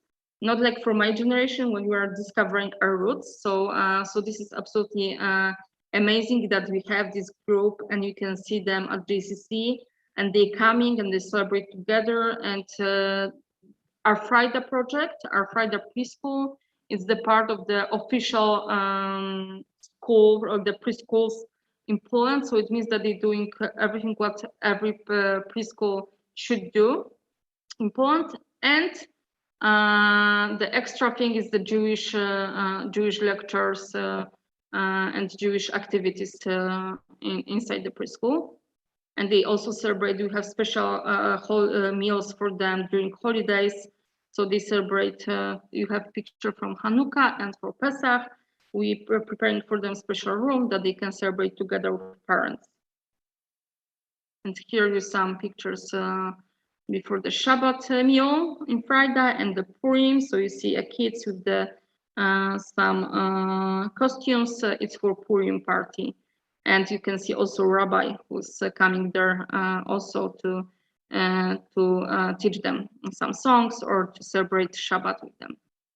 And also I will not say the most important, but a very important group of JCC. It's our volunteers team, and people who are not Jewish mostly. They coming to JCC to help, to help us, the community, with everything what we're doing. So our volunteers coming to help the Jewish Culture Festival. They coming to help doing another programs which we have here. They coming here and they sitting at the reception, and they're the first people who you can see when you're coming to JCC building. There are people who we try to help you, and they also give you answer for every question you have. And they are coming to help during Shabbat dinners. So this is amazing, and we are very proud because of this project. So you can see our volunteers who are very active, and this is amazing that they're coming to help. And so this is the part of the dialogue which we have here between Jews and non-Jews. This is the picture of our volunteers after the big Shabbat dinner, after the Jewish Culture Festival. We have choir also. So we if you want to sing, you can sing in our choir. We have language courses. This is also something that is open not only for members, and mostly not members are the part of these language courses. We have Hebrew right now, Arabic and Yiddish. Hebrew, we have like 11 groups right now. So people coming and studying Hebrew at JCC. This is very popular language. Also, we started a few years ago with Arabic and with Yiddish. So everyone who is interested about learning Hebrew can come to JCC and study. Also during summer, we have the summer classes called Ulpan. So also if someone doesn't have a time during a year, can come during the summer for 3 weeks of studying Hebrew. We have open events called Hanu Krakow, also open for everyone in Krakow. During a 1 day of Hanukkah, we're opening our gate for everyone who is interested to can come, and we have some lectures and workshops inside the building connected to Hanukkah. We have right for the living, or bicycle ride between Auschwitz and the gate of Auschwitz-Birkenau to the gate of JCC Krakow, to show people that Jewish life didn't end during Holocaust, didn't end in Auschwitz, but still exists. And you can come and see the Jewish life in Krakow, for example. So Right for the Living started in 2014. You have the first group was like around 15 people. Right now it's like a few hundred people who are coming to be a part of the Right for the Living. For the last 2 years was online. So we have a hope that this year will be like in the normal version. It means that people will come to take a bike and to make this ride with us. You can see the pictures just before the gate. And this is our volunteers who are helping also during the ride. And we also we working on another project, 7 at Night. It started in 2010, and last year, unfortunately, during pandemic, we celebrate 10th anniversary. And it's the night, one night when all synagogues in Krakow, we have 7 pre-war synagogues in Krakow, which still exist, and you can go inside. We're opening these synagogues, we have activities inside, and we're trying to show people, you know, and to give them more knowledge about what's going on inside the Jewish communities in Poland, not only in Krakow. So we also we are very proud of this project, that many people coming during this one night for these 4 hours to go inside the synagogues and to learn more about our community. So I hope so that I didn't make longer than I should. If yes, I'm sorry. But it was like very short presentation about what we're doing, because we're doing a lot, and for sure I didn't say everything. But if you have any questions, so I'll be very happy to give you answers. Thank you so much. Yes, it shows that it's not only history that we are discussing, yeah. So thank you for this concise presentation, and I'd like to ask whether there are any questions, some notes for explanation. Checking the chat. Not at the moment. Maybe at the later stage after the following presentations. So at the moment, I'd like to invite Bartosz Gajdzik from Grodzka Gate, Piotr Lublin, to introduce himself and presenting the case study. Thank you. Hello everyone, my name is Bartek Gajdzik. It will be my pleasure to make this short presentation about our center, Grodzka Gate NN Theatre Center. I know that today you already had a meeting with my colleague Emil Majuk. I know that he spoke more about one of the projects, about shtetls. My presentation will be more general. I will try to say something about the historical context of our work, how we're trying to preserve Jewish heritage in Lublin. On the example of few projects, fewer activities, I prepared some photos for you. I hope it's visible. So first of all, I want to say a few words about the building where we work, because if we want to understand what's going on here and why we do that, we must know something about symbolical and historical meaning of this building where we work. I'm exactly in this building, which you can see on the photo. It's a gate, Grodzka Gate in Lublin. This gate, through the centuries, it was passage between two districts. From one side of this building, there was a Christian town. This is historical photo from the side of Christian town. From the other side of this building, it was Jewish town, which don't exist anymore. So this gate through the centuries, in 16th century, 17th century, and 19th century, it was, from one side, it was some kind of border between Jews and non-Jews. From the other side, it was place of meeting between them. Because when Jewish people wanted to go to Christian town, they passed this gate. When Christians wanted to go to Jewish town, they passed this gate as well. And right now, in this historical building, there is a municipal cultural center with huge archive. It's an educational center, and it's also a theater where a team of people, 65 workers on the full-time job, we are wondering how to preserve Jewish heritage, and we're trying to do it. A few words about the history. In this photo, you can see Jewish district in Lublin, how it looked like before Second World War. The castle in the middle and all those buildings which surround the castle, it was a Jewish district. This photo was taken in 1930s. And that's how this area looks right now. Before Second World War, in Lublin lived 43,000 Jews. It was 1/3 of population, 30% of inhabitants. In our town, they were Jews. And usually they lived here in this space. During Second World War, in this space, it was a ghetto. Ghetto existed in Lublin only 1 year, from March 1941 to 16 March 1942. Then Nazis decided to liquidate the ghetto. It took just 1 month. Since 4 weeks, 28,000 people from the ghetto were transported to death camp in Moreshet. The other part, people who still left here, they were murdered half a year later in concentration camp in Majdanek. After liquidation of the ghetto, Nazis decided to destroy each building using dynamite, one by one. In result, nothing left, like you can see in this photo.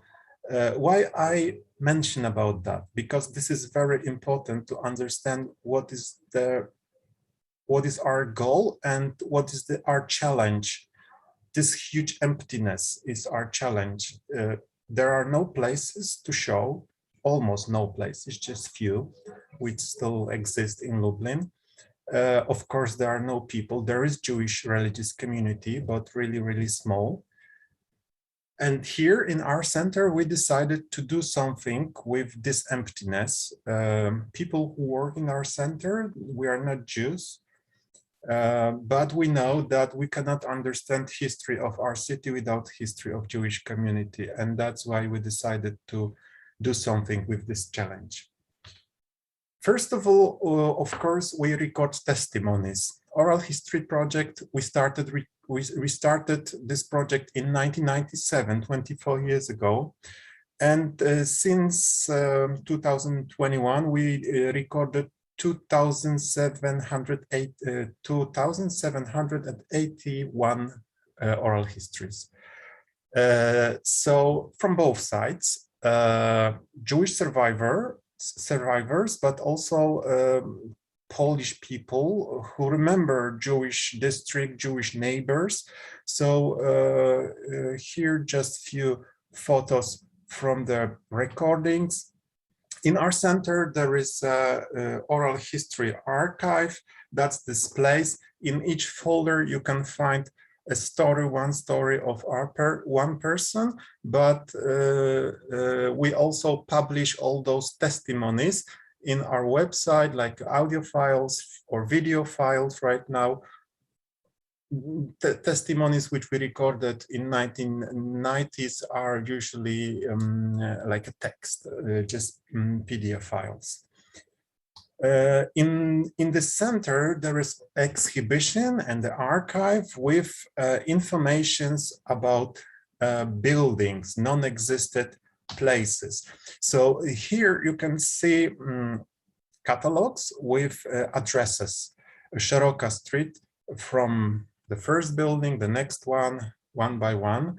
In this archive, we collected informations about non-existent buildings and places from Jewish district. Inside those folders, informations who lived there, about owners, about sometimes personal documentations, technical documentation, everything what we found about those places you can find here, but also in our database, similar idea to find, to collect informations about buildings. So it's more useful than this archive in the gate.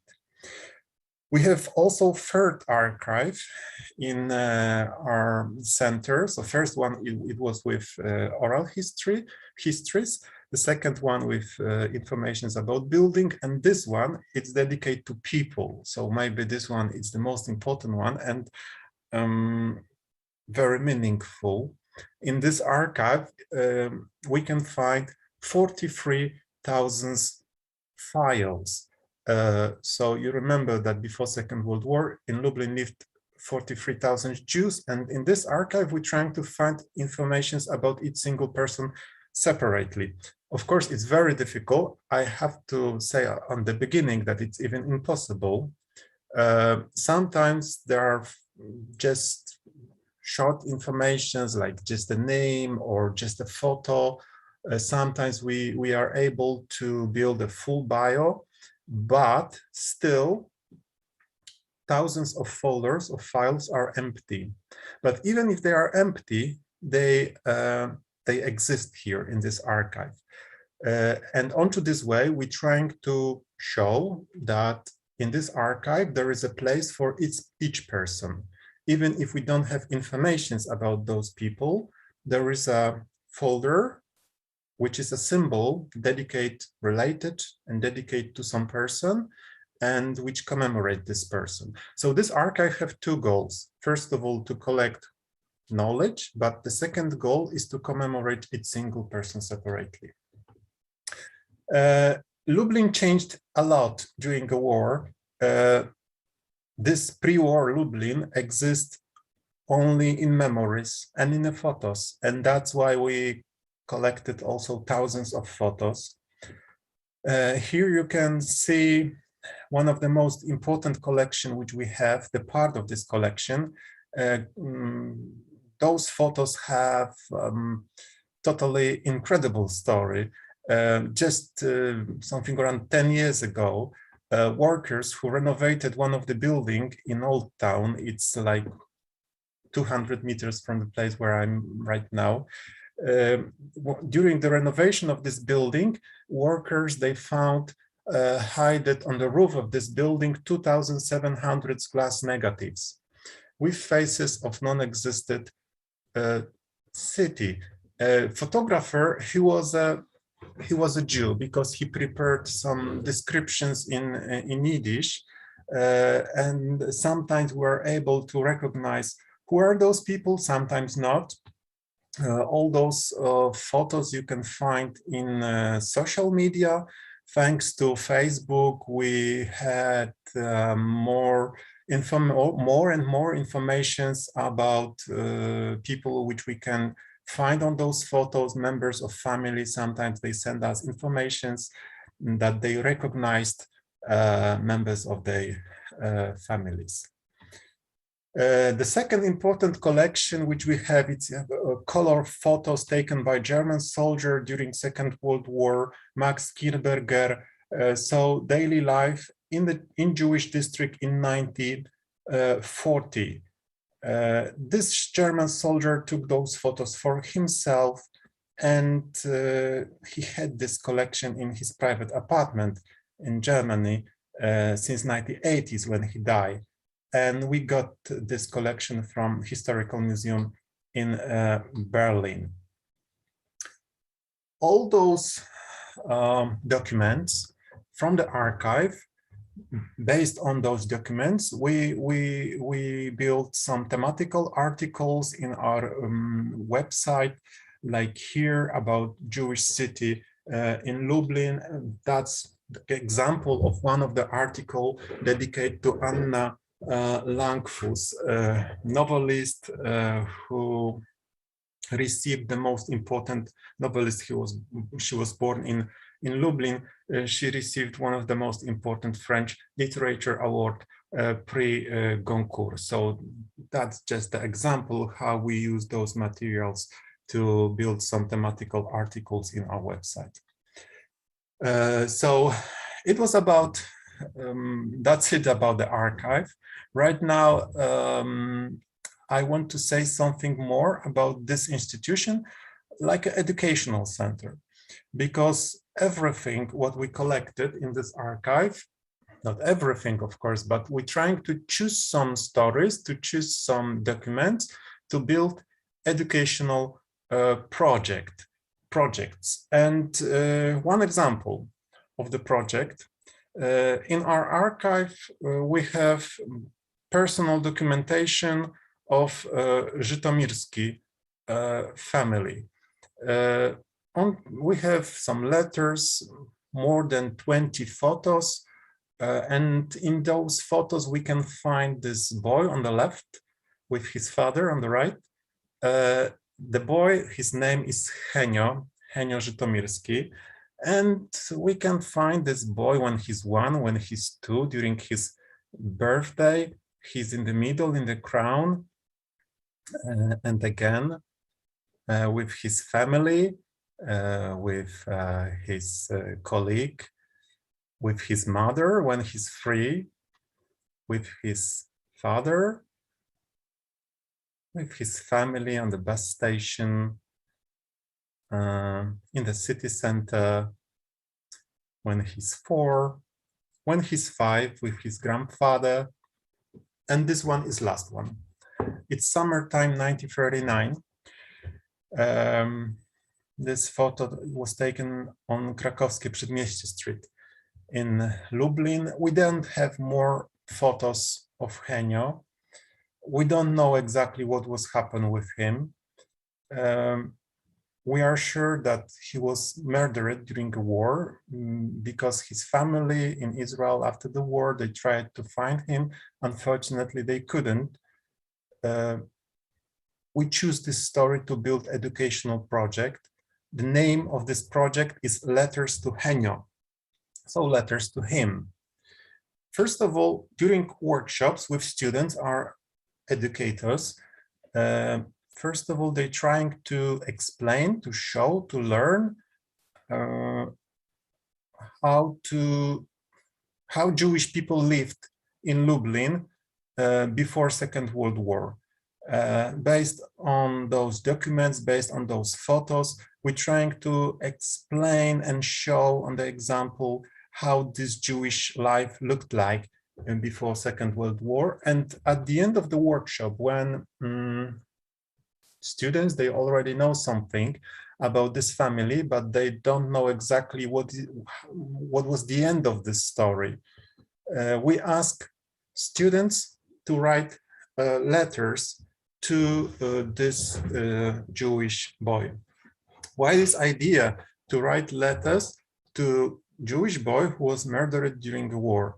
So we realized that during lesson of history in schools, students, they have possibilities to get some knowledge about Holocaust. Knowledge, it means how many people were murdered, in which year it was, who decided about that, on which conference, names of politics. So they have this kind of knowledge, but we want to do something else. We're trying to make a focus on the one single boy to show this personal perspective and to build personal possibility to ask very fundamental questions. So for example, what can I say to this Jewish boy from 2021? Maybe what should I say to him? Maybe it's obligatory to say something because I live in the same place, in the same city.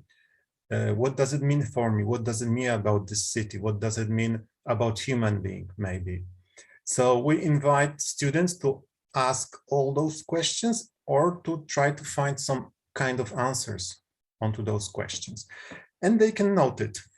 After that, they send those letters on the last address of Henio in Lublin. And usually after a few days or a few weeks, those letters comes back to them because it's like real situation. Postman, he couldn't find this boy anywhere. And then students, they can realize that they wrote this personal message, but just to have this possibility to think for a few minutes about him and to have this chance to find some personal truth, I think. I think this is something really important, that in education, to have this chance to find personal truth, not to just get some answers, but to try to think about that and in the personal way. And one day in the year, we are meeting in the space of the city, in the place where this last photo of Henio was taken, exactly in the same place. And everyone can come and can write a letter to Henio Żytomierski. Henio has become popular, like you can see, thanks to Facebook. More and more people get information about him. And this is, I show it like a study case, yes? What can we do with the single story about Holocaust victim? CNN Mexico, for example. And the third part of our activity, I'm sorry, it's a theater. So I mentioned about archive, about education, but the third part is a theater. So in this gate, there is also a theater hall with small theater team with actors. And what kind of performances we have here? Usually monodrams based on Isaac Bashevis-Singer novels. Sometimes also based on some testimonies which we recorded. This theater started this activity here in early 1990s. And on the beginning, it was theater just for local people, Polish people, inhabitants of Lublin. It changed through the years. For example, last year before pandemic, I think that something around 75% of our guests, they were Israelis, not Polish local people, but Israelis, usually youths from Israel. And we are very glad that they are coming. Onto this way, we're trying to continue this tradition of the gate like a place of meeting. For the centuries, Jews and non-Jews, they lived on the both sides of this building, and it was place of meeting between them. And right now they can meet here again because of due to the common history. And of course, actors, they play in Polish, but on the screen we can show subtitles in Hebrew, in English, depends of the group. And the last thing which I want to say, it's our activities in the space of the city. This theater works also, it's some kind of street theater. So we organize some unique performances outside on the streets. We're trying to use symbolical meaning of those districts, Jewish district, which don't exist anymore, and old city, Christian town. Usually few times at year, we organize some performances. It's something between performance and commemoration. So it's also a very important part of our activity, but we're trying to also establish some plaques, or to build some symbolical spaces, like this lamp in the space of the city. This lamp, it's next by this gate in the area where was Jewish district. This lamp, it's turned on 24 hours a day, and this is last historical lamp from a Jewish district. We decided that it will be turned on for 24 hours a day, like a symbol of our memory about those people who lived here and who were murdered here. Thanks to our initiative 3 or 4 years ago, also we establish some plaques with information about border of the ghetto, where was the ghetto during Second World War. Those characteristical yellow plaques, you can find it in Lublin in 43 places. It's also, we're trying to, this number 43 plaques, it's also connected with the 43,000 people and Jews from Lublin. And also memory trail from the place, from the ghetto to Umschlagplatz in Lublin. That's this commemoration.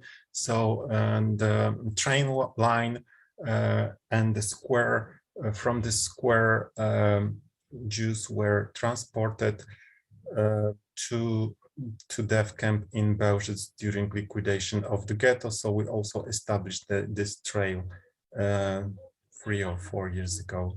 And also we used, in the space of the city, we used we're trying to use graffiti and murals, like here next by former Jewish district. This graffiti, which looks a little bit like a street in pre-war Lublin, or poems on the building in the area of Jewish district. So, okay, that's it. Thank you very much. Thank you for your attention. I did it think a little bit short, and then I planned. That's fine. Thank you so much. Maybe it's time for, that will be the time for the questions. Thank you. Maybe we have some questions or comments. I'm just checking whether there is anything on chat. Anyone would like to raise a topic explanation, please raise your hand. I can't see anything. Okay, Michael and David. Michael, can you start, please? Yeah, can I say, Bartek? I mean, I've visited Bramagrodska, and it's such a fantastic place, and what you're doing is incredible and very moving. I really applaud everything that's been done there. So Bartek, we had an interesting discussion earlier about this thing of shared heritage.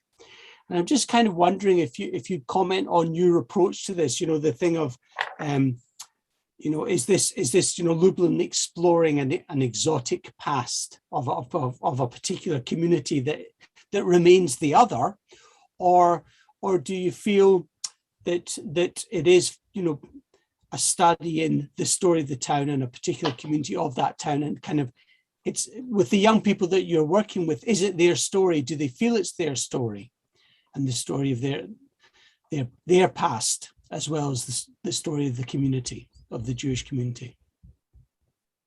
Mm-hmm. Thank you. So, I said during my presentation that in Lublin, it's really true that we cannot understand the history of this city without history of Jews. It was just before Second World War. It was 1/3 of population. But for example, at the beginning of 19th century, it was more than 50%. That's why we do that. This multicultural history in Lublin, it's in this town, it's not so multicultural because we are talking about two cultures, yes, like the Polish one or non-Jewish one, Christian one, and Jews. Of course, there was also minority of, for example, Orthodox, Christian Orthodox, but it was much more smaller. The second part of your question about youths and they approach. So I think that usually they have some knowledge, some images, some stereotypes also. For example, here in Lublin, it's hard to, due to, let's say, State Museum in Majdanek, it's hard to don't know that what was happening here. So usually they have some knowledge, but I think that they don't know what to do with those pieces of information. Sometimes there are some signs, but for them some traces, but for them it's maybe I will on the one example. For example, in Lublin there are still, I think, maybe even few hundreds of buildings, or maybe not, maybe less, with empty spaces where were mezuzahs, yeah, a mezuzah. And usually people who live there, because I spoke with those people, they don't know what does it mean. For them it's not clear what was there, and they don't know that they live in the building where Jewish people lived before Second World War.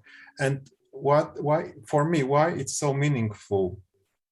Because like I said during my presentation, during a war, Germans, they did a lot to don't leave traces that Jews lived here. They destroyed, first of all, they murdered people, but they destroyed buildings where they lived. But even if some traces still exist, there are traces, but meaning of those traces is not clear. There are people who cannot read the meaning of those traces. And that's what we're trying to do. Sometimes it can be difficult to talk with people about that. Sometimes, of course, we work with students who have some stereotypes, who maybe even don't want to participate in those workshops, but the teacher decided to do it. So please believe me that sometimes it's difficult. It's difficult, but yeah. So I don't know. Did I answer into your question?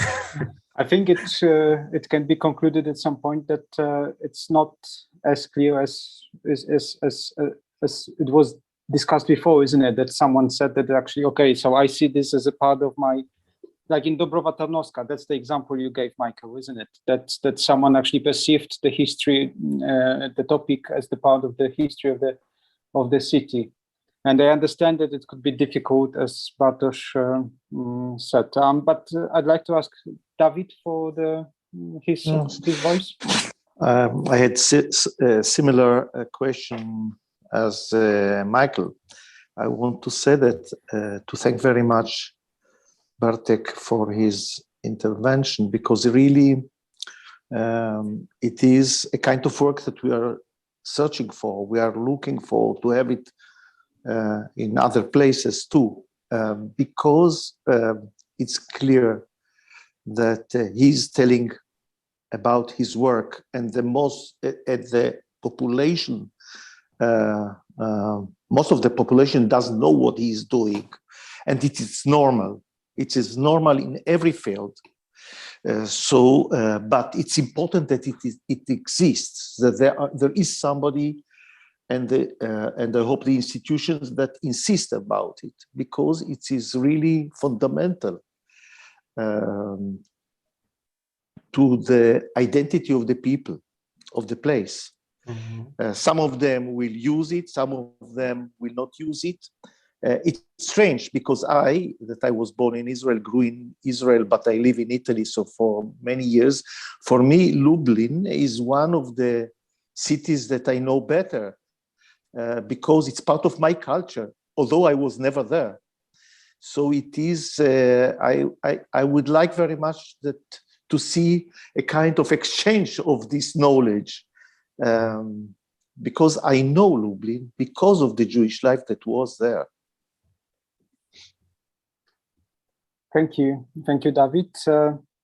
I think it was kind of comparing to what we discussed before. What Bartosz was sharing is actually that the lack of presence can be part of the intangible heritage, and that was quite significant in your presentation. And the lack of presence was actually used to touch and discuss and talk.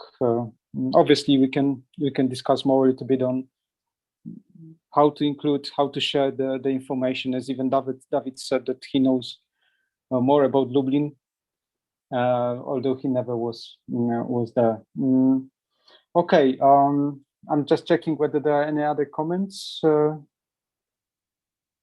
Thank you. Can't see anything, but so in that case, it's 3:30. So I'd like to invite Mr. Piotr Buchta from Foundation for the Preservation of Jewish Heritage in Poland as the third speaker in this session. Good afternoon. I would like, first of all, to introduce the Foundation for Preservation of Jewish Heritage in Poland, because I believe that this short introduction will put us also in the time frame what stage we are right now in Poland concerning the preservation of Jewish heritage, like cemeteries and synagogues.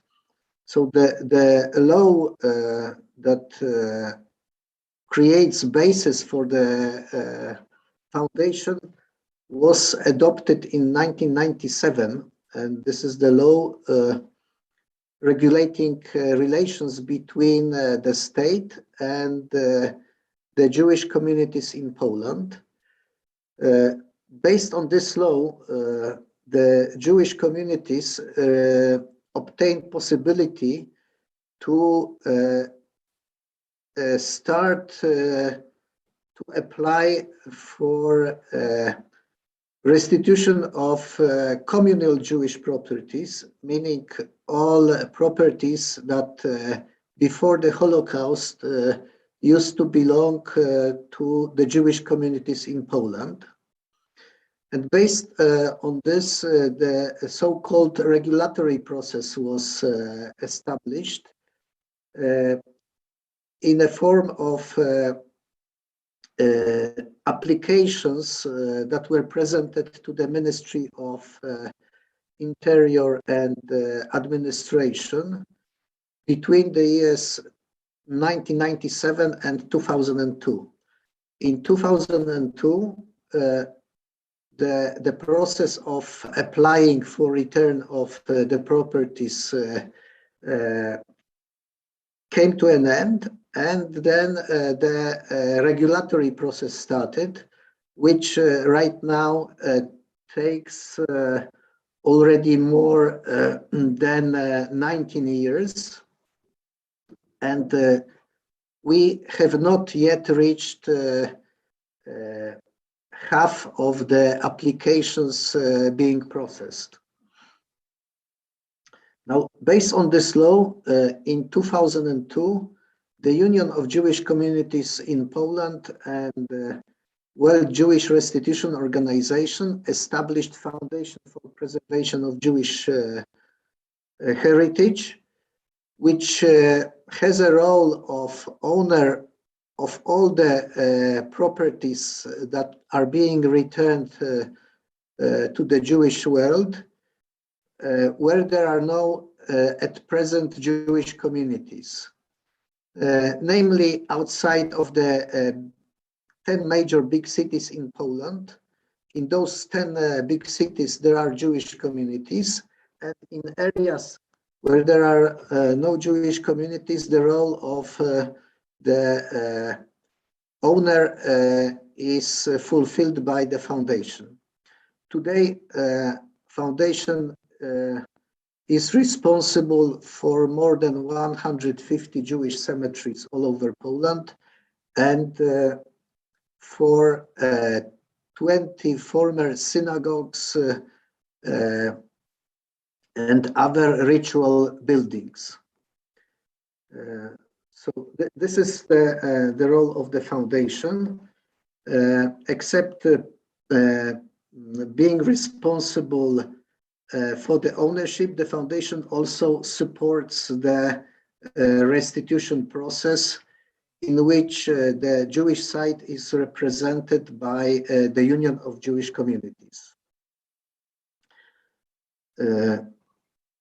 Since we are the owners, the foundation is the owner of so many ritual buildings and so many cemeteries, the challenge standing before the foundation is tremendous, and the main challenge right now is first of all a lack of manpower, because as of today we have 5 staff members in our office in Warsaw, and 3 other staff members, 2 of them in Zamość, in the synagogue in Zamość, and 1 staff member in the synagogue in Łańcut. As one of the journalists put before me when I came to join the staff of the foundation 2 years ago, we are right now trying as a foundation to fulfill a role of the community that before 1939 represented 3.5 million Polish Jews.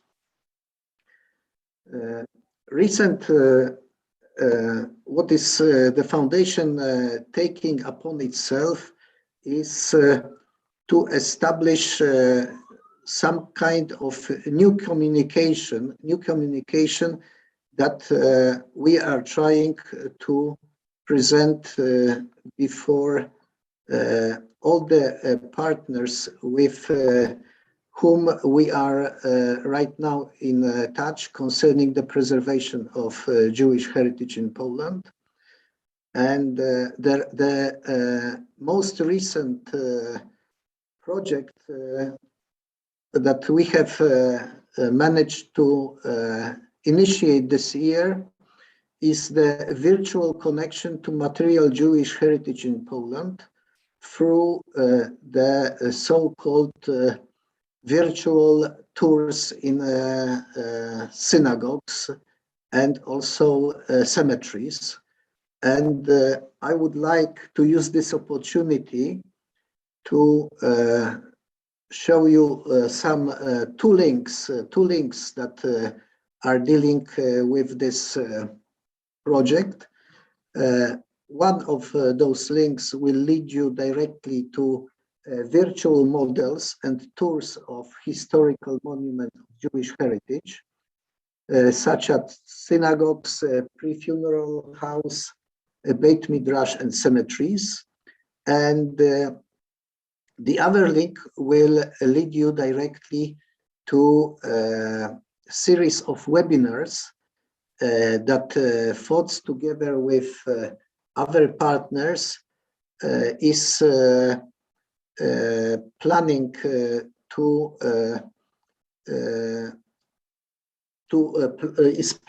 to realize in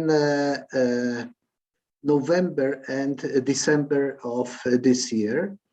I also invite you to share information about those two links with all the partners that you feel are interested in joining and also in visiting the synagogues. What is important and how we came as foundation to the conclusion that this type of communication is necessary, especially now in the times of COVID pandemic, is of course the lack of possibilities of travel between various parts of the world as they were before the pandemic, but also, and I believe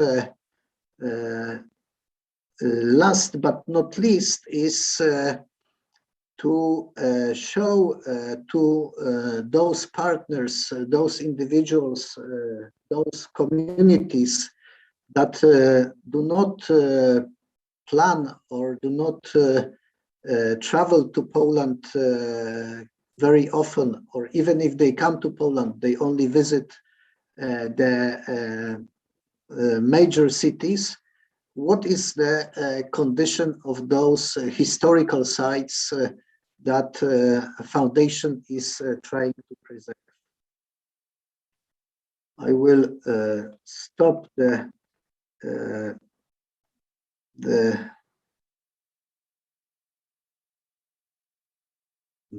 just a second. I just need to put another screen share. I hope you see this right now. I don't know if yes, it's visible. Thank you. Okay, so now I will try to explain this model of virtual tours in the synagogues, and I will use the example of the synagogue in Orla, which Foundation for Preservation of Jewish Heritage in Poland has done together with our partner foundation, and this is Foundation for Jewish Heritage with Michael Mail. So I will open the site as and I don't know if this is coming through. I hope you can see this. Yes, we can see what you do on the screen. Yeah. Okay. So first of all, let me just a second.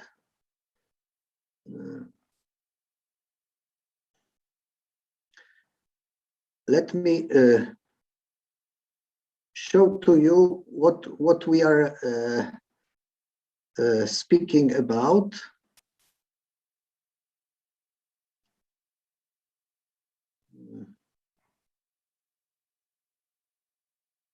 Okay, so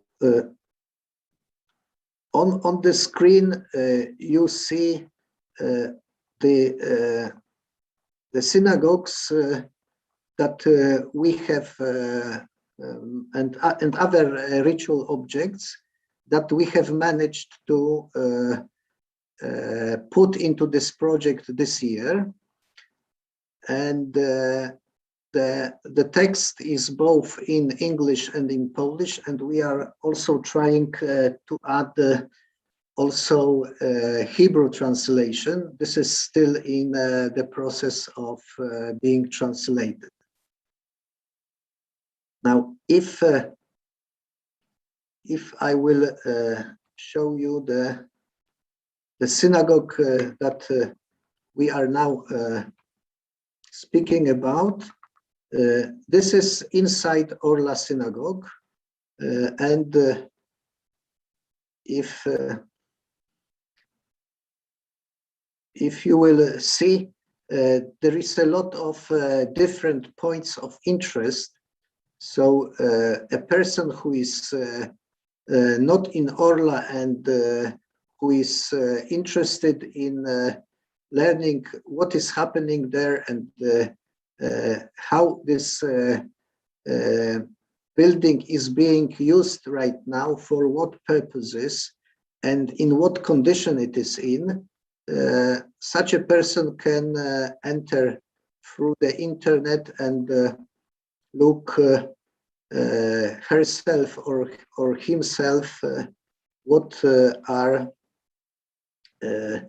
the elements of interior, and also various descriptions like history of the synagogue, also other, and both this is in English and in Polish, also other elements like history of the Jewish community. I believe for the reason of time saving and for allowing some time to for a discussion, I will just show you those elements, not necessarily go through each single of the elements right now. The other option is for a short film to lead you through the synagogue, how it is being right now preserved, and what is the interior looking like. And entering this interior, you will see that this synagogue is used today for various cultural events, like concert, seminars, film screenings, and most of those events are closely connected to the Jewish tradition or to Jewish culture.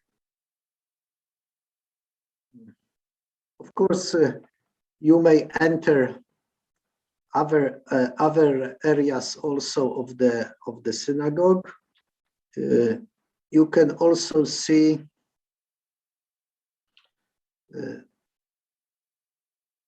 just a second. You can see also the panorama of the building, in which landscape it is located, and also what is, from my point of view, very important, and I, as a person working for the foundation, attach great importance to, is that in every place that we are creating a tour for the building, we are also presenting some information about the present state of the local Jewish cemetery. And here you see a picture, a photo of a project that, from my perspective, is a very important project, and it was initiated by the Ministry of Culture and National Heritage of Poland, and the Chief Rabbi of Poland, Michael Szudrich, who have agreed to mark all the 1,200 Jewish cemeteries in Poland with a special plaque, notifying the local population and also people coming from various localities in Poland and from abroad, that this area is an area of Jewish cemetery. Of course, what is also important is to see all this from perspective. And I invite you to go to the sites and see not only Orla, but also other sites. From my point of view, what is important is to bring attention to those projects, to those sites from various partners. And as I mentioned, this year we managed to attach, to bring attention to the synagogue in Orla, not only by the Foundation for Jewish Heritage, which is UK-based institution, but also from another partner institution, namely the Art University from Poznań. And this interest, what we managed to achieve through this interest is to establish, to create a special festival. This festival came under a heading of Time Recovered, Memory and Participation. And the unique and innovative idea of this festival was to bring artists from several hundred kilometers from Poznań to Orla. Orla is located on the border with Belarus, so the distance is several hundred kilometers.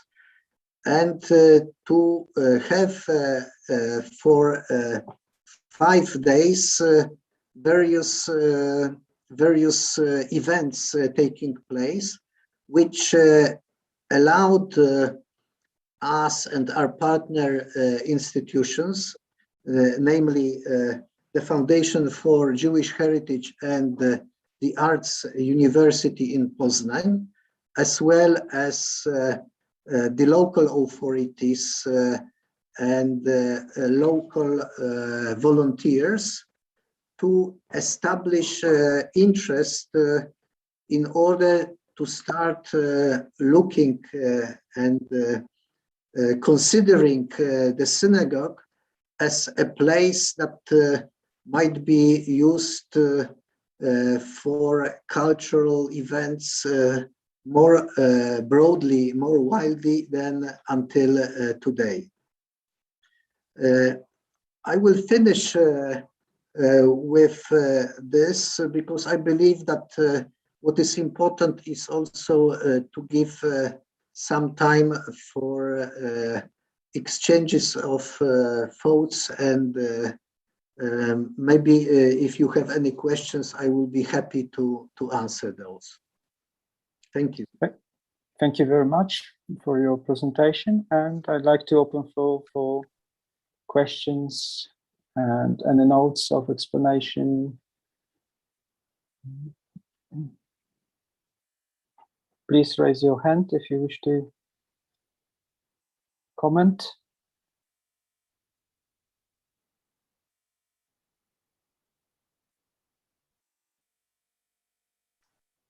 I don't have any comment here, I think. So if there are, David has. Okay, there is one. Yes, David. I knew about what you have done with the Foundation Orla. It is really a magnificent occasion. I think that it is an example how very quickly with small economical resources we can bring attention to a container like the synagogue. A nice example is the example of the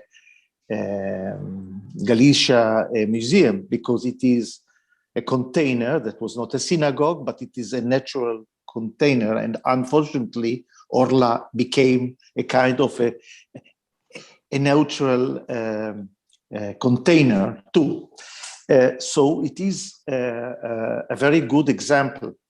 I think that the second path should be, again, to work on a network. It's useless to have a lot of intention and work done in one place when we have several places that have the same or similar conditions, and we can pass with the same, to use this energy and to bring it to other places.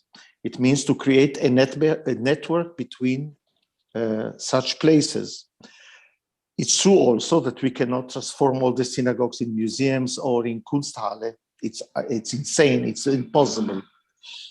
But I think that we can find a kind of mixture between using the container that is a mixed operations. I would like also to see that operation like Orla somehow will have also to do not in abstract way with Jewish life, how it can be, for example, by closing it in Shabbat and saying why in Shabbat the exhibition is closed always. It's never open in Shabbat or in Jewish festivities. This is a kind of a gesture that gives attention that this location is connected to today's life, but it has also a previous life. So I think that we should create a big attention about how to do a mixture that is not kitsch, it's not populistic, but creates occasions of explaining several things that are not so obvious to the population as we saw before, to the wider population. Because if not, the wider population will see it always as a container of exhibitions and not only connected with something that is more important to themselves that they don't know. This is the problem. I think that the population is not aware of what is significant for themselves. That's all. Thank you, David. Yes, it is an interesting notion that that actually from the tangible heritage, which is the remnants of the synagogue, now we have to somehow revive the intangible heritage. That would be not just the contemporary, any kind of heritage, but it would be a Jewish heritage. So that's an interesting point, how it would be possible, because the lack of presence is visible, but to make people aware what kind of presence is missing, it's important. Yes, I believe this is very important. Also, to let the local people who are living there, and as I mentioned, they are far away from major cities, to make them aware that this is shared heritage. Yes, this is something that they will really understand that without their interest and their effort there on the spot, it will not be possible to preserve such object for future generations. And here I believe the role also for partners who are outside of Poland. And I take once again this opportunity to express my sincere gratitude to Michael Mail and his foundation for joining thoughts in this project, because I believe that for people in Poland, it is, and especially in places like Orla, it is especially important for them to understand that there are partners outside of the country who are really interested in how this project will develop and how this can be preserved for future generations. Thank you. I want to say something. I think that what Piotr said now is very important. We should, I think that it's referred to us that we live abroad and we are aware of those problems. We like Poland, especially, that we can help them in very many ways. And what Michael did obviously is magnificent. I think that we should continue with such thing and reinforce it, because there are a lot of organizations that might have interest in such operations. What is very interesting that in Lublin we heard about, in all these objects, because we are speaking mainly about object, architectural or places, they lack one thing, the habitants. And in Lublin, I liked very much what we heard, because there was a lot of attention and awareness that in reality, around the synagogue, there was a city of people who lived, who created, who made their living. And also this is a subject that I think is somehow, unfortunately, is intangible, that we should give attention to that too. Thank you. Yeah, yes, it is important. Just to give you one more example, just after Shabbat, I was in Płońsk, the city of Ben Gurion, and they have, for the 5th time, they have created the so-called Jewish festival there. But this is something that is very important for the local people who understand that they are living in a city from which the father of modern Israel came. And for them, it's not only important to preserve the heritage, and they are trying to do what people in the town of Ilcha did, that they will be putting in front of every house a plaque showing who was living there before the Holocaust. But for them, it's also important that they feel that this way they are creating some kind of a bridge with people who are outside of Poland and who are especially interested in this place because of Ben Gurion. Thank you. I'd like to finalize this discussion at the moment. Thank you for all of the presentations with this session. I've got one question left, actually, but it will be actually answered at the end of the day in our last meeting at 5:30.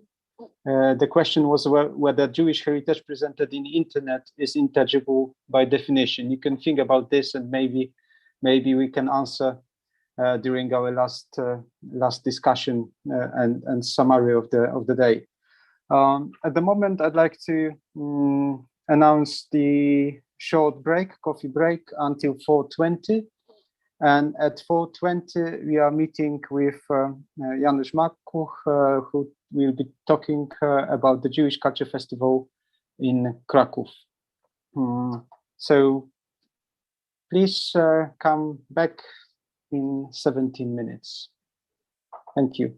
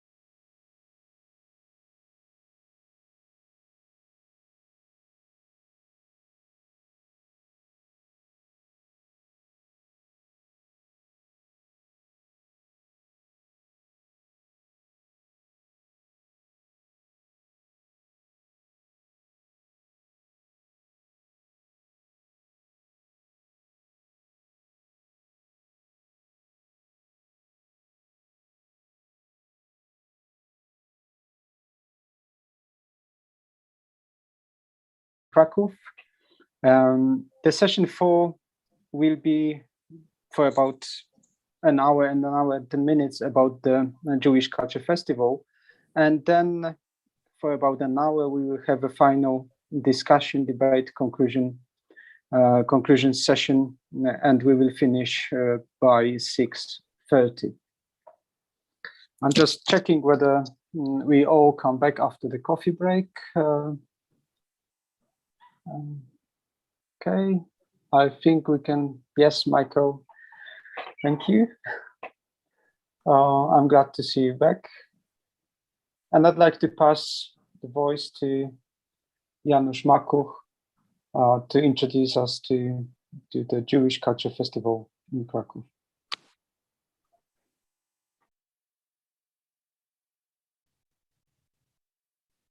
Janusz, musisz włączyć mikrofon.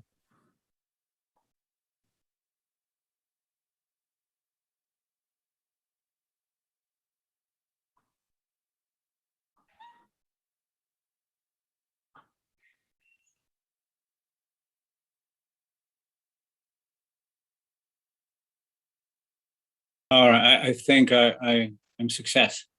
Okay, so first of all, thank you so much for inviting me and my deputy Roberto Gondek and program manager of the Jewish Culture Festival, Paweł Kowalewski. I'm sorry I couldn't take a part in your fascinating seminar for many reasons. However, here I am, and I want to start from, it's very interesting and very symbolic for me. I just had a privilege and honor and a great pleasure to meet in our place in Hayder, Mr. Michael Mail. And he has visited me, and we sat in a former Beit Hamidrash speaking about the heritage.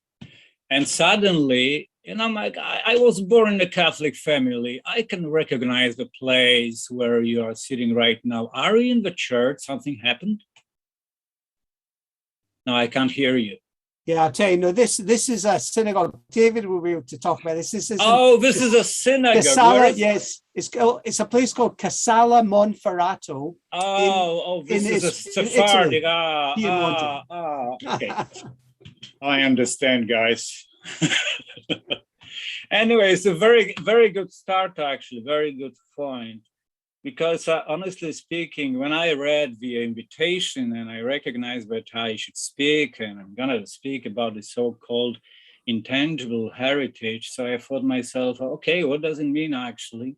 I can imagine that you discuss many aspects of this intangible heritage. It's an aspect of the, I don't know, it's a mental aspect, religious aspect, spiritual aspect, mysterious aspect, whatever, even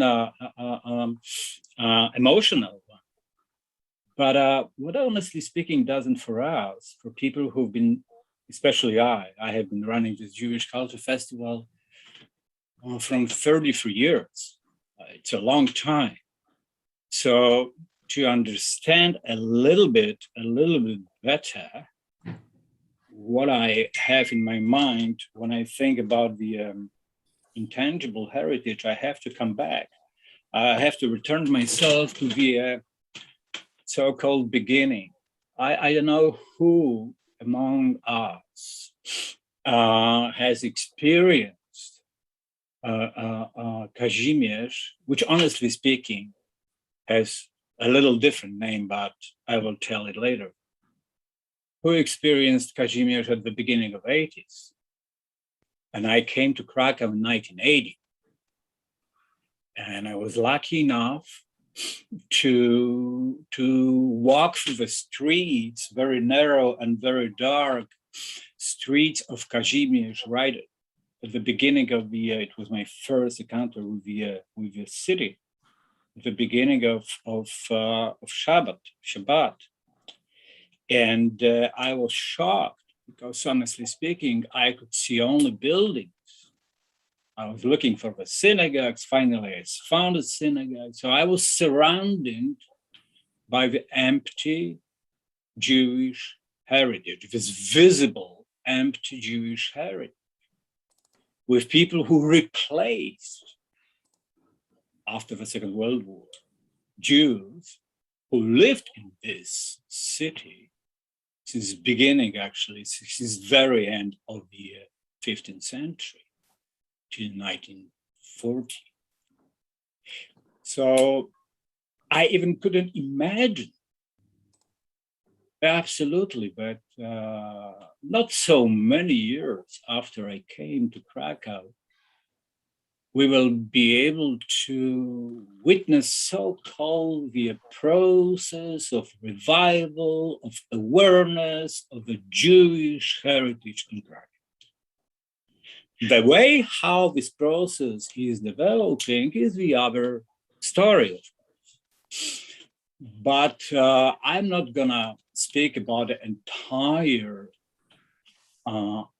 process of discovering the intangible and tangible Jewish heritage. I just want to focus on Kazimierz, and I just want to tell you very shortly, and please, Roberto, keep my time, how the festival developed.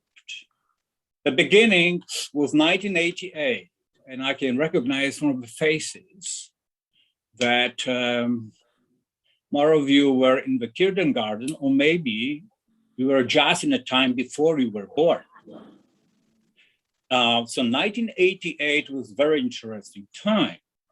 So of course, we knew nothing about Kazimierz. On the one hand, I was overwhelmed by the so-called vision, or rather picture, petrified in a broader picture of a Jewish culture based on the Yiddish language, klezmer music, and unfortunately, or maybe fortunately, the fiddler on the roof.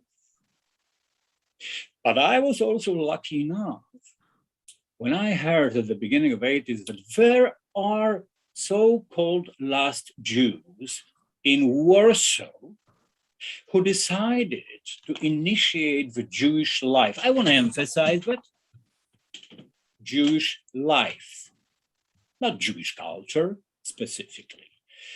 So I remember I met them there, and this is the way how I met Stanisław Krajewski, Professor Stanisław Krajewski, Konstanty Gebert, Monika Krajewska, and the other people who, that time being around the, 28, 30 years old, decided to rebuild, yes, this tiny, very small community based on the ground, based on the Jewish values. I was shocked.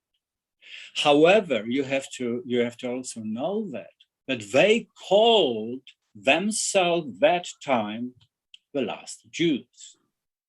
And if you go to the album, very interesting from the historical perspective album, which was printed out at the beginning of the 80s and made by the Mrs. Niezabitowska and her husband, Tomasz Tomaszewski. So the title of this album is The Last Jews in Poland. Just recently, I hosted during Shabbat Stanisław Krajewski with his wife, and I mentioned to him, hey, how it is possible that you called yourself the last Jews? And he said, you know what, it was a mistake. Of course, it was a mistake. So I was overwhelmed on the one hand of the picture of imagination of the Jewish world. On the other hand, I was lucky enough to be just in the middle of this stream and a bloodstream of a real of the beginning of a revival of a real Jewish life in Poland. So heritage as a tradition enclosed was at that time and petrified what in a formula of culture based on the Yiddish and the klezmer music. Just made some kind of a damage in my mind. However, we organized this first festival inspired by the Jewish heritage. Visible, Kazimierz, 7 synagogues, one of the oldest Jewish cemetery from 5051. The older one is only in Prague. And on the other hand, this amazingly important revival, or rather beginning of revival of Jewish life in Poland.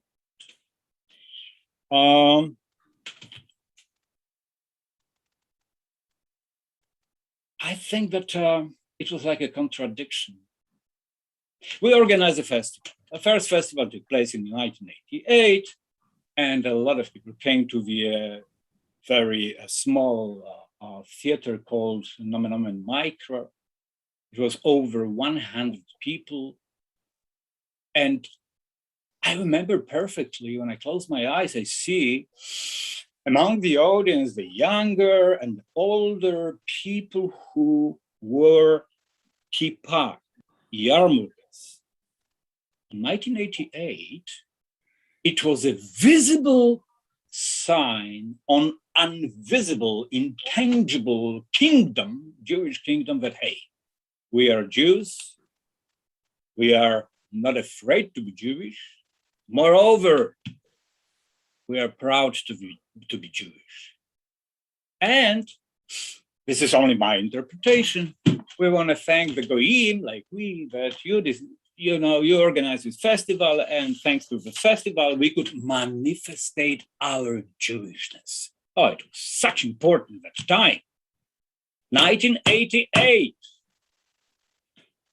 And thanks to the Jewish Culture Festival, and thanks to the link to the Jewish Culture Festival, to the Jewish tradition, Jewish heritage, communism collapsed in our country, no doubt. So, and that, honestly speaking, since 1991 was the this so-called turning point on where the festival started to develop in the very clear and the right direction. I remember I was, where's my watch? I remember I was invited in 1991 to Israel, and it is very interesting appendix, because it was a time when I met the Krakowian-born Jewish writers, survivors, who actually survived almost all, death camps built by Germans and European people with the help of America and the Kingdom of England in Poland. Her name was, I still prefer to say is, Miriam Akavia. She was so angry on me when I talked to her so proudly, I organized the first Jewish Culture Festival in Krakow. Many people came, and she asked me, did you invite anyone from Israel? Oh, no. So she said, so how dare you organize a Jewish Culture Festival and you didn't include anyone from Israel? Have you ever been to Israel? No. So I'll invite you. Ambassador, she invited me. And my beautiful people, we can talk about the heritage. Tangible, untangible, schmangible, whatever. When I crossed the threshold of Eretz Israel, and I saw this colorful, entire Jewish world located in this tiny, small piece of land, people who came from more than 100 countries to rebuild, honestly speaking, Israel. And they schlepped with the bags full of traditions and Jewish heritage rooted in the different part of the world. When I saw it, I was more than astonished. I was like in heaven. And you know what I did? Of course, at first I ate the earth of land of Israel. Then I drank vodka with Shlomo Bar. I don't know if you know who is Shlomo Bar. Shlomo Bar is one of the most acclaimed Israeli musician, originally from Morocco. He's the founder of a very famous band, Haberaha TV. and I invited them to Krakow. Can you imagine 1992? Aburaha TV is coming to Krakow. The guys from India, Persia, Morocco, okay, let's say Yemen, and Bulgaria. No one literally understood what Shlomo is singing, but he caught almost more than 1,000 people in a Kyiv theater in 1 second. What happened? Because this, how he pronounced his own tradition, own heritage, from the Mizrach to the so-called Goyim and the Jewish Ashkenazic mixture of the people in Krakow, spoke to them. It was something unbelievable. Then I understood. But I was stupid, brave, and lucky enough in 1988 that I called this festival Jewish Culture Festival. I didn't call it, Ashkenazic Festival, or according to the wishes of a many stupidissimo journalists, the Klezmer Festival.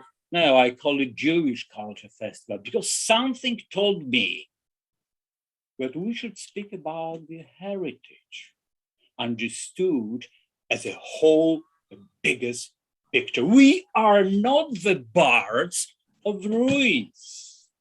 Even I was overwhelmed by the past, by the klezmer music.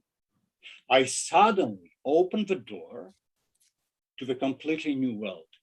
And I understood that one of the most important days in the Jewish history, if not the important date in the Jewish history, for me, is not, I don't know, it's 1948,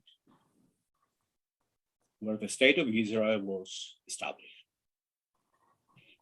And since that moment, the Jewish Culture Festival, also schlepping the heritage of the past, walked slowly through the road from the shtetl to the Zion. Janusz, and I think maybe this is the moment that we can present a little bit of the picture of the festival, namely the short film presenting Shalom on Shiroka Street, the main concert, which made us famous all around the globe. Absolutely. So all participants can see Absolutely what we are talking about, okay? Only one question. Is anyone among us who have never been in Krakow during the Jewish Culture Festival? Could you raise your hand, please? Lucia? Oh my God. Okay, next year. Shana haba b'Kruke. Okay, that's it. Michael, no. Michael, you're kidding, I know. All right, so okay, so I will try to share my screen and will do my best so it all works as it shall.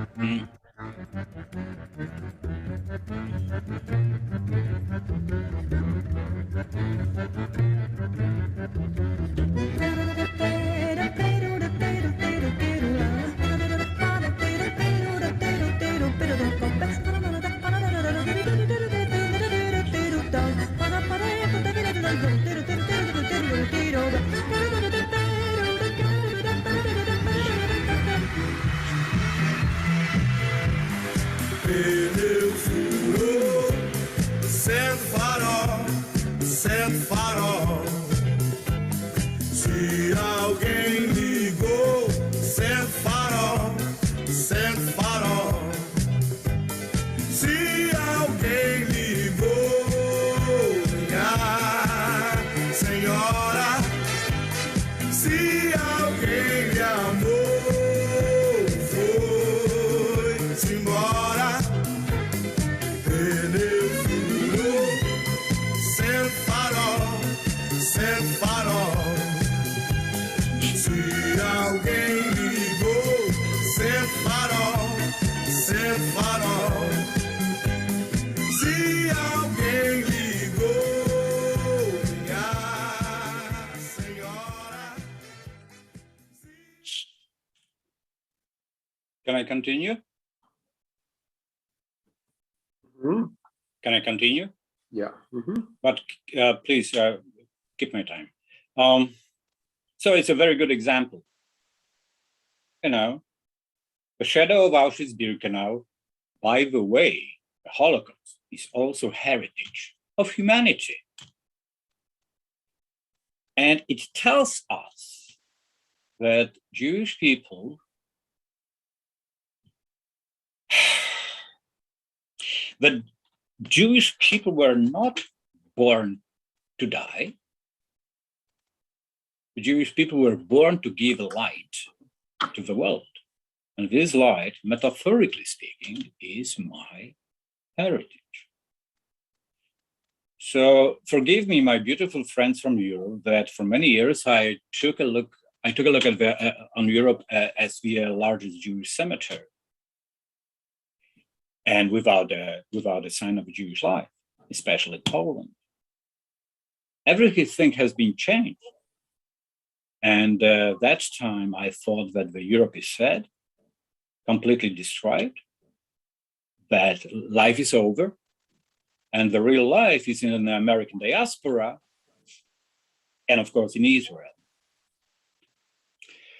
I changed my mind because the time passed and has been changed a lot of history among us. But I want to say also that almost at the same time, beginning of 90s, year after I visited first time Israel, I went to the United States. I was invited, actually I was sent with a very interesting event, whatever. We called it class camp. I don't know if you heard about it. A class camp, basically speaking, is like a big Jewish, of course, Jewish camp located in the Catskill in the New York State, and one of the hotel, it was a wooden hotel, Paramount Hotel, where approximately 700-800 Jewish people, the families, and met. They were close in this gathered. They were close in this wooden hotel, and during the Hanukkah time, most distinguished musicians and scholars, Jewish musicians and the Jewish scholars, taught these Jewish people what is a Yiddishkeit. Aha, it's very significant because I was also at the beginning of the process of rebirth and the revival of the Jewish culture in United States. But I met there the giants of the klezmer music born before the First World War, who taught today's most known acclaimed klezmer and not only klezmer Jewish musicians how they should play the real klezmer music. So forgive me, please, and I will jump in a moment to Kazimierz again. Forgive me, please. I can't stop to vomit when I walk through the Szeroka street, and unfortunately, I'm a victim of the so-called klezmer music played by the so-called klezmer musicians. It's not truth. So the word life and the word truth help me to orient myself and help me to find the answer, actually, whom I am, and what is a Jewish Culture Festival about, and on what kind of the basic it should be found. So I, as a boy, discovered the Jewish culture for myself, like that people used to discover Atlantis, and I didn't draw. I'm on a wave. And that time I understood, okay, if you really want to show what does it mean Jewish culture, if you really want to teach people what does it mean the Jewish heritage, you have to do only two things. You have to arrange and prepare the space of the remembrance and vitality, and invite to this space, and let to fill this space with a real authentic Jewish heritage by the Jewish people. That's what happened at the beginning of 90s. So this is, it made me conceptualize myself, of course, and it made me to conceptualize the aim, goal, purpose, intention of the Jewish Culture Festival in Krakow. And because I mentioned the word life, and because I mentioned the word truth, so I want to tell you, I don't know what does it mean intangible heritage. We are focused on the life. We are totally in the Jewish culture life, the Jewish life. And the Jewish life is more important for us than the Jewish culture, because the Jewish culture without Jewish heritage, without the Jewish life, doesn't exist. If it exists, it can exist as the artifacts in museums. I'm not interested. I love museums, but I don't want to spend my time in the museums. You know what I mean? So that's this is the Jewish Culture Festival in Krakow. It's a living process of constant transformation within the consciousness of man who knows where he comes from, but more importantly, he knows where is he going and what is his aim and why. And I give you only two examples. Roberto, okay, all right. I'm in the middle. Two examples. Those who were in Kazimierz. Okay, you are walking, let's say you are walking from, speaking about the Jewish heritage in Kazimierz. In Kazimierz, not in the Jewish city Kazimierz. Because there are two cities, Kazimierz and Jewish city Kazimierz. Kazimierz is the biggest restaurant in Poland. It's the biggest pub in Poland. It's the biggest DJ's, schmij's place where people walk through the streets and dance on the streets and yell on the streets, knowing nothing about the streets. They don't care. They are surrounded by the 7 synagogues, mostly built in the Renaissance and the Baroque period, but they don't care. They care if they can drink wine, beer, or vodka. This is a place. This is Kazimierz, lovely, thriving place. And at the same time, this is the other place, marked by the heritage, Jewish city, Kazimierz, where 7 synagogues speak to you, where cemetery and the people who were buried there speak to you. This is the air, this is the water, this is the fire, and this is the earth, which speak to you if you are willing to listen. So the Jewish Culture Festival is a space of these 4 basic elements, including the space of remembrance, means what happened, but most important, what is going to be. And our future begins today, not tomorrow. So, coming back, you are walking from the main market square, you are approaching the Starowiejna street, and in a moment, you are staying on a corner of Starowiejna street and Miodowa street. just on the threshold of beautiful city, Kazimierz, the largest Jewish city which survived after the Second World War in the Eastern and Central Europe. And what do you see? Ah, you don't know, what do you see? You see the booth, Stragan, Buddha, with ice cream. Oh, yes.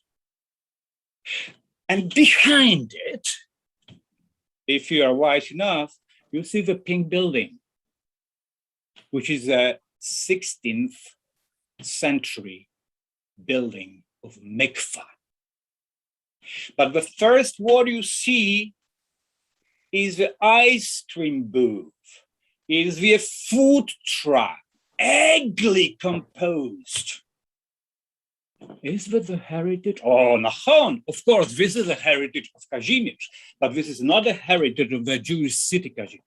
So what we are trying to do, we are trying to initiate the process of the thinking and the rethinking of the people who are coming to the festival, who are coming to the the Cheder, our former Beit HaMidrash, and teach them that we are inherited. Doesn't matter we are Jews or we are Goyim, we are inherited of the same amazingly important Jewish heritage. And only because of us, and only depends on us, is if we will be totally and honestly in this process, or we don't care. So that's basically speaking what happened. Two things, only two things, and I'm finishing. Only two things? Very good question. When I've asked myself, okay, after 33 years, what is most important for me as the director of this Jewish Culture Festival, so-called creator of this space of remembrance and vitality, what is the most important which I took from the intangible and tangible Jewish heritage? I think only two very important aspects.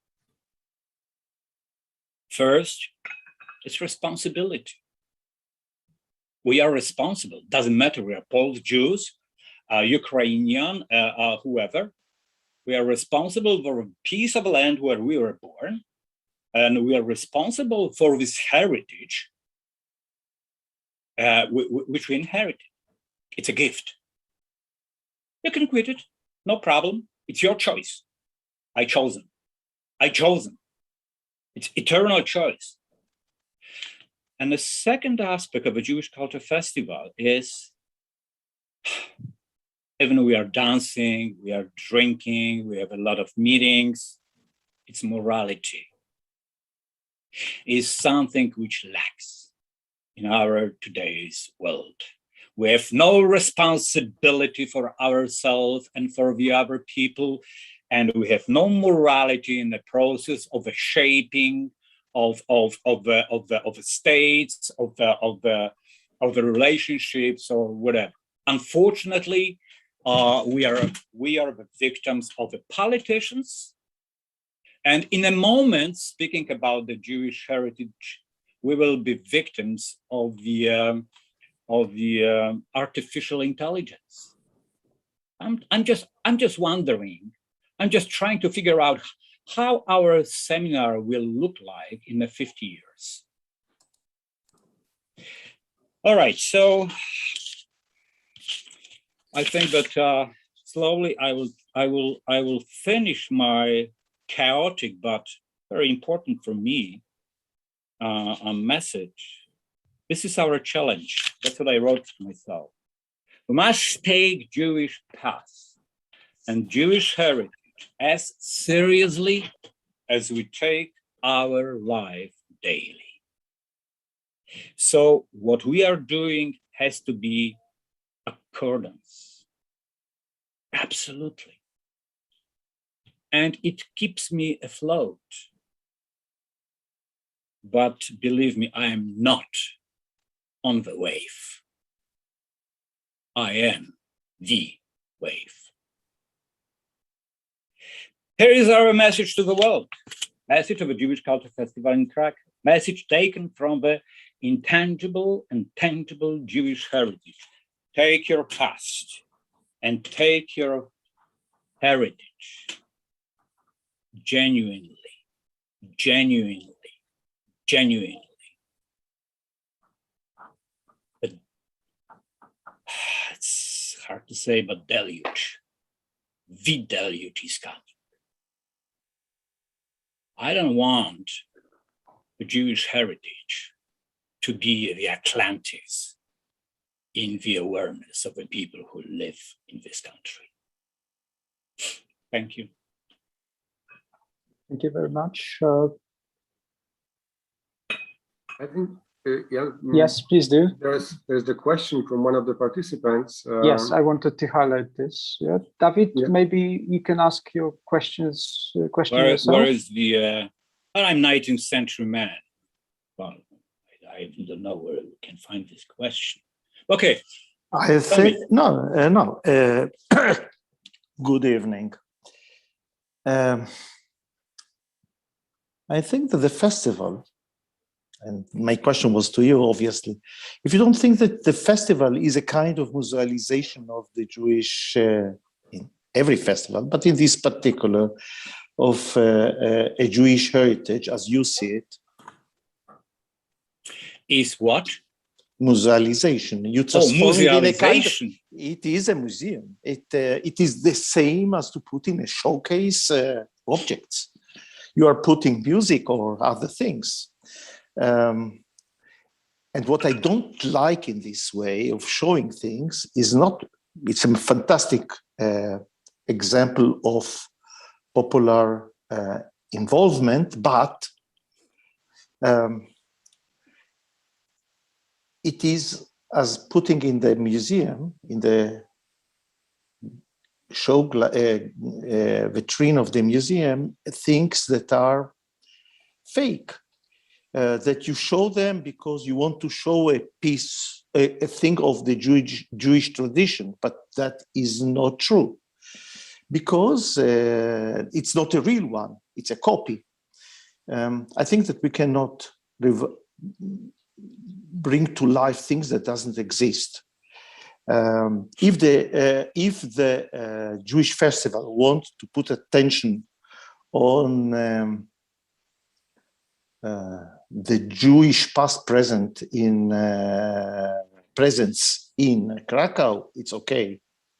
But I don't believe that there was, in the shtetl, there was never things like that. It means the sense of culture. They didn't treat those things as culture. They didn't treat it they didn't give this importance. It didn't have this role in their life, especially not in Krakow, this is sure. So I think that it has a very big importance, again, to bring attention to the past of the Jewish life in Krakow. But it is not, I don't think it's a heritage anymore. I spoke about it in Italy, in the television. There was a program about Punjab that is nothing to do with Judaism, nothing to do with Italy, only the history of Punjab. And the music that was played was klezmer music. If you want, I will send you the link. It was really insane, really insane. Oh, so don't send me. Oh, please. So I'm afraid that we are doing, I don't know, it is a problematic thing, the same as speaking about heritage. Okay. Your name is David, right? I see. Yes. Yes, David, thank you very much. And it's, I can share this concern with you. Absolutely. But I try to explain I have only 15 or 20 minutes. I try to explain the aim, the goal of the festival. It's not a festival about the klezmer music, what I said. Let me ask you a question. First of all, let me ask you a very significant question. Have you ever been to the Krakow during the festival? No. But my grandparents were born 50 meters from where you are doing the festival. Really? Where? In Izaka 1. Really? So we are neighbors. I tell you something, David, you are right. And because I recognize, as I said at the beginning, I recognize this place. I'm talking about Kazimierz, I'm talking about Krakow and broader Poland as the empty place. Hey, come on, this is the largest Jewish cemetery. But simultaneously, especially when I went to Krakow and met that time with young Jews who confront the history, decided to rebuild, reconstruct the Jewish life on the small scale. I wasn't that stupid guy and said, oh, okay, so now I will do a festival. I started to talk to them. And I asked them many questions. And finally, when I noticed that there is some kind of the desire, people were hungry of knowledge, not only about the so-called state. Shtetl is a state. Shtetl is a small market.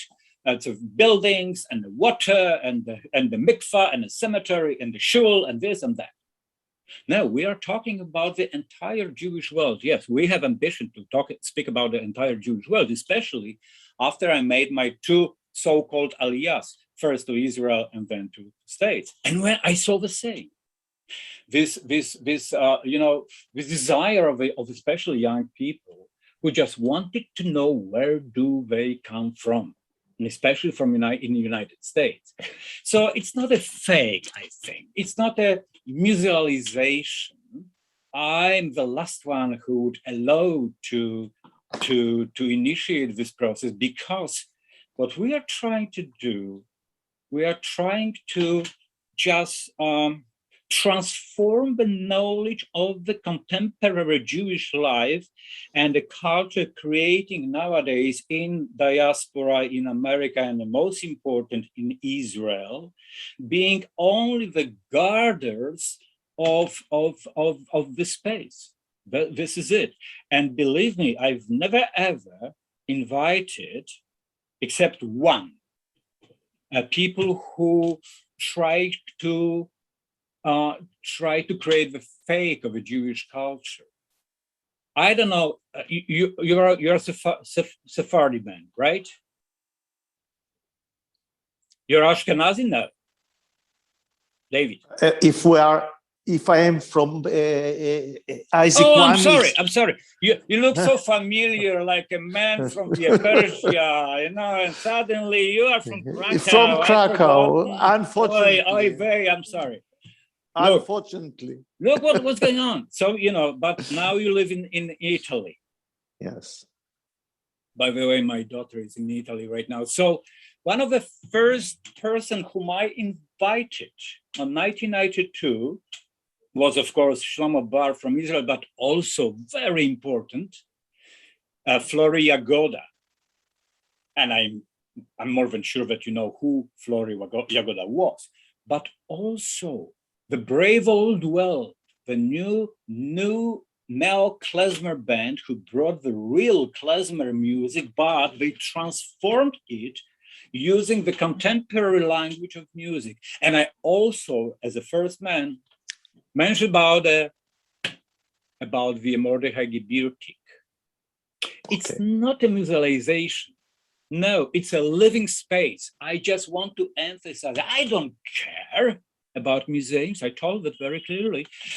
I care about the stream of the real life. And I can't just, create the definition of the heritage. The definition of the Jewish heritage for me is the never-ending process aimed the enriching the culture understood as the Jewish culture based on the values found in Tanakh, but also values found on the streets. Now, and believe me, okay, why don't you do it in this way? if pandemic will go and you will be able to come to Krakow, just experience what we have created. Not we, the real creators of the Jewish Culture Festival in Krakow are not the Poles who are organizers, but the Jewish people. And this is not a fake, David. This is a truth. Of course, I've never invited people who try to be more Jewish than they are, and they are playing this kitsch. No. So this is not a fake, I think, I hope, but this is something real. The festival is like I think like a mirror, which on the one hand reflects what's going on nowadays in the contemporary Jewish world, but on the other hand, it's concentrated, focused, the energy of this world. And that's what I said. David, do you know that around that nowadays, after our first festival, which has been organized in 1988, nowadays we have almost 50 Jewish culture festivals in Poland. It's catastrophe. It's disaster. Why? Because most of these festivals are focused on the past, are focused on the shtetl, and they want to convince us that the Jews were born only to play the so-called klezmer music and eat a gefilte fish. No. So this is rather the huge, broad perspective of Jewish activities on the different levels. And of course, sometimes these levels don't communicate like the people about themselves, but that's what we are trying to create. But once again, really, it's like a discussion about a book. You haven't read it yet. I read it, and maybe I'm in the middle, and we argue. Please come. Ask Michael how wonderful coffee I used to prepare for you. I will prepare for you. Coffee from Finjan. Wonderful coffee, David. Wonderful coffee. Wonderful coffee. Nahon. And these finjans, David, these finjans I bought in Nazareth from the Christian Arabic family. Why? I made such a long journey. I could buy it in Yerushalayim, I could buy it in Tel Aviv for 50 shekels, and I paid 500 shekels. Authenticity, quality. I don't care about the rest. I'm very sorry that I used the wrong word. I used the fake. I used the word fake, and maybe it was a big mistake. No, it is a big mistake. I intended to say that it is not, in any case, authentic. It is authentic, but you are right. I think that what you are saying right now is related to the what Ellen Gruber wrote in her book, of course. And you know what? I can tell you that you are wrong, but I also cannot tell you that you are right. I have to be with this. Believe me, it's bothering me all the time. On the other hand, as I said, I have no choice. You know, I was born in this piece of the land. Did I ask my mother to be born in Poland? Ma? No. But I was.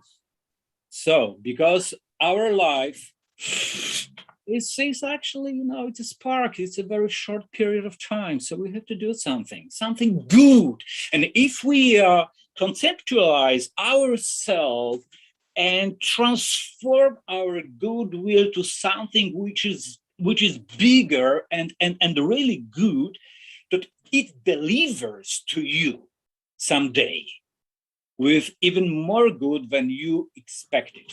There is I just want to give the voice to my colleagues, to my friends, because you know this is a fake, David. This is a great fake. Janusz Maku, director of the Jewish Culture Festival. Why? What's a great director? You know, I saw a lot of so-called directors. They always invite the people using their name. What doesn't mean nothing? You have to have friends. You have to work, because the Judaism teaches you You can't be alone.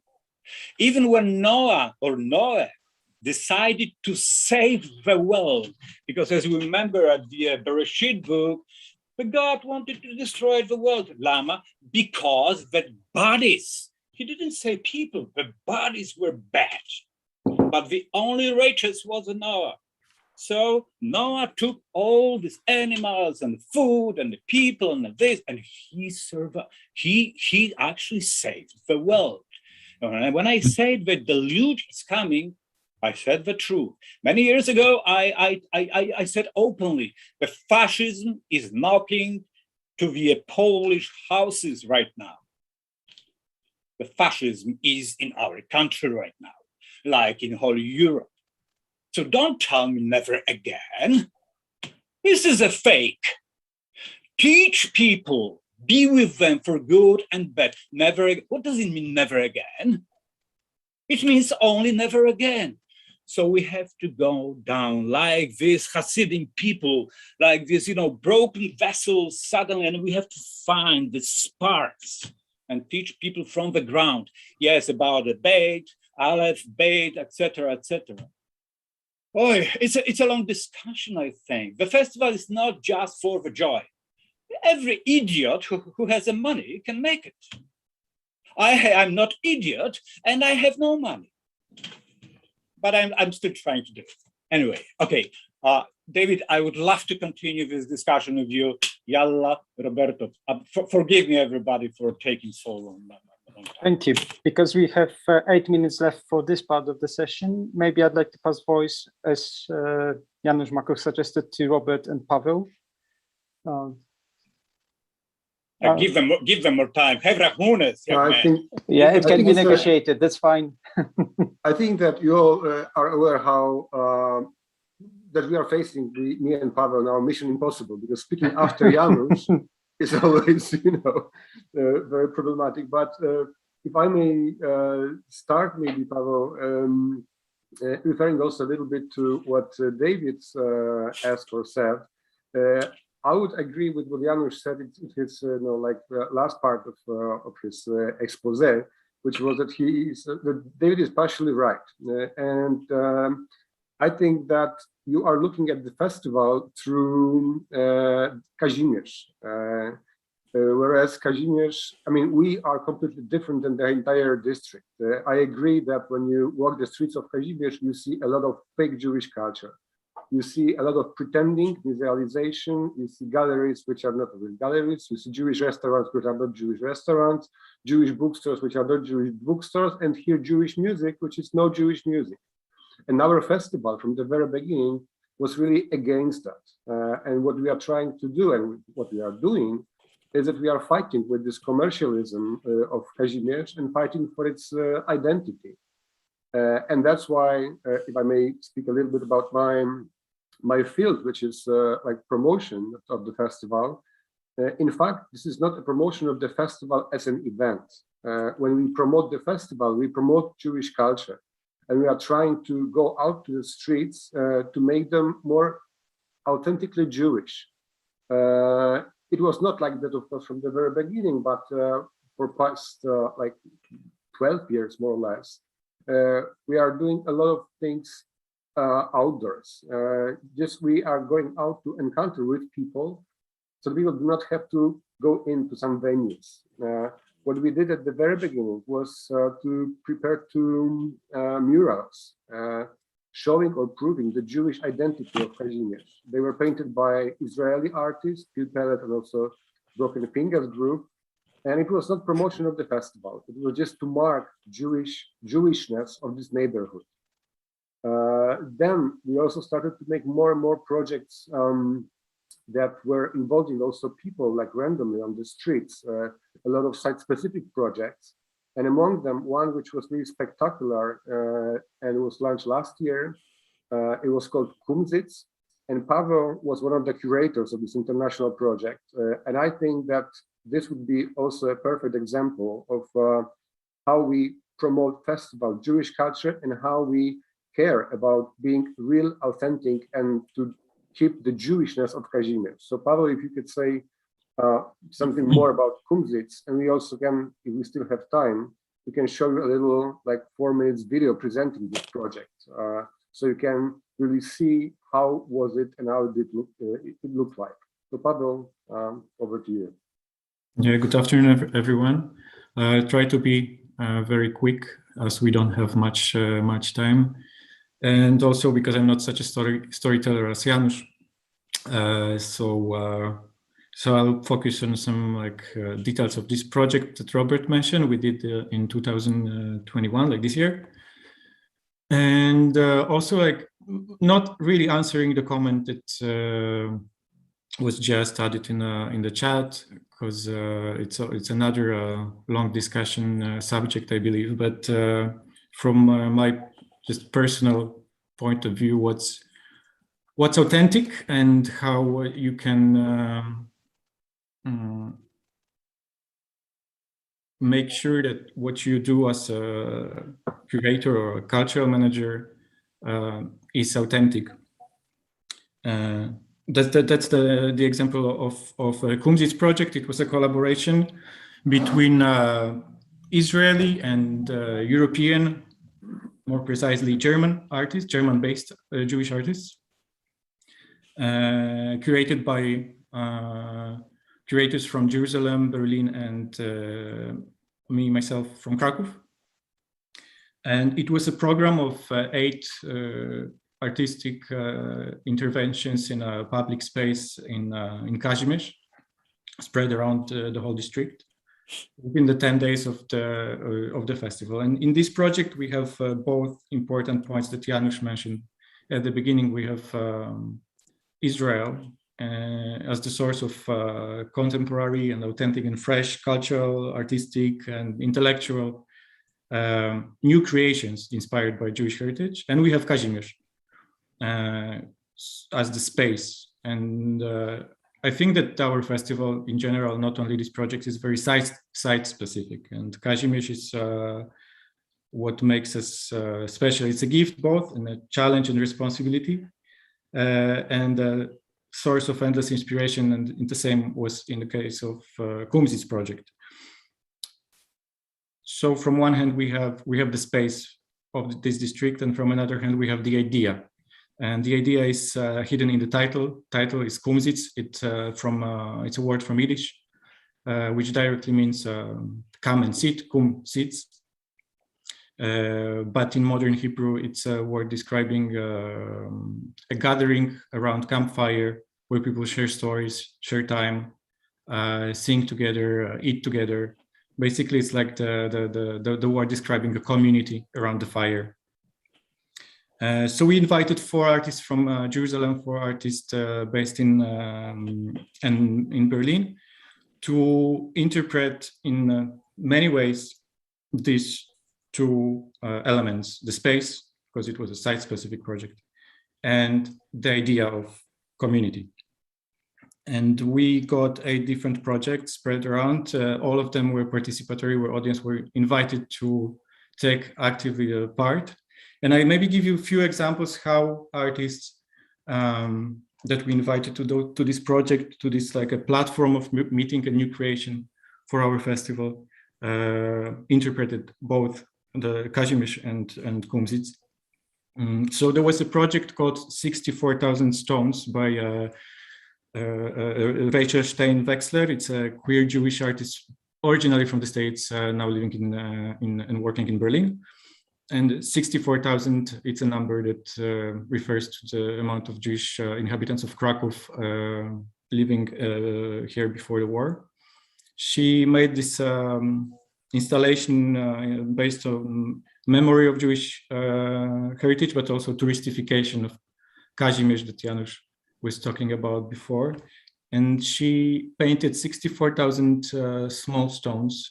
She painted them in gold, placed them in 3 different locations around Kazimierz in huge wardrobes with glass doors. So everyone was invited to take a stone and place it and put it in a place that was important for him in Kazimierz, that was meaningful for him, for his private point of view, like personal history, memories, but also maybe what's the most meaningful in his opinion in Kazimierz Jewish heritage.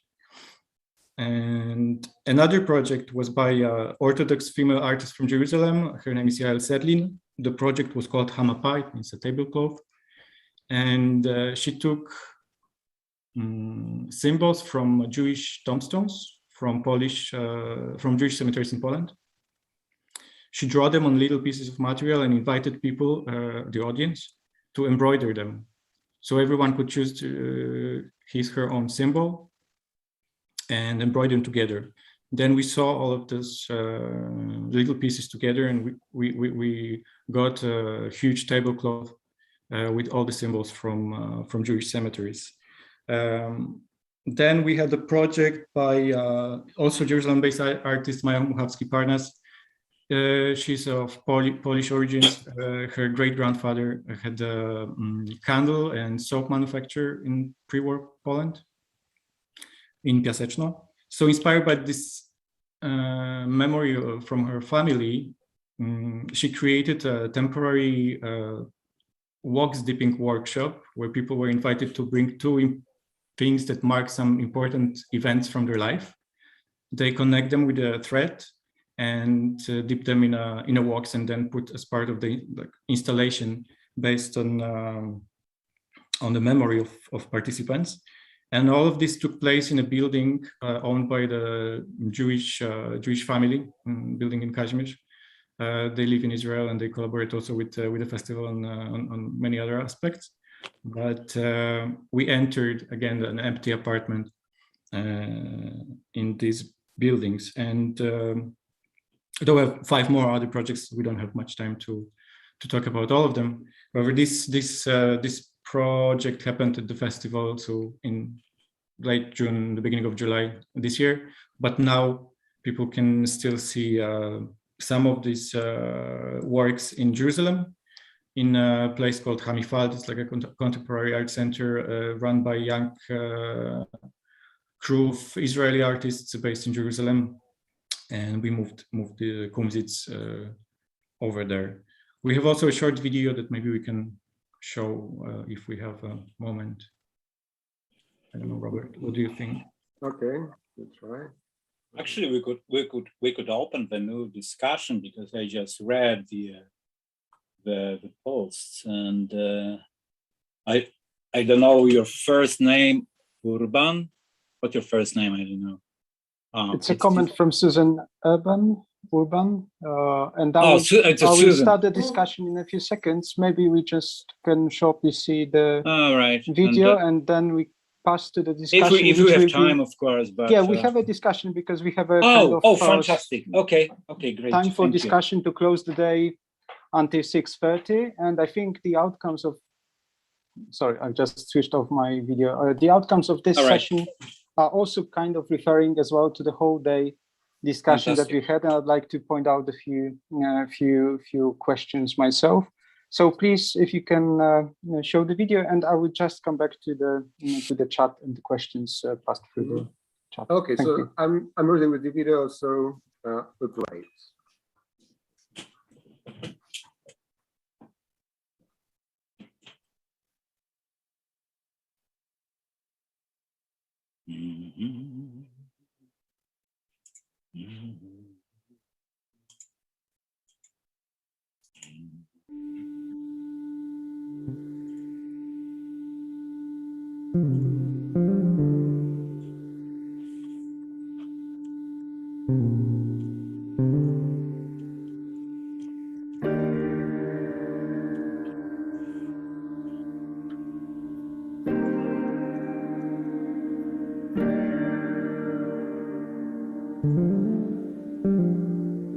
The stones will be distributed throughout the city by visitors. The stones are going to be half painted with gold and half with their natural color. Pick an image and try to remember, to have a specific memory based on this image. To bear in mind that this is going to be, or the piece itself is a kit. We are sending to Krakow a kit comprising joints I can show you a few photos from the last experience, and just people just sit with me. I show the idea, and I was just drawing. Open call is if somebody is interested in participating, then they can call a number and they can hear more about myself, and then they can leave a message about themselves and about their. I'm asking them to tell something about their other home and how it shaped them. Okay, so here are some latest tests from my studio. Yeah.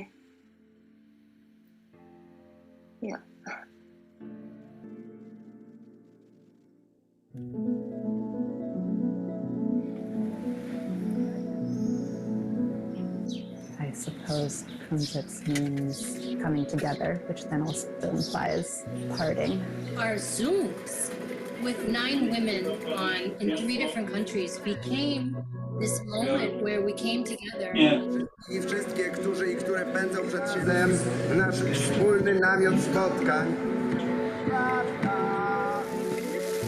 So for me, it's the cooperation with the artists, and this is some connection. I'm pretty sure it has got a deep impact for all of us.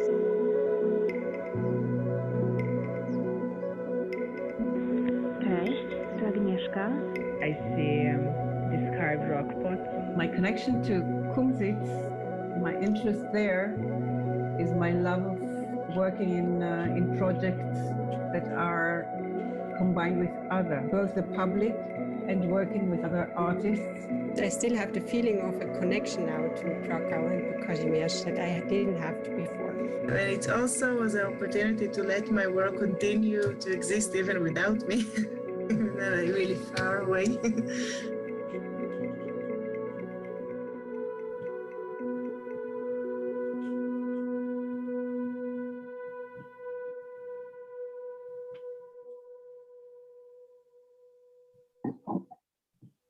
Thank you for the video, because it also shows us that the festival is something more, that there is a range of projects that is going on as well. And as even Susan wrote in the chat, that this project sounds well curated and thought. Before I move towards the conclusions of the day, I'd like to open this discussion and comment and give the voice to Mr. Janusz Makuch. Oh, excuse me? Yes, again? yeah, because you wanted to make a comment on the comments made by Susan and No, Michael. I'm just reading her second chat, and Susan is right, of course. Well, I perfectly understand Susan's concern. It's also my concern. We can't measure authenticity. Something authentic can be, For instance, there's a lot of Jews and non-Jews among the audience who loved the concerts of Leopold Kozłowski. Okay, let's say that. So Leopold Kozłowski played, basically speaking, so-called klezmer music. In my opinion, it was so far from the klezmer music. But there was a bunch of people who just look, okay, authenticity. Just imagine the festival as a huge table. Really nice, huge table. Shabbos table. And people from all over were coming because they're invited, and everyone is putting on the table their own favorite food from their own region where he was born. So then we have the gefilte fish. A real gefilte fish is always good. Then we have a chill. Maze, David. And exactly. And look, I'm talking to this Ayid from Krakow about the gefilte fish, and he said fair. And this is authenticity. This is a dialogue. This is how he can convince me. I understand he loves Golonka. That I understand. But now he's telling me that gefilte fish, not from the carp, David, not from the carp, from the other sort of a fish, is not authentic. So just put everything on the table with a good will. And what Michael said is not about isn't more about good or bad rather than authentic and inauthentic. Come on, people, where we are living in Poland after the Second World War. 3.5 million people perished. How many Jews do we have in Poland? Of course, the correct answer is, how much do you want? But it's only a percent. So what kind of authenticity we're talking about? 1968 was like, how many years ago? 50 years ago, 60 years ago. Jews left. So authenticity, many people blame me, oh, why do you still invite the people from Israel, from states? Because they are not educated enough, and they just forgotten what happened between 1939 and 1945 in my beautiful country, where Germans and the other people from Europe came, and during the one long night, they murdered 6 million Jews. Then they came back to the cozy houses in Germany, in Holland, in Belgium, wherever, in France, especially in France. And they left us a legacy of death. Okay. But the legacy left us by Jews is life. So should we argue about what is more or less authentic? Exactly. Why don't we focus on what is less or more good? And let me remind you and even quote the late Rabbi Lord Jonathan Sacks, who once wrote about the anti-Semitism in, yes, ladies and gentlemen, in the United States. And you perfectly know what's going on in the United States nowadays, also in Brooklyn, in the Borough Park, in Williamsburg. So he wrote that as much as we must recognize our enemies, we also need friends. We can't fight anti-Semitism alone. We need friends among the non-Jewish people. Here we are.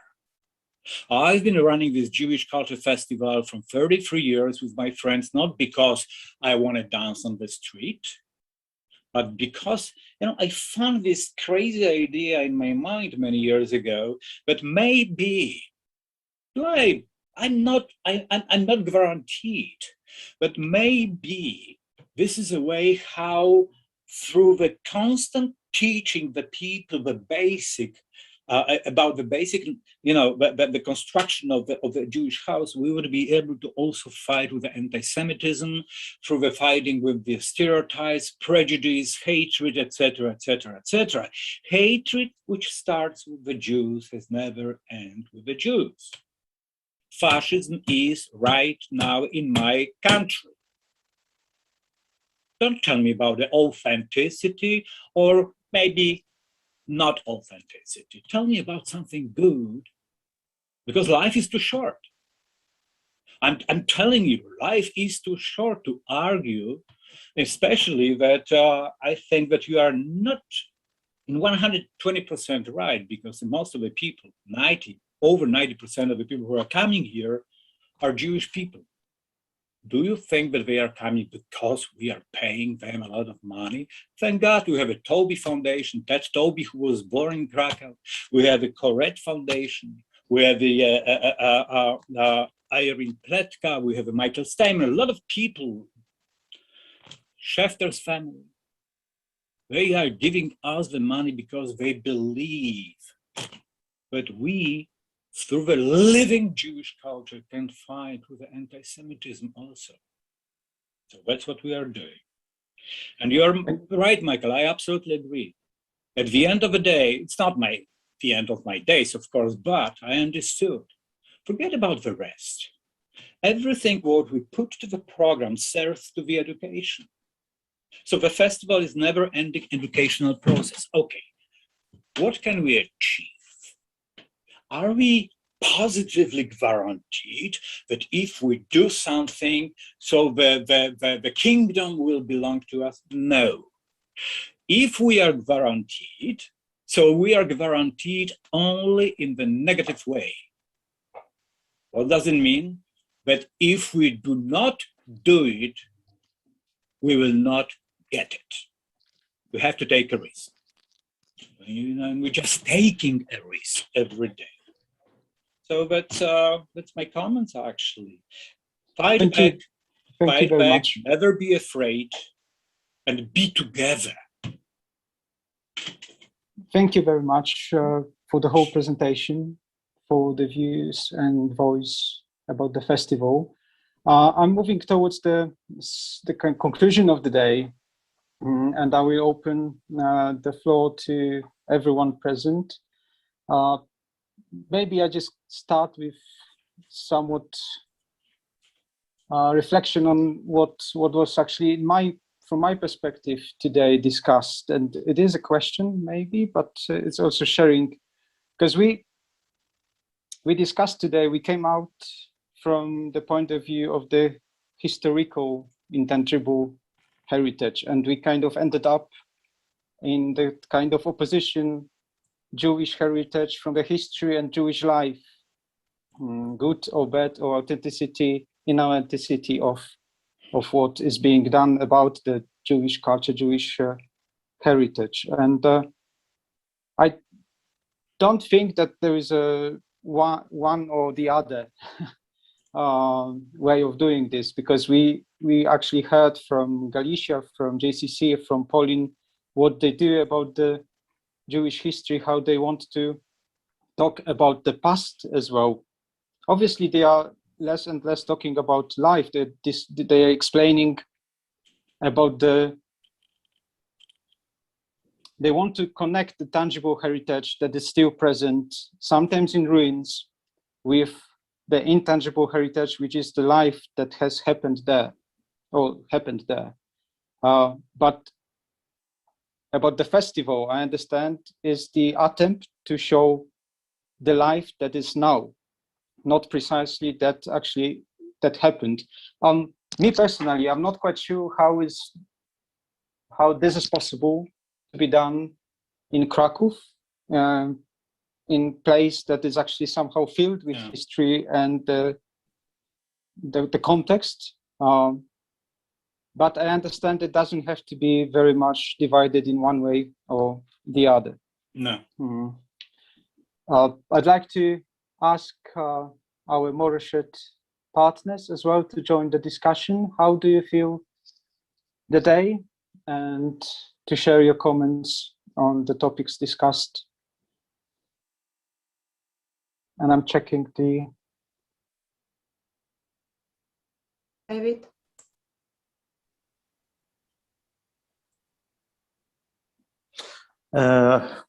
May I? Yes, please, David. Yeah. For me, it was a fantastic day. Emotionally, I'm much involved in Krakow and Poland. Somehow I am, though somebody said that I am a Sephardic, I'm a real Ashkenazi from Krakow. I was interested because it is the transformation. I'm interested very much in the transformations, to understand how they come, why they come, and where they are leading to. So I think that we saw some very, very interesting different examples. And I am aware that in Poland, like in Italy, that those are two countries where the heritage, the Jewish heritage, is really enormous. It is a real problem. It is a real problem, and maybe we understood how big it is through what we heard today. Because there are a lot of interpretation.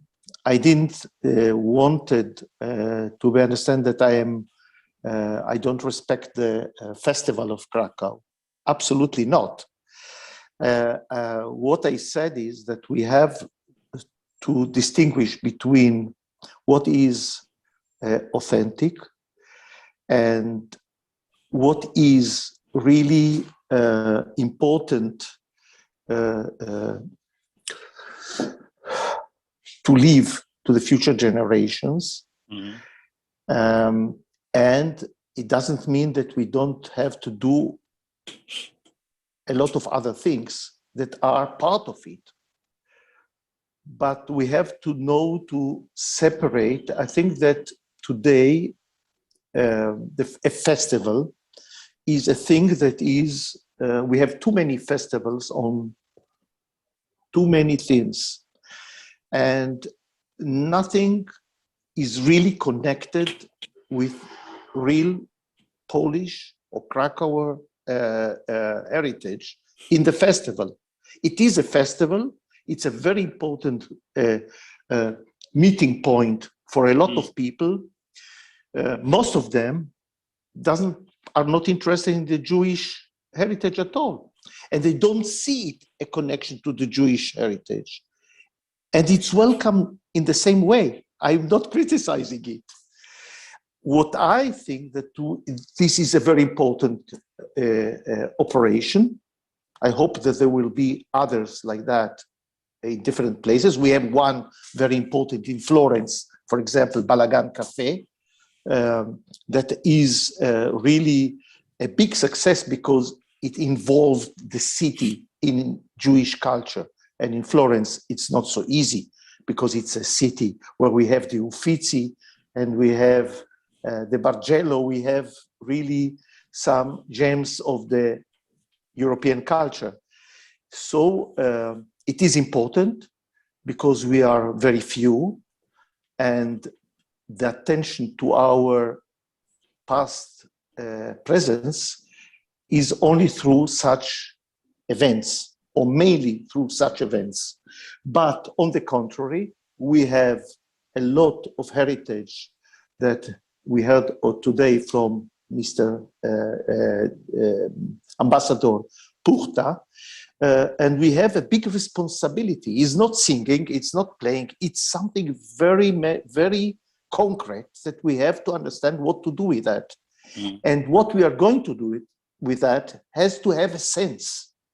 Economical, cultural heritage, it is something that is really a huge responsibility that I think that we as Moreshet, we took on ourselves, because Moreshet wants to help cities, not Jewish communities, but cities where many of them, or most of them, they don't have any more Jewish communities or Jews live in that cities, to help them to understand what to do and how to do with such heritage, because we believe that this heritage is the heritage of all. So that's why I think that I was not against anything, but I am pro everything. And I want to thank very much the MIC that is permitting us for so long time. It's already 3 years that we are working on the project. And I hope that we will have further many years of working together. It's very, very useful. We are all interested in the same thing.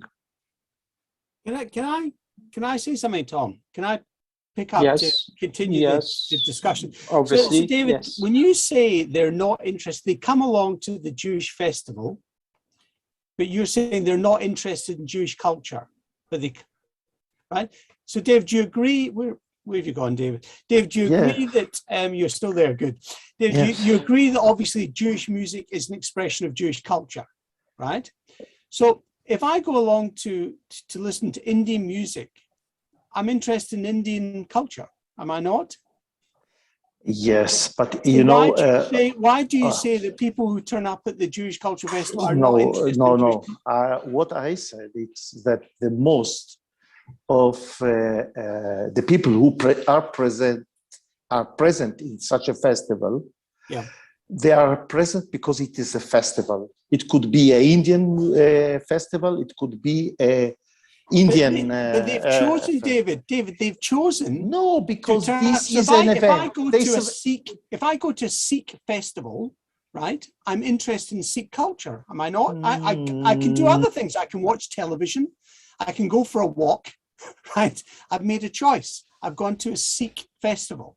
Is that not an expression David, of no, Michael, I think David, that is only okay. Yeah, I'm sorry. Yes, I'm sorry. It's an internet discussion. because, We need to find some no, I want to hear what common Janis, space, and otherwise we won't be heard. Otherwise we won't be heard. Okay. I tell you I'm something sorry. very interesting. Okay, Mr. Just forget about the Makuk. time. No, I'm not talking about time. I just Time want is everyone flying. to. We are on the way, and we will be away. I could be a good priest, Michael. Don't you think? Oh, absolutely. You are a priest. No, you know what? Janis, my brothers Janis, and sisters. Excuse me, you're not a priest, you're a bishop. I'm a bishop, and you're on the way to being pope. I would say at least. I'm close to it. Okay. I tell you something. Oh, this is very interesting issue. I think, David, you are wrong because a lot of people. The festival has been organized from 33 years. This specific festival, Jewish Culture Festival, and it had a few so-called turning points. I tell you, when the Jewish Culture Festival in Krakow and through the festival, also Jewish culture entirely understood by the world was recognized. It was 1995 when I prepared the program to the festival, and suddenly I got a phone call from the PBS, public TV 13 channel from New York. And they asked me if they can come to Krakow because they knew that I invited a lot of phenomenal so-called klezmer musicians like the Klezmatics and the Brave Old World, Andy Statman, David Krakower. And they asked me if they can come to Krakow on the 5th edition of the festival in 1992 with Itzhak Perlman. Oh, I was astonished. Itzhak Perlman? I asked him, yes. Of course, Itzhak is Jewish, and he always emphasized it, but Itzhak Perlman came with his father. And Itzhak Perlman played not on the stage, but he took a part in this movie. You can watch this movie. The title of the movie is In the Fiddler's House. And when it was shown in the American public TV, a million of American people, including this minority of Jewish people, watch it. And suddenly, can we imagine this contradiction, this shock?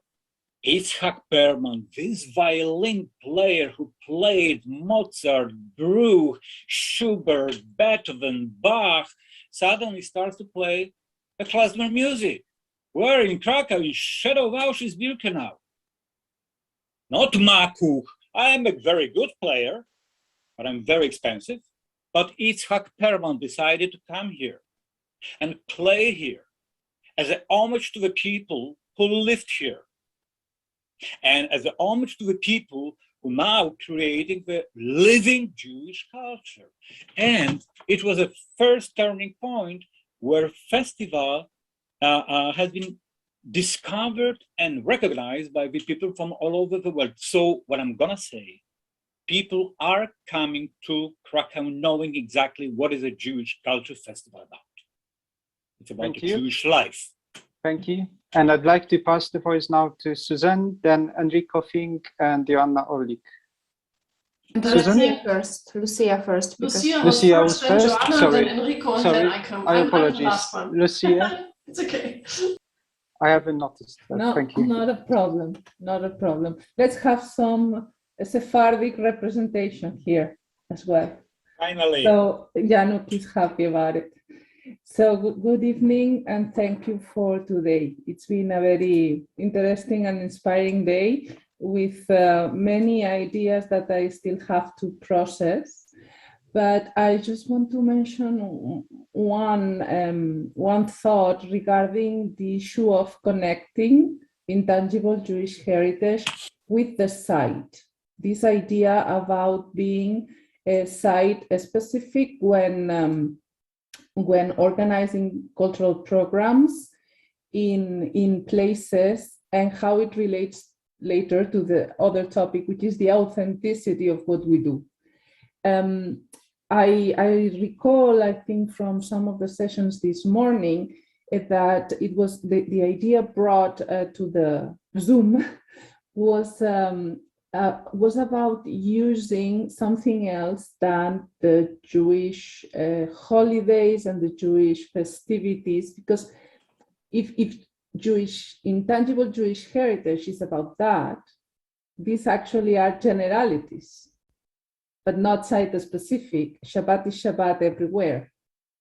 So I think an interesting topic to go further is how to better do this connection.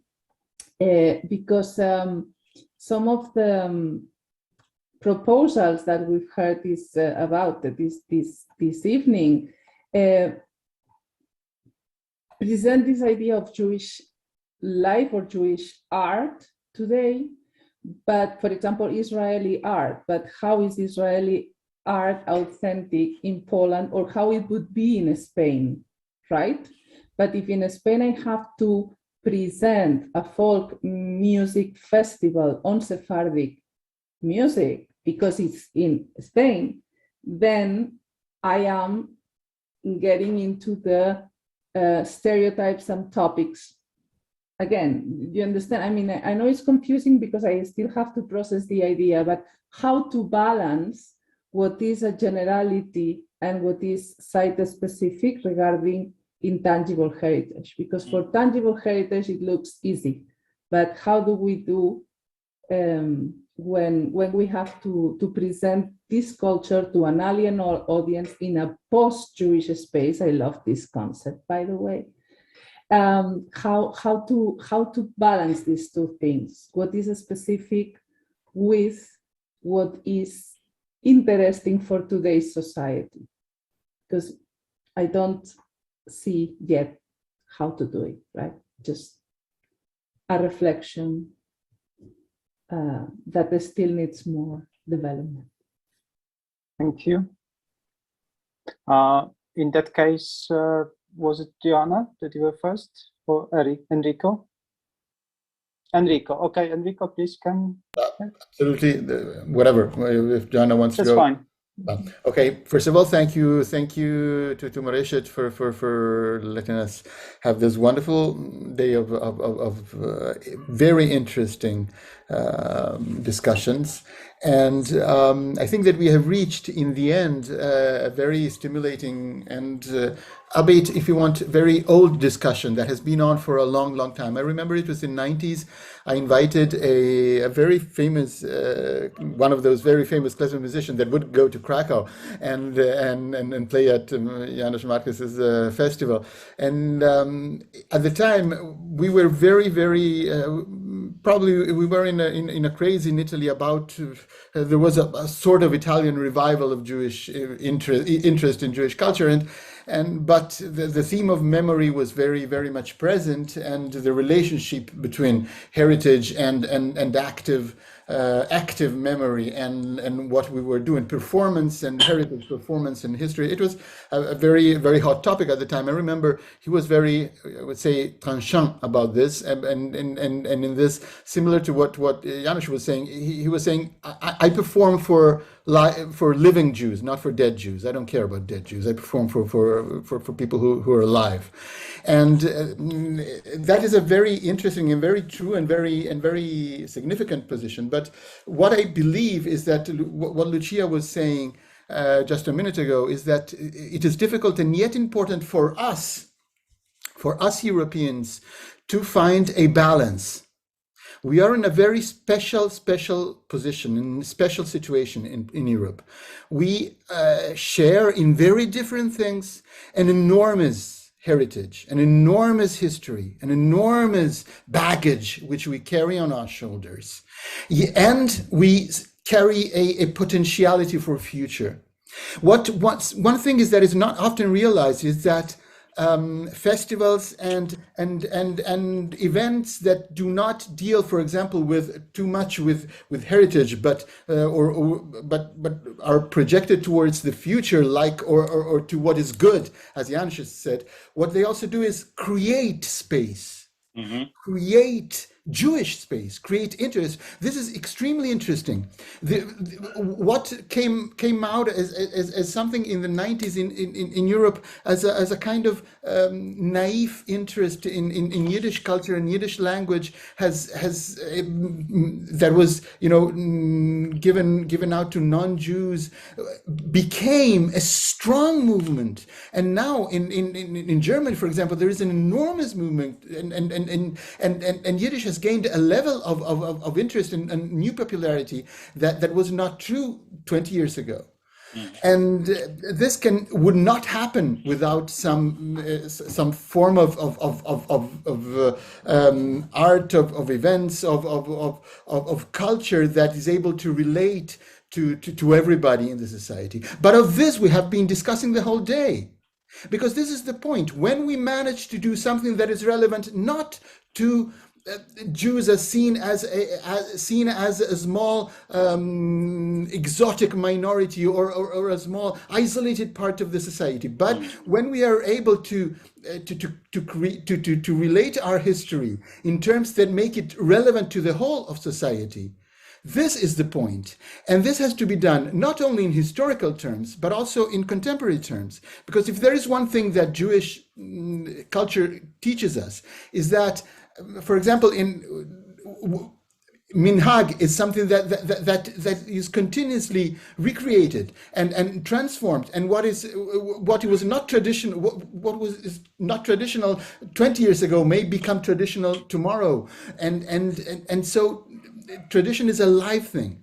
So what is happening today in Europe in many situations, and Krakow is one of them, because I mean, Krakow Festival has had enormous impact. I speak as a musician that has never performed in Krakow, but I know of it, and it has really had an enormous impact in the lives of people, of musicians, of people that relate to that kind of culture.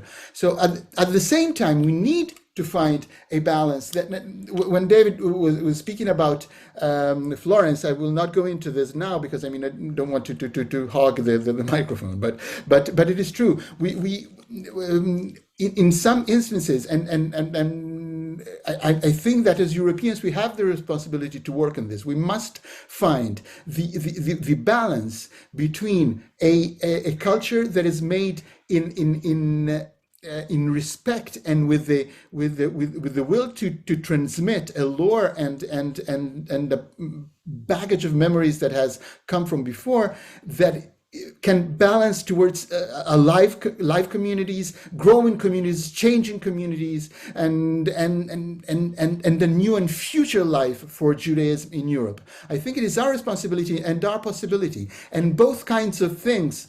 And both directions, both tendencies are important. Working with the eyes towards the past, towards history, and with the eyes to the future and to what is now and to how things change. Both directions are fundamental and must interconnect to find this balance. Yeah. Thank you very much. Absolutely. Thank you very much, Joanna. Yes, thank you.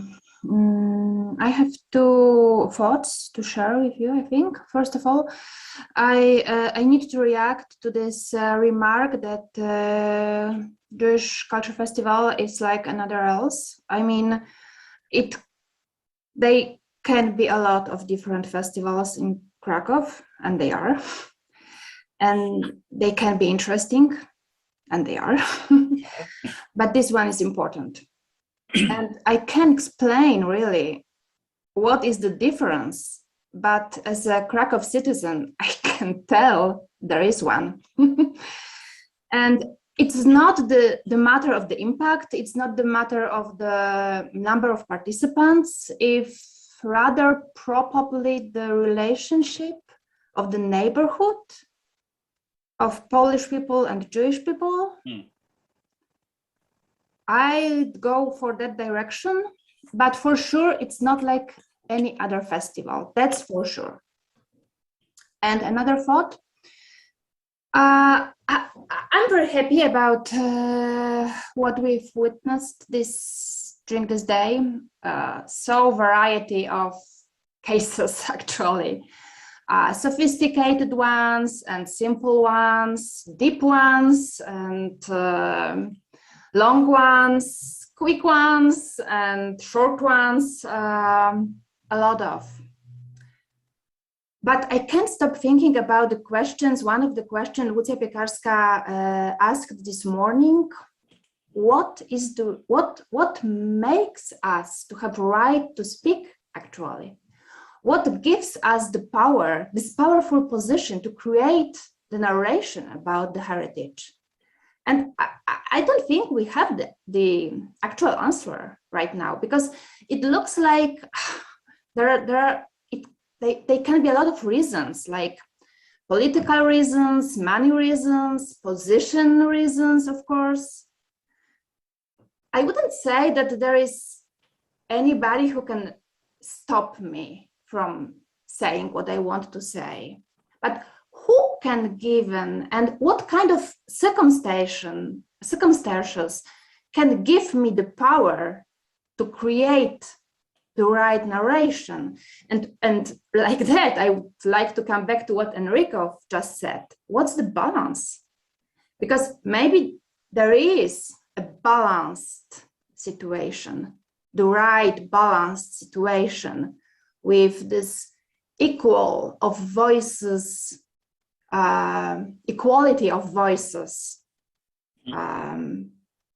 strong voices and forgotten voices, maybe. But what's the real answer for it? What's the right balance? Yeah, it would be interesting to know. Thank you. And Susan? Yeah, it's like with Joanna, it's some thoughts flipping around in my head. So I have also the impression that perhaps Jewish spaces in Europe, or post-Jewish spaces, a term I liked a lot this morning, perhaps they are also a little bit fashionable today. You have to think about this.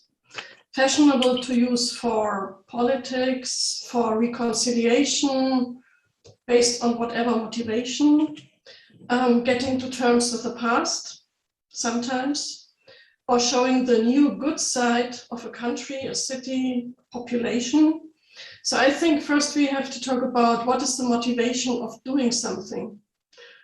This is something I just refer very shortly to Yad Vashem. When I was employed there, I was asked, why do you want to work here? It was not my CV, etc. So what is the motivation to do something in a certain space or place? And I think these Jewish voids we have, so the Jewish spaces, which are sometimes Jewish voids where there is nothing, should be filled also with Jewish voices, to have a multi-perspective narrative and not to develop one narrative which stays there forever sometimes.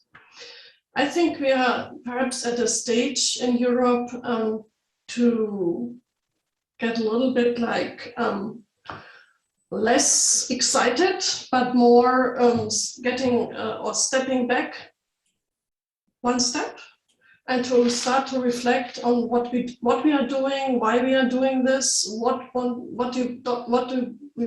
do we want to tell, to connect or even reconnect space and people, not to use them only the spaces as stages or, as I said, for politics, etc. And regarding intangible heritage, I think perhaps we really have to take time to rethink concepts, topics, and approaches, and not to generalize, to say a Yiddish festival is good for, I just imagine Krakow, Lithuania, Weimar, and Paris. It's perhaps not fitting in each and every post-Jewish space. So we cannot import and export festivals and music and whatever to fill the voids, but I think perhaps we sometimes have to fit what we want to interpret, tell, narrate there to these specific spaces. As an example, this Yiddish thing, in Germany, it's mostly done by non-Jewish Germans, and with feverish, I don't know, excitement. And it's interesting that the young Jewish generation in Germany much more connects now back to Jewish intellectuals and writers, like even back to Heinrich Heine and Rahel van Hagen. So Really? there is another interest now to reconnect to other roots, to reconnect to roots which were somehow broken, to a German Jewish culture and not to a pop Yiddish culture. And so I think perhaps this variety of Jewish intangible heritage is something we have to focus on. And so we have to lay many focuses on Europe and not one. And perhaps each and every Jewish space or post-Jewish space needs somehow another resonance. And this is something I want just to think about.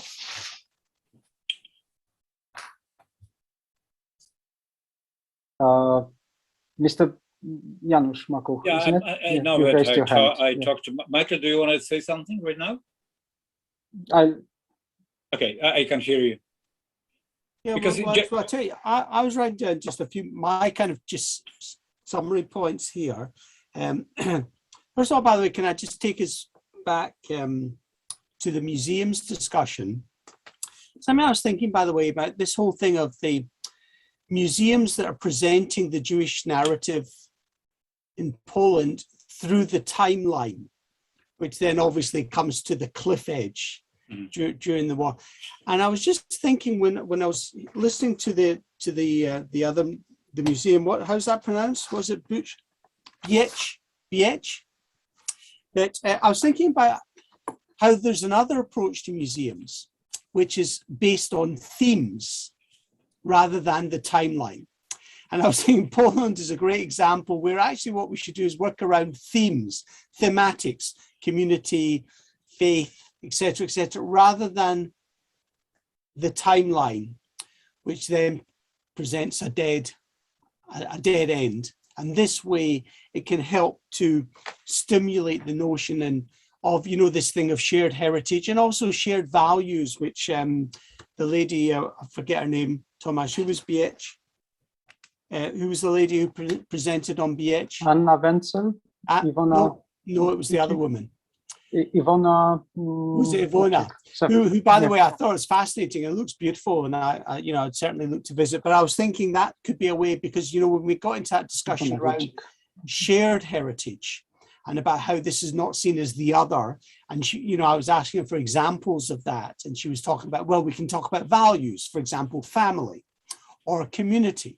And now it just got me thinking around that thing of how we can present museums in different ways, and the context of themes could accentuate the notion of shared heritage, right? So that's one thing. And the other comments here, I was just thinking about with Janusz and the Jewish Cultural Festival, that with Jewish life coming to an end after the war, what Janusz and what the Jewish Cultural Festival has done is stretch the map of the Jewish world back into Poland, right? It's kind of brought Poland back into the Jewish narrative, right? To the Jewish world in a particular context, and thinking of the post-Jewish spaces, right? And how they could be used. I mean, I think that what we want to do is, we're looking to sustain an awareness of Jewish life. If we cannot actually have Jewish life, i.e. if there are no Jews, these places remain Jewish. I mean, I think of the Lithuanian, actually, I forget the name of the band. I was talking to this band from Kaunas who were singing kind of Balkan klezmer type music. And, I was talking to them and that thing about there being no Jews. And he said, well, you breathe it in the air, right? It's in the air. That's, where do we get Jewish culture from? It's in the ether. It's all around us. What do you mean? So, I'm saying, well, there's no Jews here. And he's saying it doesn't matter there's no Jews. There's been 1,000 years of Jews and it's still in the air. It's in the food, it's in the music, it's in the culture, right? And sometimes there may not be an awareness of it, but the Jewish contribution to places like Vilna, Vilnius, to Kaunas was huge, massive, and the legacy continues because of this. It was so profound in these places. So I, you know, and this is obviously, it's something that I certainly welcome and applaud. And I think to maintain these places as part of the Jewish narrative today. And that's the other point I want to make, is that, again, with the festival, and it also links with what Peter was talking about with the Orla Arts Festival that we ran, although obviously on a far smaller basis, but in some ways we're creating contemporary heritage, right? You could argue, or new heritage, right? Because these are contemporary events. And with the Orla program in the synagogue, you know, we had Polish artists responding to the setting of the synagogue and creating new works in response to where they were positioned. So these are new pieces, and they become part of new Jewish heritage. So those were the points I wanted to make. Can I just briefly? I promise. Okay, I don't promise that I will not break it. Then Mr. Piotr Puchta also raises his before hand. Piotr, who is just amazing, Mr. Puchta, sorry, ambassador, this amazing person. So first of all, to do something or not to do something, all right?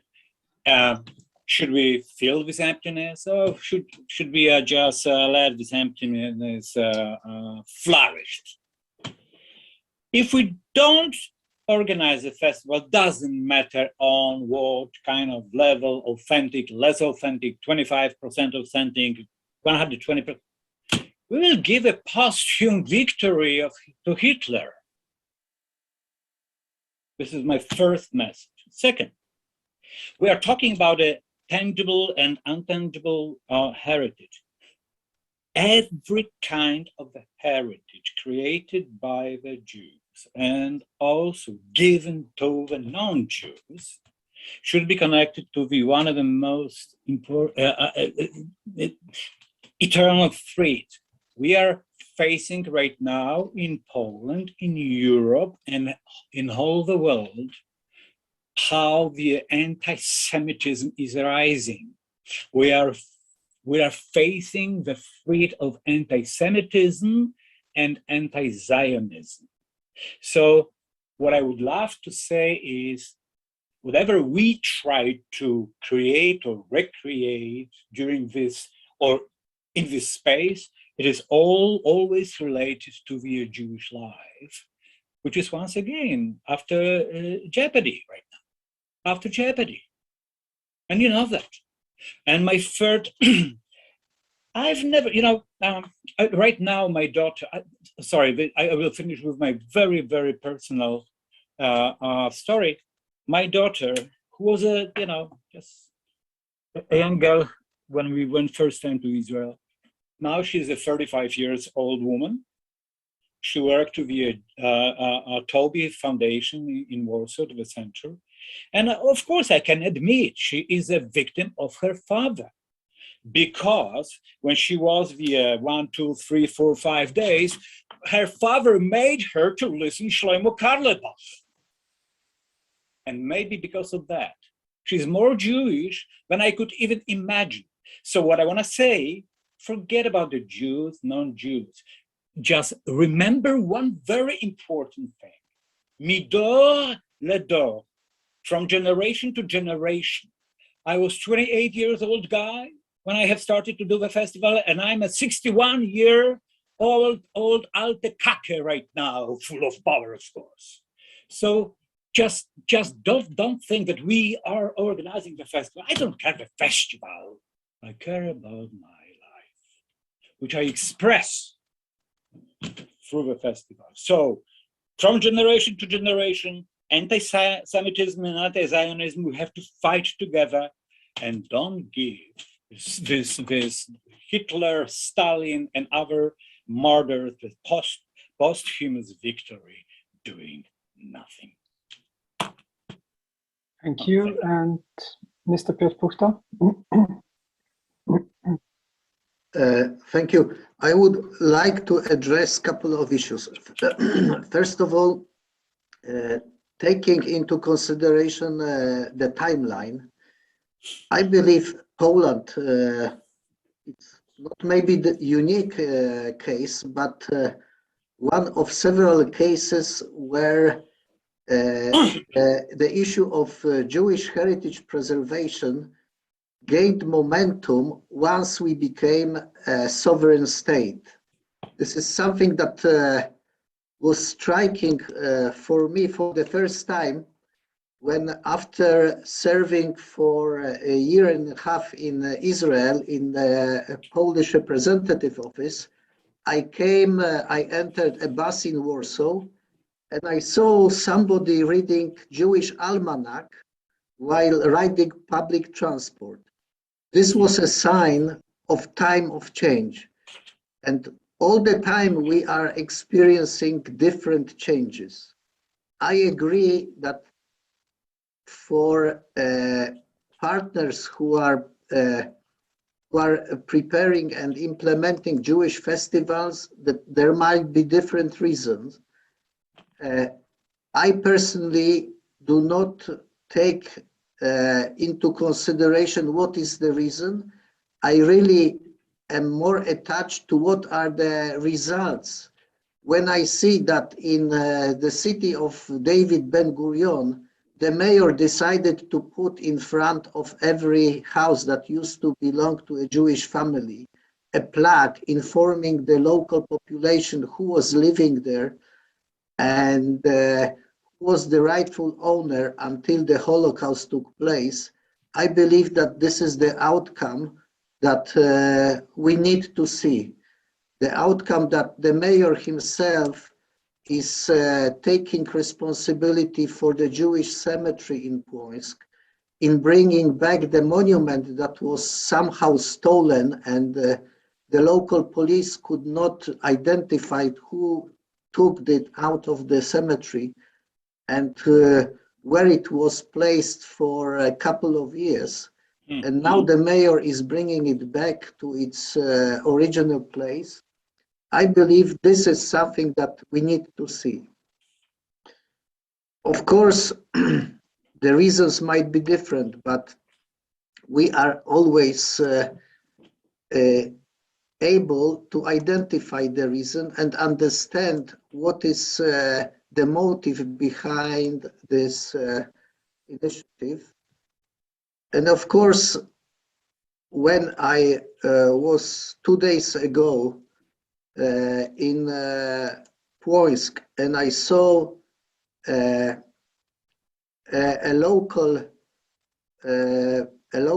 group of musicians performing Jewish music, with one of them being originally a Syrian Arab living in Poland for a couple of years, I believe that this is also something that we should appreciate. Now, concerning the issue of the virtual tours, I understand that there is this issue if this is tangible or intangible heritage. From my point of view, what is important is that I don't know if we will be able to preserve 300 synagogues in Poland in their physical state. But if we are able to create digital tours in every single one of them and preserve them in this form for next generation, from my point of view, this will be something that we will be able to tell to our kids and our grandchildren that we managed to preserve this for them and for next generations. Thank you. Yeah, absolutely. Thank you. Checking whether there are any questions, further comments. Just bear with me. I just want to ask Piotr Tukta. Piotr, do you know this guy, this Syrian Arabic guy, the musician? Do you know his name? I don't recall his name right now, but I can put you in touch with him. Please. Through the mayor of Płońsk. And by the way, I should meet this mayor many years ago. But I'm going to tell you something, because relevant. A few years ago, I invited Rabbi Menachem David, this famous piyut, together with Muezi, and the guys together with the one of a hippie band from Galil played in the temple shul just before the Shabbos. And this is a way how we wanted also to teach the people. We want to teach the people about the prejudice and all this kind of shit. Don't tell people don't be anti-Semite. Don't people love each other. Hey, come on. So we put these two guys, this Muezzin, Muslim guy, and the Sephardic, one of the very, very important person in Israel, and they sang together in a temple synagogue. And they just right after Havdalah, they hang each other and sang after the ceremony of Havdalah done by the rabbis, Hey Eliyahu, for 15,000 people. This is one of the ways. This is exactly one of the ways. When you say that you saw this musician, I'm just asking myself, who is it? He lives in Poland, so yes, put me in touch. This is continuation of what we are doing. Yeah, all together. Thank you so much for all your comments. I'm just asking, because we have a few people still watching us, whether there are any comments from coming from them. No, we've got 20 past 6. Thank you for the whole day participation. Yes, it's lots of contextual comments, I think, lots of ideas that need to be digested as well.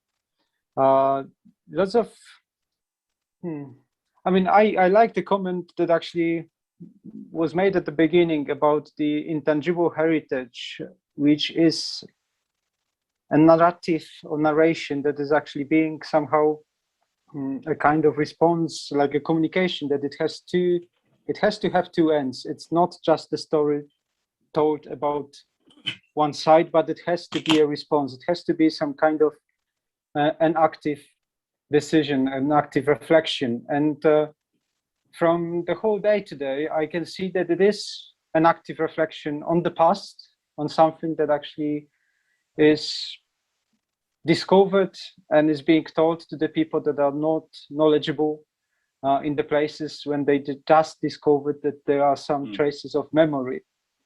And it has an educational character, which is supposed to bring a knowledge about the history of the community.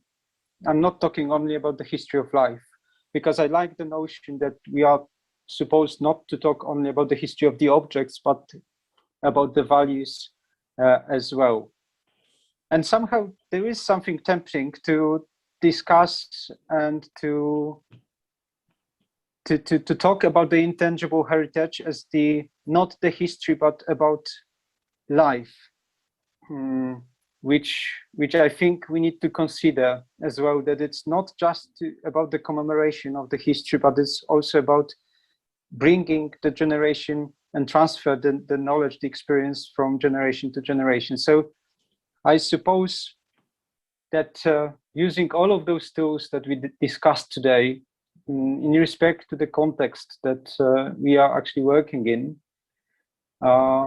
we may kind of look into all of them and use them in many ways as well.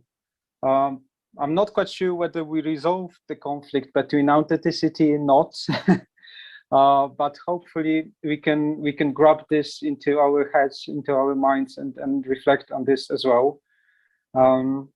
How it is linked with the contemporary situation, how it is linked with the history, how it is linked with the sites and people living there in the past and living there today. I'd like to thank all of you, all of our partners, all of our guests for the participation and active participation, and for this also quite vivid ending of the day. I'd like to thank Tomasz Adamski for organizing this event and taking those pieces together and this exciting program. I'd like to thank Joanna Orlik that she was able to join us today.